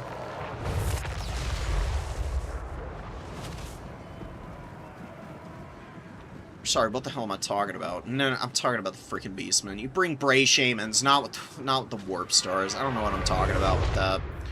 You bring them with Wilds, or not Wilds Magic, but the Beast Magic, and you just go like Flock of Doom spam. Or Amber Spear. That's what I'm thinking of. You go Amber Spear with the Beast Mages. And you can use that to like side shot Storm Vermin for days. This does a ton of damage to bunched up infantry. And Skaven don't really run a lot of heavy metal infantry. But you can also use Amber Spear to hit like Poison Wind Mortars, Poison Wind Globadiers, Jezzails. All of these units are actually fairly vulnerable to Amber Spear if you can just have your Bray Shamans on like a semi-elevated position, just downtown yeeting Amber Spears out. You can do some big damage with them. It's like basically an artillery unit at that point. A far more reliable one than a Cygor from, you know, max range. The problem with these boulders, the Cygors are not accurate all the way out to the edge of their range. They really start to get accurate within like 250 meters. And when they fire from these elevated positions too, I've noticed, especially for single entity artillery, they tend to fire really high, like we've seen. That's why the Cygor has like no value. Because it keeps missing shots because it's firing over the head of everything. Just going to throw another bowler, and it's probably going to land like right back here. Ah, it actually managed to hit the Poison Wind Globes for a change. Did big damage to him. You see how much damage it does when it makes contact. These things are no joke. They thump when they're hitting, but if they ain't hitting their targets, they are useless.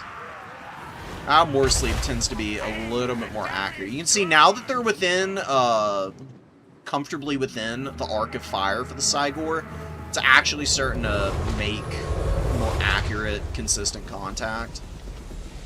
You know, the Beastmen, I mean, just the classic losing to Skaven strategy. I rushed the backline before I built up, and now I'm screwed. If you're gonna rush Skaven backline, you need single entities to, like, tear out and bully them. If you're going for infantry, you're gonna try and out-grind the Skaven in the front line. You need to build up. You need to get some mobility out in the trees. Like, just surrounding slowly the formation, and then you just want to, like, rush from every angle.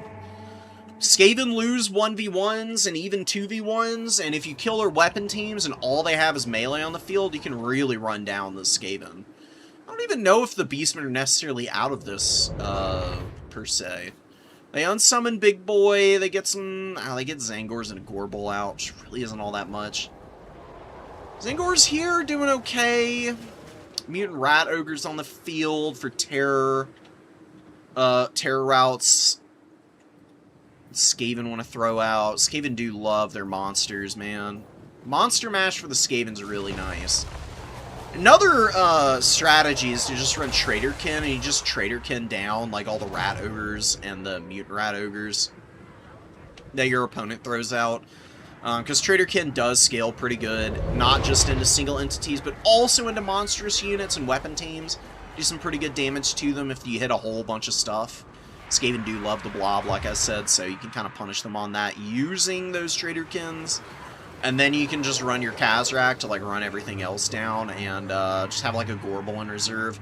And you can just have your Traderkin caster on like the Tuskor Chariot, and you just try and dodge missile fire that's trying to shoot him down. And also to just stay more than 100 meters away from Ikit. Ikit can only use flensing within 100 meters. If you can just avoid letting your single entities get hit by that by staying 100 meters out, then you're usually fine. In chaotic games, when the front line really starts to break down, that's kind of hard to do. Which is why I think what the Beastmen really want is to play a little bit more of a traditional style of build than normal. Specifically against the Skaven, because their infantry match up so well in the frontline trades, as long as they're not getting absolutely dominated by the ranged tools that the Skaven have.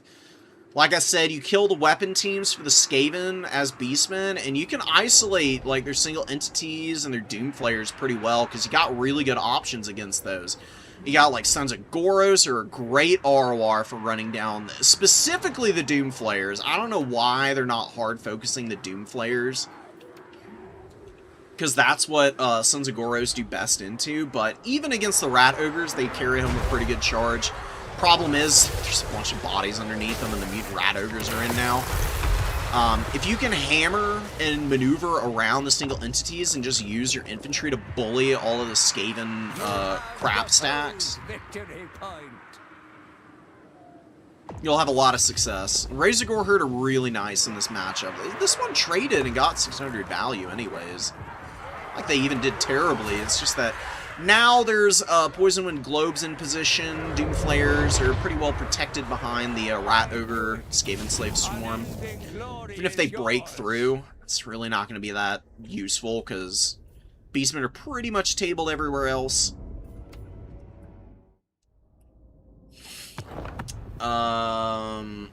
Yeah, the Cygor summons, man, they just don't last long enough. I mean, you can't even use more than like a third of the ammo on a Cygor summon anyway. Cygors are really only valuable if they can use all their ammo to begin with.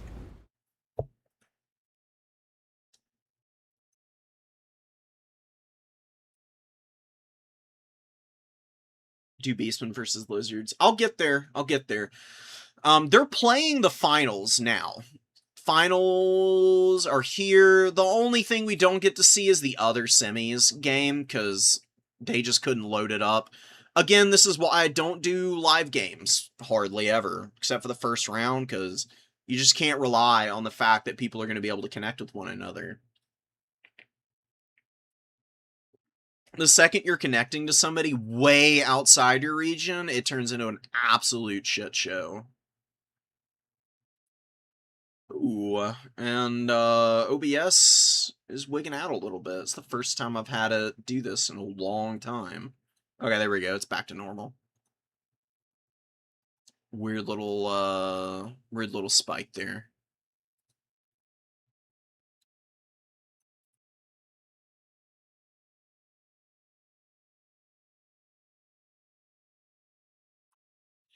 Alright, finals game is here. So let me download it, and then we can jump in, get it done, do a couple other replays, and then it's going to be time for me to go and make food, eat, enjoy, touching grass. I'm going to go finish my book. I've been reading a really nice, it's been a while since I've been able to read for pleasure. And I've absolutely voraciously devoured the book that I'm currently reading. Just 500 pages of perfect, cool, like, history reading. It's been really fun to be able to enjoy that. I've got, like, the last 30 pages or so to finish. And do that after I finish cooking and eating, and, like I said, at the very beginning of stream, finally done with work. You know, for the summer, like at least like traditional 9 to 5 stuff. There's some work from home things that I'm still gonna be doing, but I will have time to stream. I'm gonna try and do them semi-frequently. Like maybe a couple during the week, and then of course our Saturday stream. It's kind of the idea that I'm going for. It's going to be a little bit of a variety. I'll try and play in some tournaments and get some casts going again. Let's see what we can do. I'm not going to try and promise the world because I just can't, you know. As much as I love playing video games, I've got other obligations. Night Runners are moving up. A lot of skinks. A lot of red-crested skinks, too. We've actually got one of the cooler monsters in the game, the Thunderous one. He's going to be trying to trundle about and drop this judgment of the Uxmak. Uxmak? Yeah, I think that's about as close as it's going to get. It's a really powerful bombardment, actually. It does a ton of damage around this thing. Very short cooldown, limited to 10 uses. I actually think you could probably pop another 5 uses on this, and it would be fairly well balanced. It's not like Mistwalker Barrage, which is wildly overpowered right now. I don't want Eltharion to suck by nerfing Mistwalker Barrage, but I would love to see Mistwalker Barrage get a limit like this ability does. Like, why does this have a limit and then Mistwalker Barrage is just infinite value? It's very silly. Regardless, see what it can do. We got a red-crested Skink Chief on his Stegodon, too. It's just Wind Blast casters. But Rev Crystal's trundling him from behind. You've got terror-causing monsters. This is actually one of those circumstances where you can try and run Skaven down in their own spawn zone. You got good quality infantry here. You got a big, fat Wind Blast before the fight even begins. Red-Crested Skink Chief just needs to push through. Yeah, right up onto the Natty Bubos. And the Thunderous one just needs to pull back and get healed. Like, I know it's so low and I don't feel like it's worth it to try and retreat it, but it's definitely worth. Because you can get some big heals on this thing. Each Rev Crystal heals 10% of the HP pool. For this big boy, that's 800 HP with each cast. And it's on a 60-second cooldown, which is fairly long, but if you can get this thing up to about 3,000 HP and just keep pumping heals into it, you can definitely keep it on the field for an extended period. Ikit is trying to run down the Skink Priest. Clan Rat's getting run over, and Globadiers, Poison Wind Mortars, actually, not Globadiers. Oof, getting found by the red-crested Skink Chief. And one Giselle gets routed by the Red Crests and the Skink cohort pushing through. Rat Ogres finish one fight on the flank very, very, very comfortably in their own favor. But they lose a weapon team in the process. Ooh, and the Poison Wind Mortars are being terror-routed in the backline. Feral Cold Wind's compromising a lot of units. See what the Skaven can do. They could make this happen. Still, despite the early losses, because they did get the Thunderous one down real low. Finally got a Rev Crystal heal, which is awesome. Ikit is running for his freaking life. The red-crested Skink Chief pops his Potion of Strength and goes for a kill on Ikit. Like I said, man, Skaven can survive a lot if they have their leadership. If Ikit goes down here, I think Chimo's going to walk away with this win, because Chimo has basically only lost Skink units. Which is rough, but isn't the end of the world. I mean, you're going to replace Skinks easy peasy. Like, if that's all you're losing, then you're doing pretty good. Ooh, but a fat Flensing Ruin from Ikit. Oh my goodness. We'll see... We'll see if the Lizardmen are able to survive this. They need to split their single entities right now. They're all getting hit by Flensing Ruin currently, and Ikit probably got about 500 value just off that. He's up to about 1,000. Ooh, but the red-crested skink chief almost hits him. He is so lucky to not get killed there. Big charge animation through the Jazales, and Natty Bobos are getting a little beat up. They lost a few models, nothing too severe though. Thunderous One is just trampling everything. The bombardments are, yeah, coming down, but they don't really hit much. A couple retreating wolf rats get tapped, I guess, but really it's just causing a lot of terror routes. You can see the Skaven units are just in, like, complete disarray here. Like, routing broken. They got a ton of HP, too. A lot of them. And Ikit is being run off the field. Oh, he routed. I think the Howdah did enough damage to actually get him to the breaking point. And he runs off. Wolf Rats get terror routed off the field. A bunch of Night Runners are about to run off the field. Mutant Rat Ogre attacking the Skink Chief. Definitely a good position for the Skaven to have the Lord getting beat up for the Lizards, but way worse overall for the Skaven, I would say. I mean, they've lost their Lord. He did run off, so the leadership will rally eventually, but you can see the Skaven are just getting swept off the rest of the field. They tried to cap this low ground objective, just like swarms of Feral Cold Ones came out, though. Just ran down everything that was trying to take it, and now you've got a Skink Tide coming in, some Spear Rider support. That's really all you want, all you need. Chameleon Stalker's on the way up. Cool to have them mixed into the build. They're pretty nice to have in reserve. It's better to start with them in the army, because if you summon them from reserve, just for a moment, they're revealed as they come out. They immediately go into stealth, though, as long as there's nothing to spot them. It is really annoying, though. I wish they would change it so that, like, Vanguard stalk units specifically can come out onto the field completely invisible. Maybe, like, normal non-Vanguard stalk units can't do that. Just as a little bit of a balancing thing, and just to differentiate them a little bit. I don't think it would be too terribly difficult to, like, code in or anything. I don't think it would break anything either. Yeah, Chimo, I mean, you just see the problems with the leaders. Leadership is just completely fucked.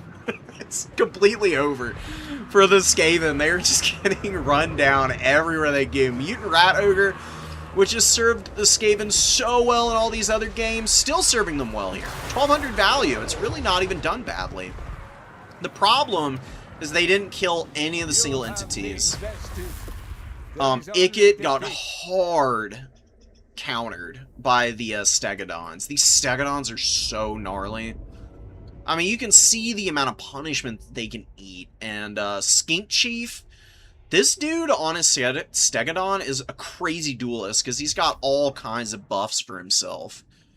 We'll go out and I'll just show him off a little bit. He got 2,300 value. 1,400 for the Thunderous One, and it was at like 1,000 HP at one point, the beginning of the game, and it immediately started getting back into it. Just by getting one good Rev Crystal heal. This Rev Crystal came in and honestly saved the day for the Lizards. It got the Thunderous One back in the fight, dropped a nice fat heal on the Skink Chief when all the single entities got hit by Flensing Ruin. And it gave just enough mileage for him to be able to run Ikit off the field, and then it was just mop-up time, dude. I mean, Skaven can survive. If they could have survived Ikit running off, like rallied up a genuine position of strength and been able to push out from there, maybe they get back in this one, but they just got fully overrun without Ikit on the field. The terror routes up and down the entire line. Skaven slaves, clan rats, rat ogres, night runners, triads, everything was in complete disarray from the time Ikit walked off the field to the end of that one. That is a dominant Lizardman victory there. Hey, I mean, look, Lizards, they may not be the #1 faction, but boy oh boy do they feel satisfying to play, and they are pretty good against some pretty tricky factions. Skaven count is pretty tricky. They can throw you for a loop a lot of the time. Lizards just have, like, the right amount of single entity play and heals, while not committing too hard into inoptimal magic to really be able to make the Skaven suffer. And there were a couple of really good Wind Blasts in there. The first Wind Blast of the game was actually kind of huge. It really broke up a couple of the clan rats in the front line and allowed Skink Chief to push right through them, terror out a position, and then immediately flood through with the Skink Swarm.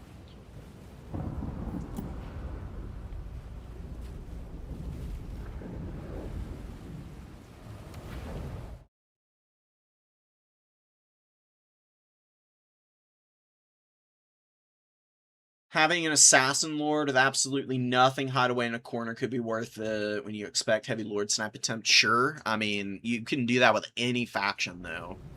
I guess for Skaven it could be more valuable. I mean, the thing about doing that with the Skaven is that their casters are kind of garbo. They're very slow and vulnerable on foot. The Eshin Sorcerers are probably your best bet. In terms of running them as is. They've got a pretty good lore passive. They've got a really good spell in Warp Stars. Warp Stars wrecks everything. It's really good against single entities, and it demolishes infantry formations if you get side shots on them.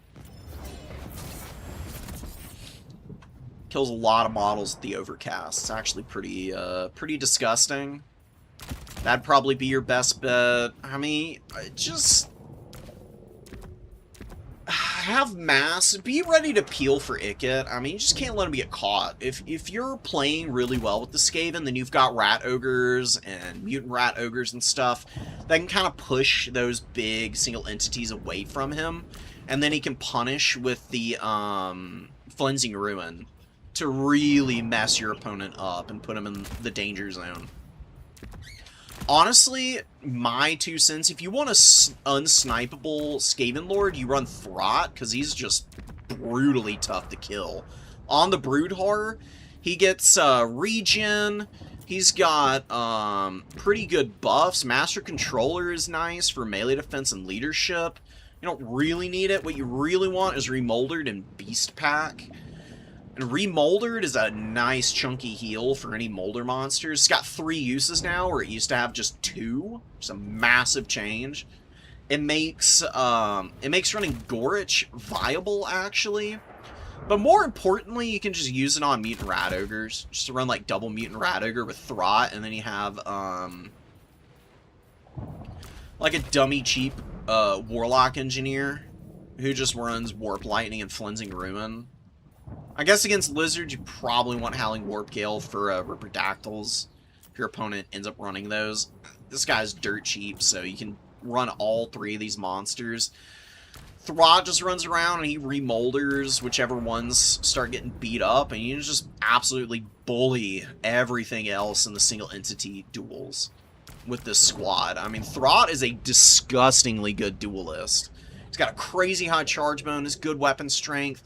Melee attack and melee defense are fairly high for his price point and for the resiliency he offers with the regeneration.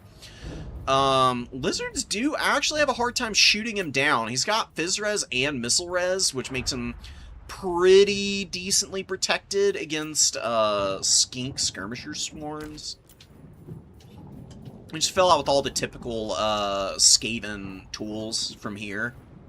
You know, like Jezzail, and then some Night Runners and Gutter Runners, maybe like a Globadier or something. And that's really all you need to do.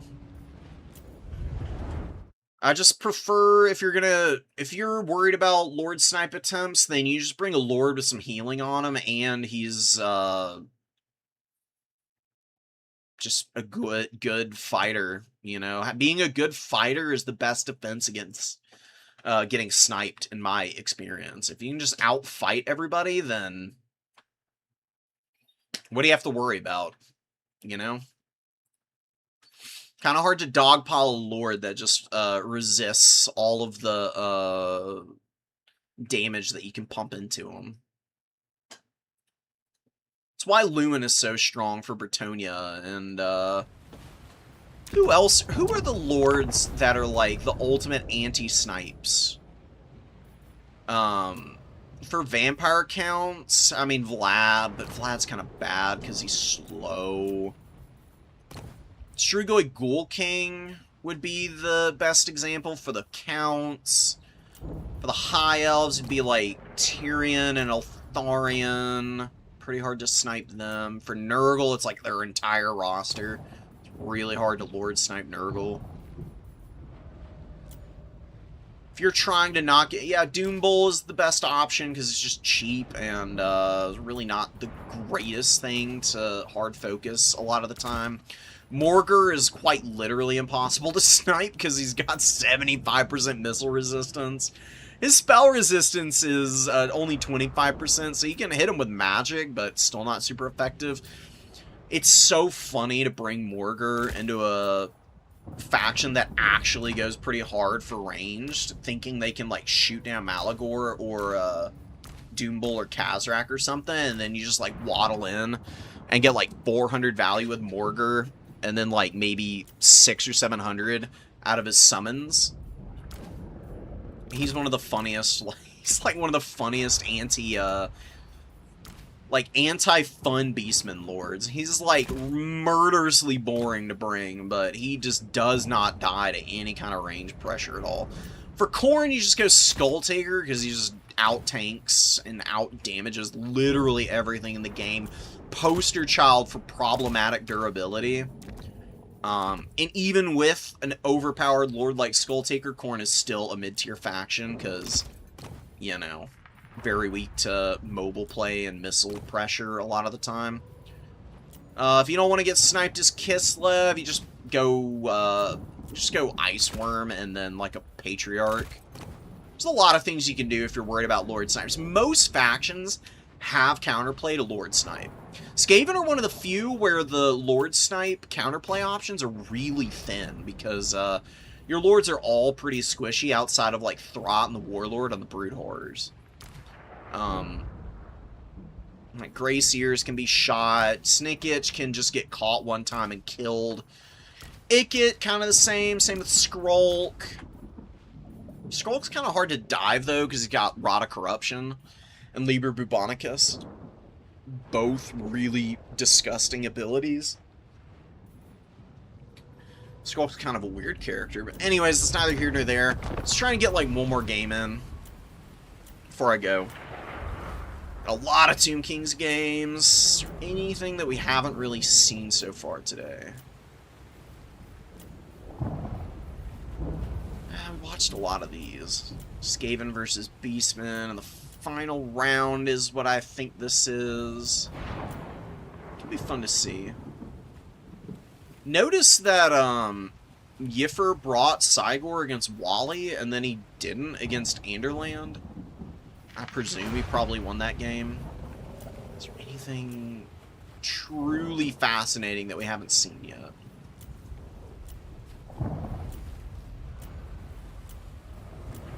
So, we had... Shishi fought a lot of high elves, obviously. It's kind of funny.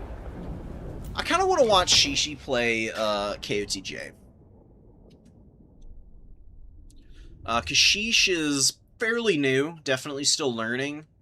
I want to try and help them out, and KOTJ is just a really fun player to watch. He's bringing this build again with the Talons and the Sisters of Avalor and a bunch of spears. Azelin, he's got an Everqueen's Handmaiden. Handmaiden of the Everqueen, that's what it's called. Barely ever see this character. These guys are actually kind of ferocious, though. Their missile is pretty deadly, actually. I really like the Handmaidens on horseback as, like, a bit of an off-meta choice, but a really fun one. Horn of Isha is actually kind of good to have on Illyrian Reaver bow cavalry, because it makes them fire faster, and it gives them some more melee attack. Quicksilver's shot is not bad for, like, the lowered reload time. You can see they really start to stack up. Everqueen's Court Guard firing every 6.7 seconds is filthy fast. And they're doing some Legolas in Lord of the Rings shenanigans with that kind of a fire rate. Storm Riders on the way in, Spearmen getting poked by the Skeleton Horse Archers, who look like they're going to want to rotate over to the number 3, and they're getting lit up a little bit here. No Master of the Mists used yet, which is the right call. You don't really need to use it right now. Although now that the Chosen of the Gods are here... Oh yeah, here we go, here we go. We're going to get a net, and then we're going to get the Wombo combo. He pops Master of the Mists. He gets the net. And he gets the disgusting full volley here. Ooh, but the Everqueen's Court Guard didn't shoot at the Chosen of the Gods. Chosen of the Gods getting lit up right now. 6 more seconds of being netted. Should be enough for maybe another volley. Oh, but the Everqueen's Court Guard not shooting at the Chosen of the Gods means that they may be able to escape, although now they're turning their attention over. Did he use both? No, he didn't even use both Master of the Mists. Just now wearing off, and that's a very dead Chosen of the God. Yeah, Shishi, man, you gotta know that Aislin's little ability is just absolutely ridiculous. He is not a unit that has Stalk naturally. He only goes into invisibility when he uses this this tool right here. Only time he goes invisible is with Master of the Mists active. So you know he's there. You just gotta play around the extra range on the archers. The way you do that is you just ignore them and you don't let them shoot anything important. You cap points, force the elves forward, and yeah, bring up catapults, man. I mean, this is like perfect counterplay to the archer corps. So now the High Elves have a choice. They either just sit and get shot by the catapults, or they move up. They try to get in range so that Master of the Mists can be used to extend the distance out enough to actually be able to counterfire, which is doable. They don't have to get that much closer. They need to move their spears up in a nice line along this corridor right here, just off the number 2 objective with the archers right here behind. And I think they would have enough range to actually countershoot these catapults. Lyran Reavers in the trees. Eyes of the Desert actually moving up through the forest too. This is honestly a perfect unit to roadblock out here also because, yeah, they lose some stats. They don't have great melee attack anyways. They don't lose any melee defense, which is more important. And it's just a Lyran Reavers. Lyran Reavers are really bad against Eyes of the Desert. Normally you do want to attack Eyes of the Desert in melee combat just to like lock them down and keep them from shooting, but it's one of the few instances where they will rip apart their opponent pretty easily. Kotep, oh, he gets hit by the net, and we're gonna see, yeah, Master of the Mists is going down. Kotep could die here, although, oh, they're focus firing the horse archers. You gotta give them an order, man. There we go. Now Kotep is getting focused, and yeah, he's dead. Oh, KOTJ with the snipes here. This is why you can't just do stuff like that. You can't get cocky with your squishy old lord. When Eyes of the Desert move out, oh, and the Fireborn catch them, pin them up against the terrain piece here. Skeleton Horsemen are also way out of position. They're not actually buffering any damage to the Eyes of the Desert. They're just occupied by these like 5-6 guys over here of the Fireborn. The rest of the unit of the Fireborn is just absolutely destroying the one counter to the Fireborn on the field right now. I mean, you don't really need to dive at all right now. Just ignore the catapults. Like, the catapults are not going to DPS you off the points quickly enough to really worry about. One of your units has been destroyed. I mean, just kill the Sepulchral Stalkers and just maneuver around. Just try and kill what remains of the Horse Archers. Just like the one unit that's kind of annoying for the Tomb Kings now. Everything else is going to be a little ineffectual. I mean, you just get some good focus fire out of the sisters and the towns of Torquilita here, and you can just blast down the Ushabti and the horsemen. And then Nehekara warriors and skeleton spears, they will have a really hard time getting through all the spearmen. I mean, it's not impossible, but it's definitely not very timely or cost-effective. Catapults with some big shots here, because there is a lot of stuff blobbed up. This is one thing that makes them really nice artillery pieces. Screaming Skull catapults are not shy about firing. They're one of the few artillery pieces that will just basically not care ever about friendly units being in the area. For good and ill, I've seen them friendly fire pretty horrifically at times. But if you're firing into a blob of your opponent's stuff and you're using like a skeleton horseman to like blob all those units up, great opportunity to fire into a mass of units, because they'll do it, no problems, no questions asked. You can see they're one of the few things that's really value trading Dynasty for the Tomb Kings right now. Some of the Silver Helm's getting broken up, actually. Skeleton Horseman doing a good job of holding the line here. A banishment? Oh, banishment from the Light Mage goes down. Doesn't really do a whole lot of damage, though, unfortunately. Mighty Roar was procced by Harahagra's Pride. We get the Realm of Souls, getting a nice big ol' heal. Ooh, and that's the tier 3, too. Yeah, tier 3 Realm of Souls, which means Ushabti summon. Ushabti going down right into the heart of the missile formation for the High Elves. Towns of Torquilita and the Sisters of Avalorn are in a lot of danger. Finally under some kind of mortal threat. 1,400 on this Sister of Avalorn, 1,700 on the Elite.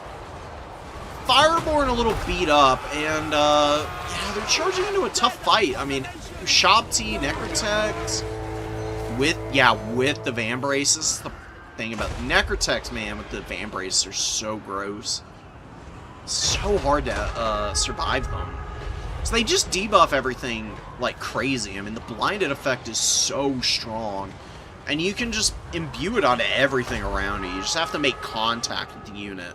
And being on the chariot, you can just spread it like an illness. It's like the, it's kind of like how the Nurgle army abilities are supposed to work. Is how the Vambraces of the Sun works in actuality. It's the I'm you, but it's the he's me but better meme for real. Ton of catapult fire going down. 1,200 value here, 1,000 on the other guy, and horse archers coming in with a bunch of horsemen. Tomb Kings actually have ground back this game. This is absolutely insane. I really didn't think they were going to be able to. Kotep is back in. That's part of the reason why. Snuck in under the radar. Now Kara Warriors grinding and killing a bunch of stuff, and honestly not going too badly for the Tomb Kings right now. Dude, these catapults are just absolutely dominating here right now. Oh, and the Illyrian Reavers shatter because the skeleton horse archers get too close to them. Wow, and Silverhelms get punished by the catapults, the Ushabti, all the spearmen that are under them. High Elves losing momentum really, really badly in the late game. Unsummon your catapults. Horse archers going for the flank. A lot of time left in this game now. Everqueen's Courtguard getting trashed though. And Usirians and a Bound Sandstorm going down from our boy Kotep. Finally getting some good magic in there, and he just completely breaks that fight open. I mean, Ushabti are fully chasing back the Missile Corps now. And yeah, they did great early, but they haven't gotten enough value to carry this one on their shoulders. Not alone, at least. The Spearmen, again and again, man. Spearmen just prove how bad of a unit they really are. Oh, it's so unfortunate. Spearmen really should be a little bit better. I love Silver and Guard to death. I don't want to feel like the only valuable spear unit on my roster, though, is Silverins. Oh, man. The catapults against the Keepers of the Flame. It killed 13 models with one set of volleys. Oh, that's gross, dude. You're going to get some more insane damage here, too. If they get, like, a couple more hits square on this unit. Yeesh. Ow, 4 models dying to 1 strike there. 1,800 Screaming Skull Catapult. My ignore the catapult advice really not paying off this time. They've really done a number to the elves. Although I will say that I think part of the problem with the high elves build, they went so heavy into cavalry on such a narrow map. They don't have the room to maneuver like they really want to fully utilize those guys. They kept running into a lot of skeleton spears, and then there were just enough Ushabti and, like, debuffing effects from, like, the Necrotect that, they kind of got run down there. As a result, the Tomb Kings have a reverse triple cap. And the High Elves are so beleaguered. They've got, like, honestly, a decent little core on the field, but... see, this is why Aislinn, like, yeah, Master of the Mist is super broken and OP, honestly, but that's the only thing he has going for him. He is god-awful otherwise. He's really not that resilient. His buffs are nice, but they're contingent on being close to stuff, and he's very slow on foot. Slothern Sky Cutter mount is really bad too. Doesn't do a whole lot. Just gets split up. Doesn't get to do anything. Maybe if you had the characters on mounts, it could be a little bit better. Especially the Handmaiden. She could have been really good running around on her horse, going after Ushabti, because yeah, she doesn't have great AP values, but she's very consistent at hitting stuff, and she's got a ton of melee defense. Actually pretty resilient against monstrous infantry as a result, especially stuff that isn't specialized anti-large. I did lose the game, but I had a game where the Handmaiden of the Everqueen into Nurgle got 3,700 value.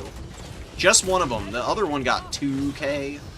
The reason I lost is I just played points really poorly, but anyways, that's neither here nor there.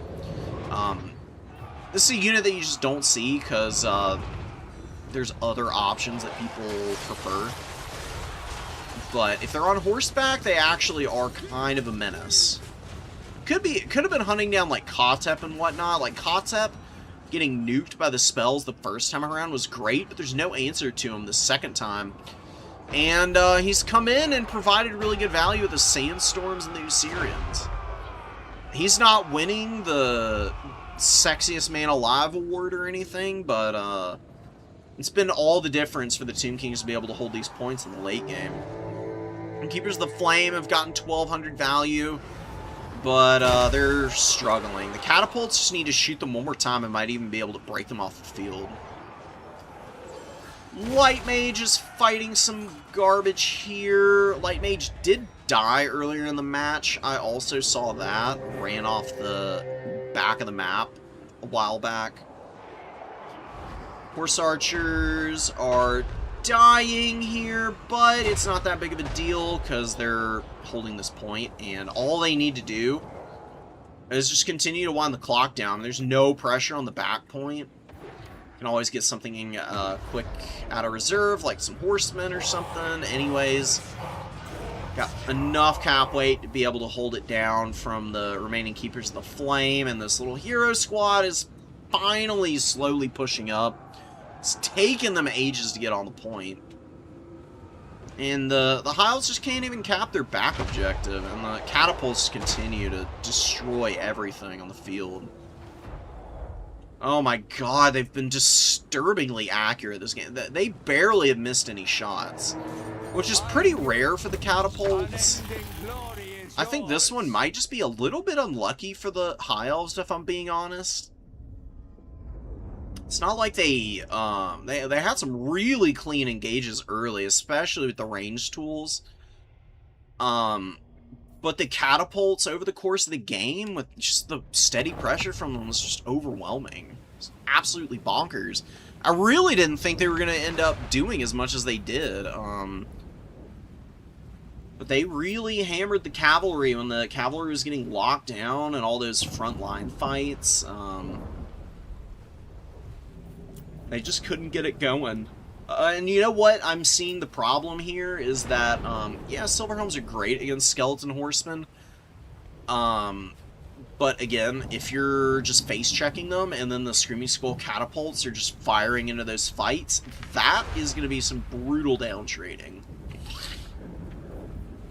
And you got the Necrotech contributing a lot of damage. You don't have a big character to bully the Tomb King's units. You don't have anything to kill the Necrotech. You don't have anything to kill Kotep. You're really relying on this Archer Corps to do all of that for you. Eventually you run out of Master of the Mist. Eventually you run out of nets. And when all of that was offline, eventually these guys just got run down by the cheap, crappy cavalry. And there's not enough line-holding potential in this High Elf army. Huge kudos to Shishi for staying in that one. I would have possibly tapped out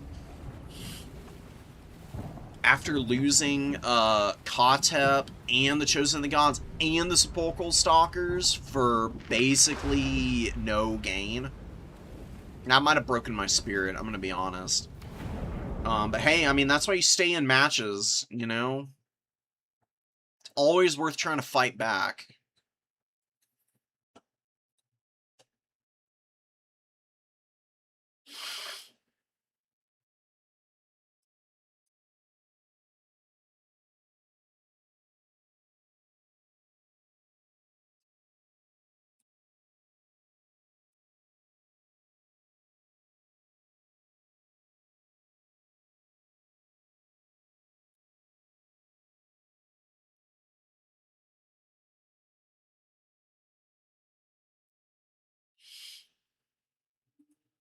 Yeah, magic attacks in an area is actually pretty strong because,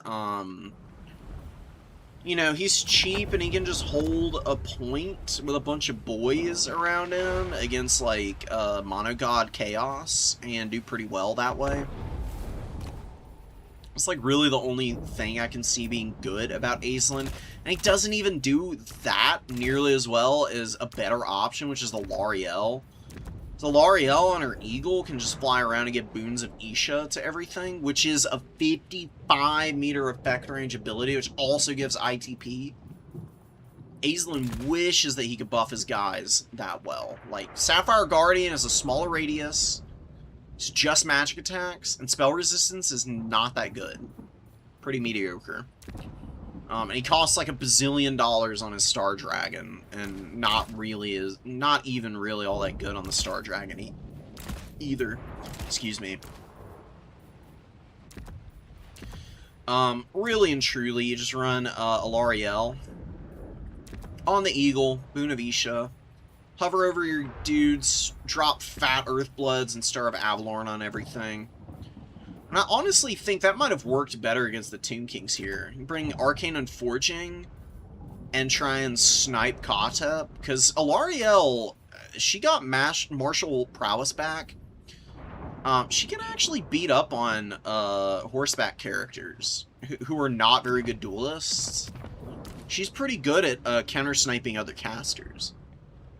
She's a little bit like Malagor in that respect. And she can beat Malagor because of her healing.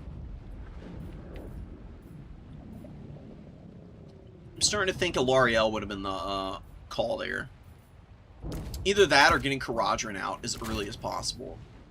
Caradhran on horseback against Tomb Kings is really gross. So strong. I actually think he's better on his Thilmar steed than his Big Eagle. He's so much cheaper. And he's still got all of the combat potential on horseback that he does on the big monster. He just, you know, doesn't have the slow on the fire damage. Oh, he does have the fire damage. He doesn't have the magic damage. Which is rough, but isn't that bad of a thing. Against Tomb Kings, you don't need magic damage that much. Flaming attacks are really good against their lords anyways. You can always get the flammable effect from Phoenix Blade. And he's always got Mark of Asturion active, since he's always grounded when he gets below 25%. And this Mortis engine is disgusting. Mark of Asturion, if you just actually know how to use it by positioning him near fights when he's low HP, he can do some disgusting work with this. It's really hilarious how effective it is. And the nice thing is that you can combo him with Alariel, who can... You can just let him get low, and then you can just Starve Avalorn or Earthblood him back up to health. He can go back over the threshold, get into some more fights, go back below to trigger this again, and just go right back to Mortis Engineering blobs to death. The, like, 2 or 3 games I've used Caradhran in against Tomb King specifically, massive value just from being on horseback. I mean, I'm talking, like, 3-4K value even.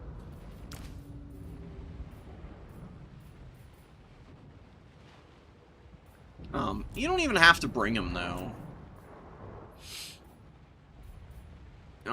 You can also go Arcane Phoenix if you want to. The Phoenixes are pretty good against Tomb Kings. Emberstorm is really good at just nuking blobs of skeletons. It's really not that bad to use against skeletons either, as long as you're hitting multiple ones. Just think of it this way. A single Emberstorm on 2 Skeleton Spearmen who are blobbed up near one another is going to get you about 400 gold for the Vortex. It don't cost any WOM. It's basically free. And, you know, that's about 25% of the value of an Arcane Phoenix just from one Emberstorm against a bunch of crap. If you hit something expensive with an Emberstorm, you can kill it almost outright. This does a maddening amount of damage. It is so strong. And because these guys are really fast flyers, there's really nowhere safe for combat ineffective character like Kotep to hide. He's got to basically be babysat by Necrosphinxes and like hiding in blobs of cavalry at that point. And that comes with some contingent risks, because there are tons of ways for high elves to kind of counter that. I just think that that build didn't offer enough initiative elsewhere on the battlefield. It was just like kind of a come at me bro build, and that doesn't really work against Tomb Kings that great. Tomb Kings suffer against pressure, and if they just get to sit back and blast you with shooting all game, that's just where they are gonna outvalue you eventually. We saw it last match. Yeah, Tyrion and Horse Caradhran, Dragon Emmerich. Yeah, Dragon Emmerich with some heals is kind of cool. He can do some work.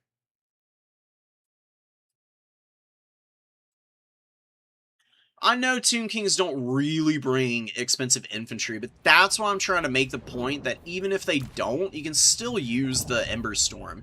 You can use it on the horsemen even. It's actually really good at killing cavalry, because the Vortex locks models into place like Pit of Shades does. And it does better damage than Pit of Shades. Yeah, actually, like against lower armor stuff. Pit of Shades has 100% AP, this is 50%. But this doesn't need to be overcast and use WOM, like I said, so the 3 uses, whatever you get out of it, as long as it's not totally whiffed, is going to be pretty nice. And these things are good enough combat monsters to still get you about 1800, even if all they do is just use their melee attacks. We've also got fire resistance and some Fizz Res, which is nice, because Sinks of Uskef Come over here. Yeah, it circumvents the Fizz Res on the Phoenix, but it does fire damage. And the Phoenix has a chunky amount of fire resistance. 40% is a ton.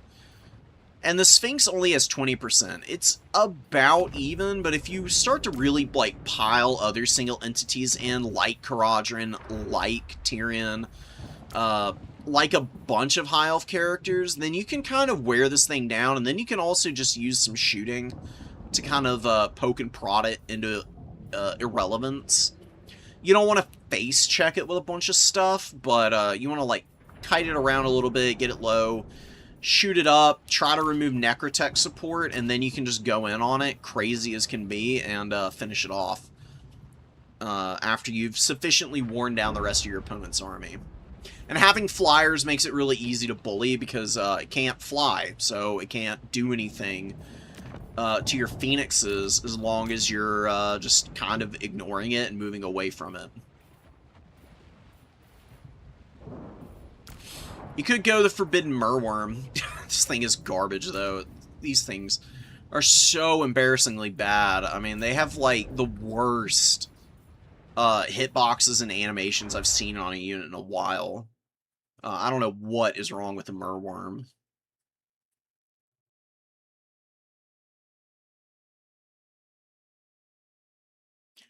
Yeah, the Tomb King's player brought one Necrotect with Van Braces on the Chariot.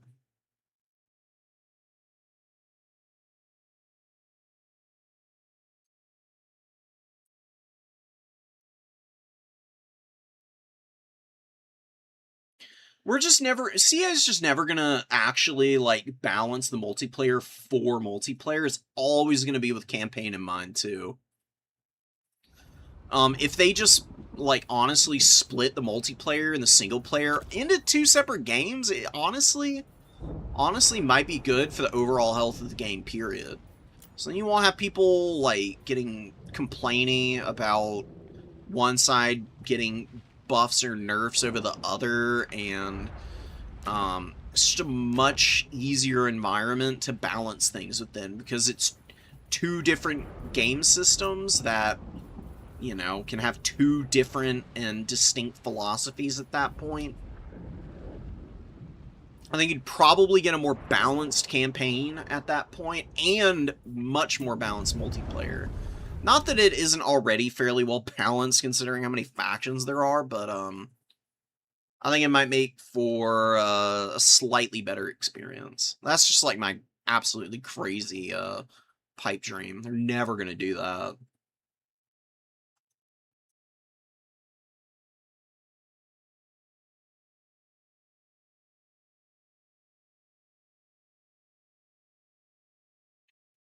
Alright. I'm gonna go. We've been rambling for a bit here at the end, but it's just nice to kind of chat with you guys. Kind of close things out. Yeah, and that is true. Balance changes usually are because of multiplayer. It's very rare that they balance for campaign. Campaign just, I mean, you break the game anyways in the first 20 turns with 80% of the factions. Yeah, exactly. Past turn 30, there is no balance. Like, it's kind of pointless to try and balance for campaign, in my opinion, but I do see them drop some buffs and nerfs specifically for campaign. Usually it's more of the overworld campaign mechanics, though. Like nerfing Torox's, like, infinite movement, fighting battles and stuff like that. You know.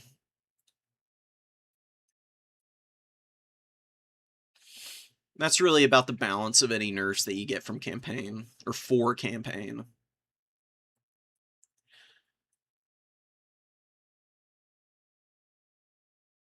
Yeah, balance is more noticeable and important in multiplayer.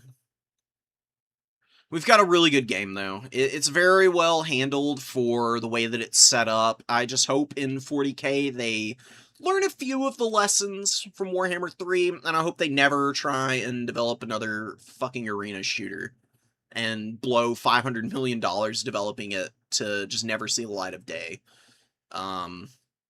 Please no more hyenas, CA. I actually do appreciate you guys. I would like for y'all to be around. Blowing $500 million for something that never got released and earn you any money is kind of wild, and I don't know how they survived. That would bankrupt like 9 out of 10 companies, I think. I think the only reason they're still around is because this is such a cash cow for them.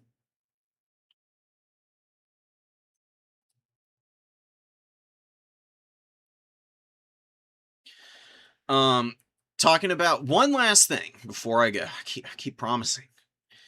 The power creeping campaign is really evident in certain characters and factions. Like T'Challa, whether you are playing as T'Challa or it's just the AI playing T'Challa, absolutely broken freaking character and like campaign effects. It's horrifying to run into her. If she's like going past turn 30, then you're screwed if you run into her, because she just absolutely wallops armies all by herself. And then you add on the fact that Slanesh, already borderline broken in like multiplayer, just vanilla stats, gets buffed up into the absolute stratosphere with some of the most ridiculous campaign effects imaginable. Yeah, campaign creep is crazy with her.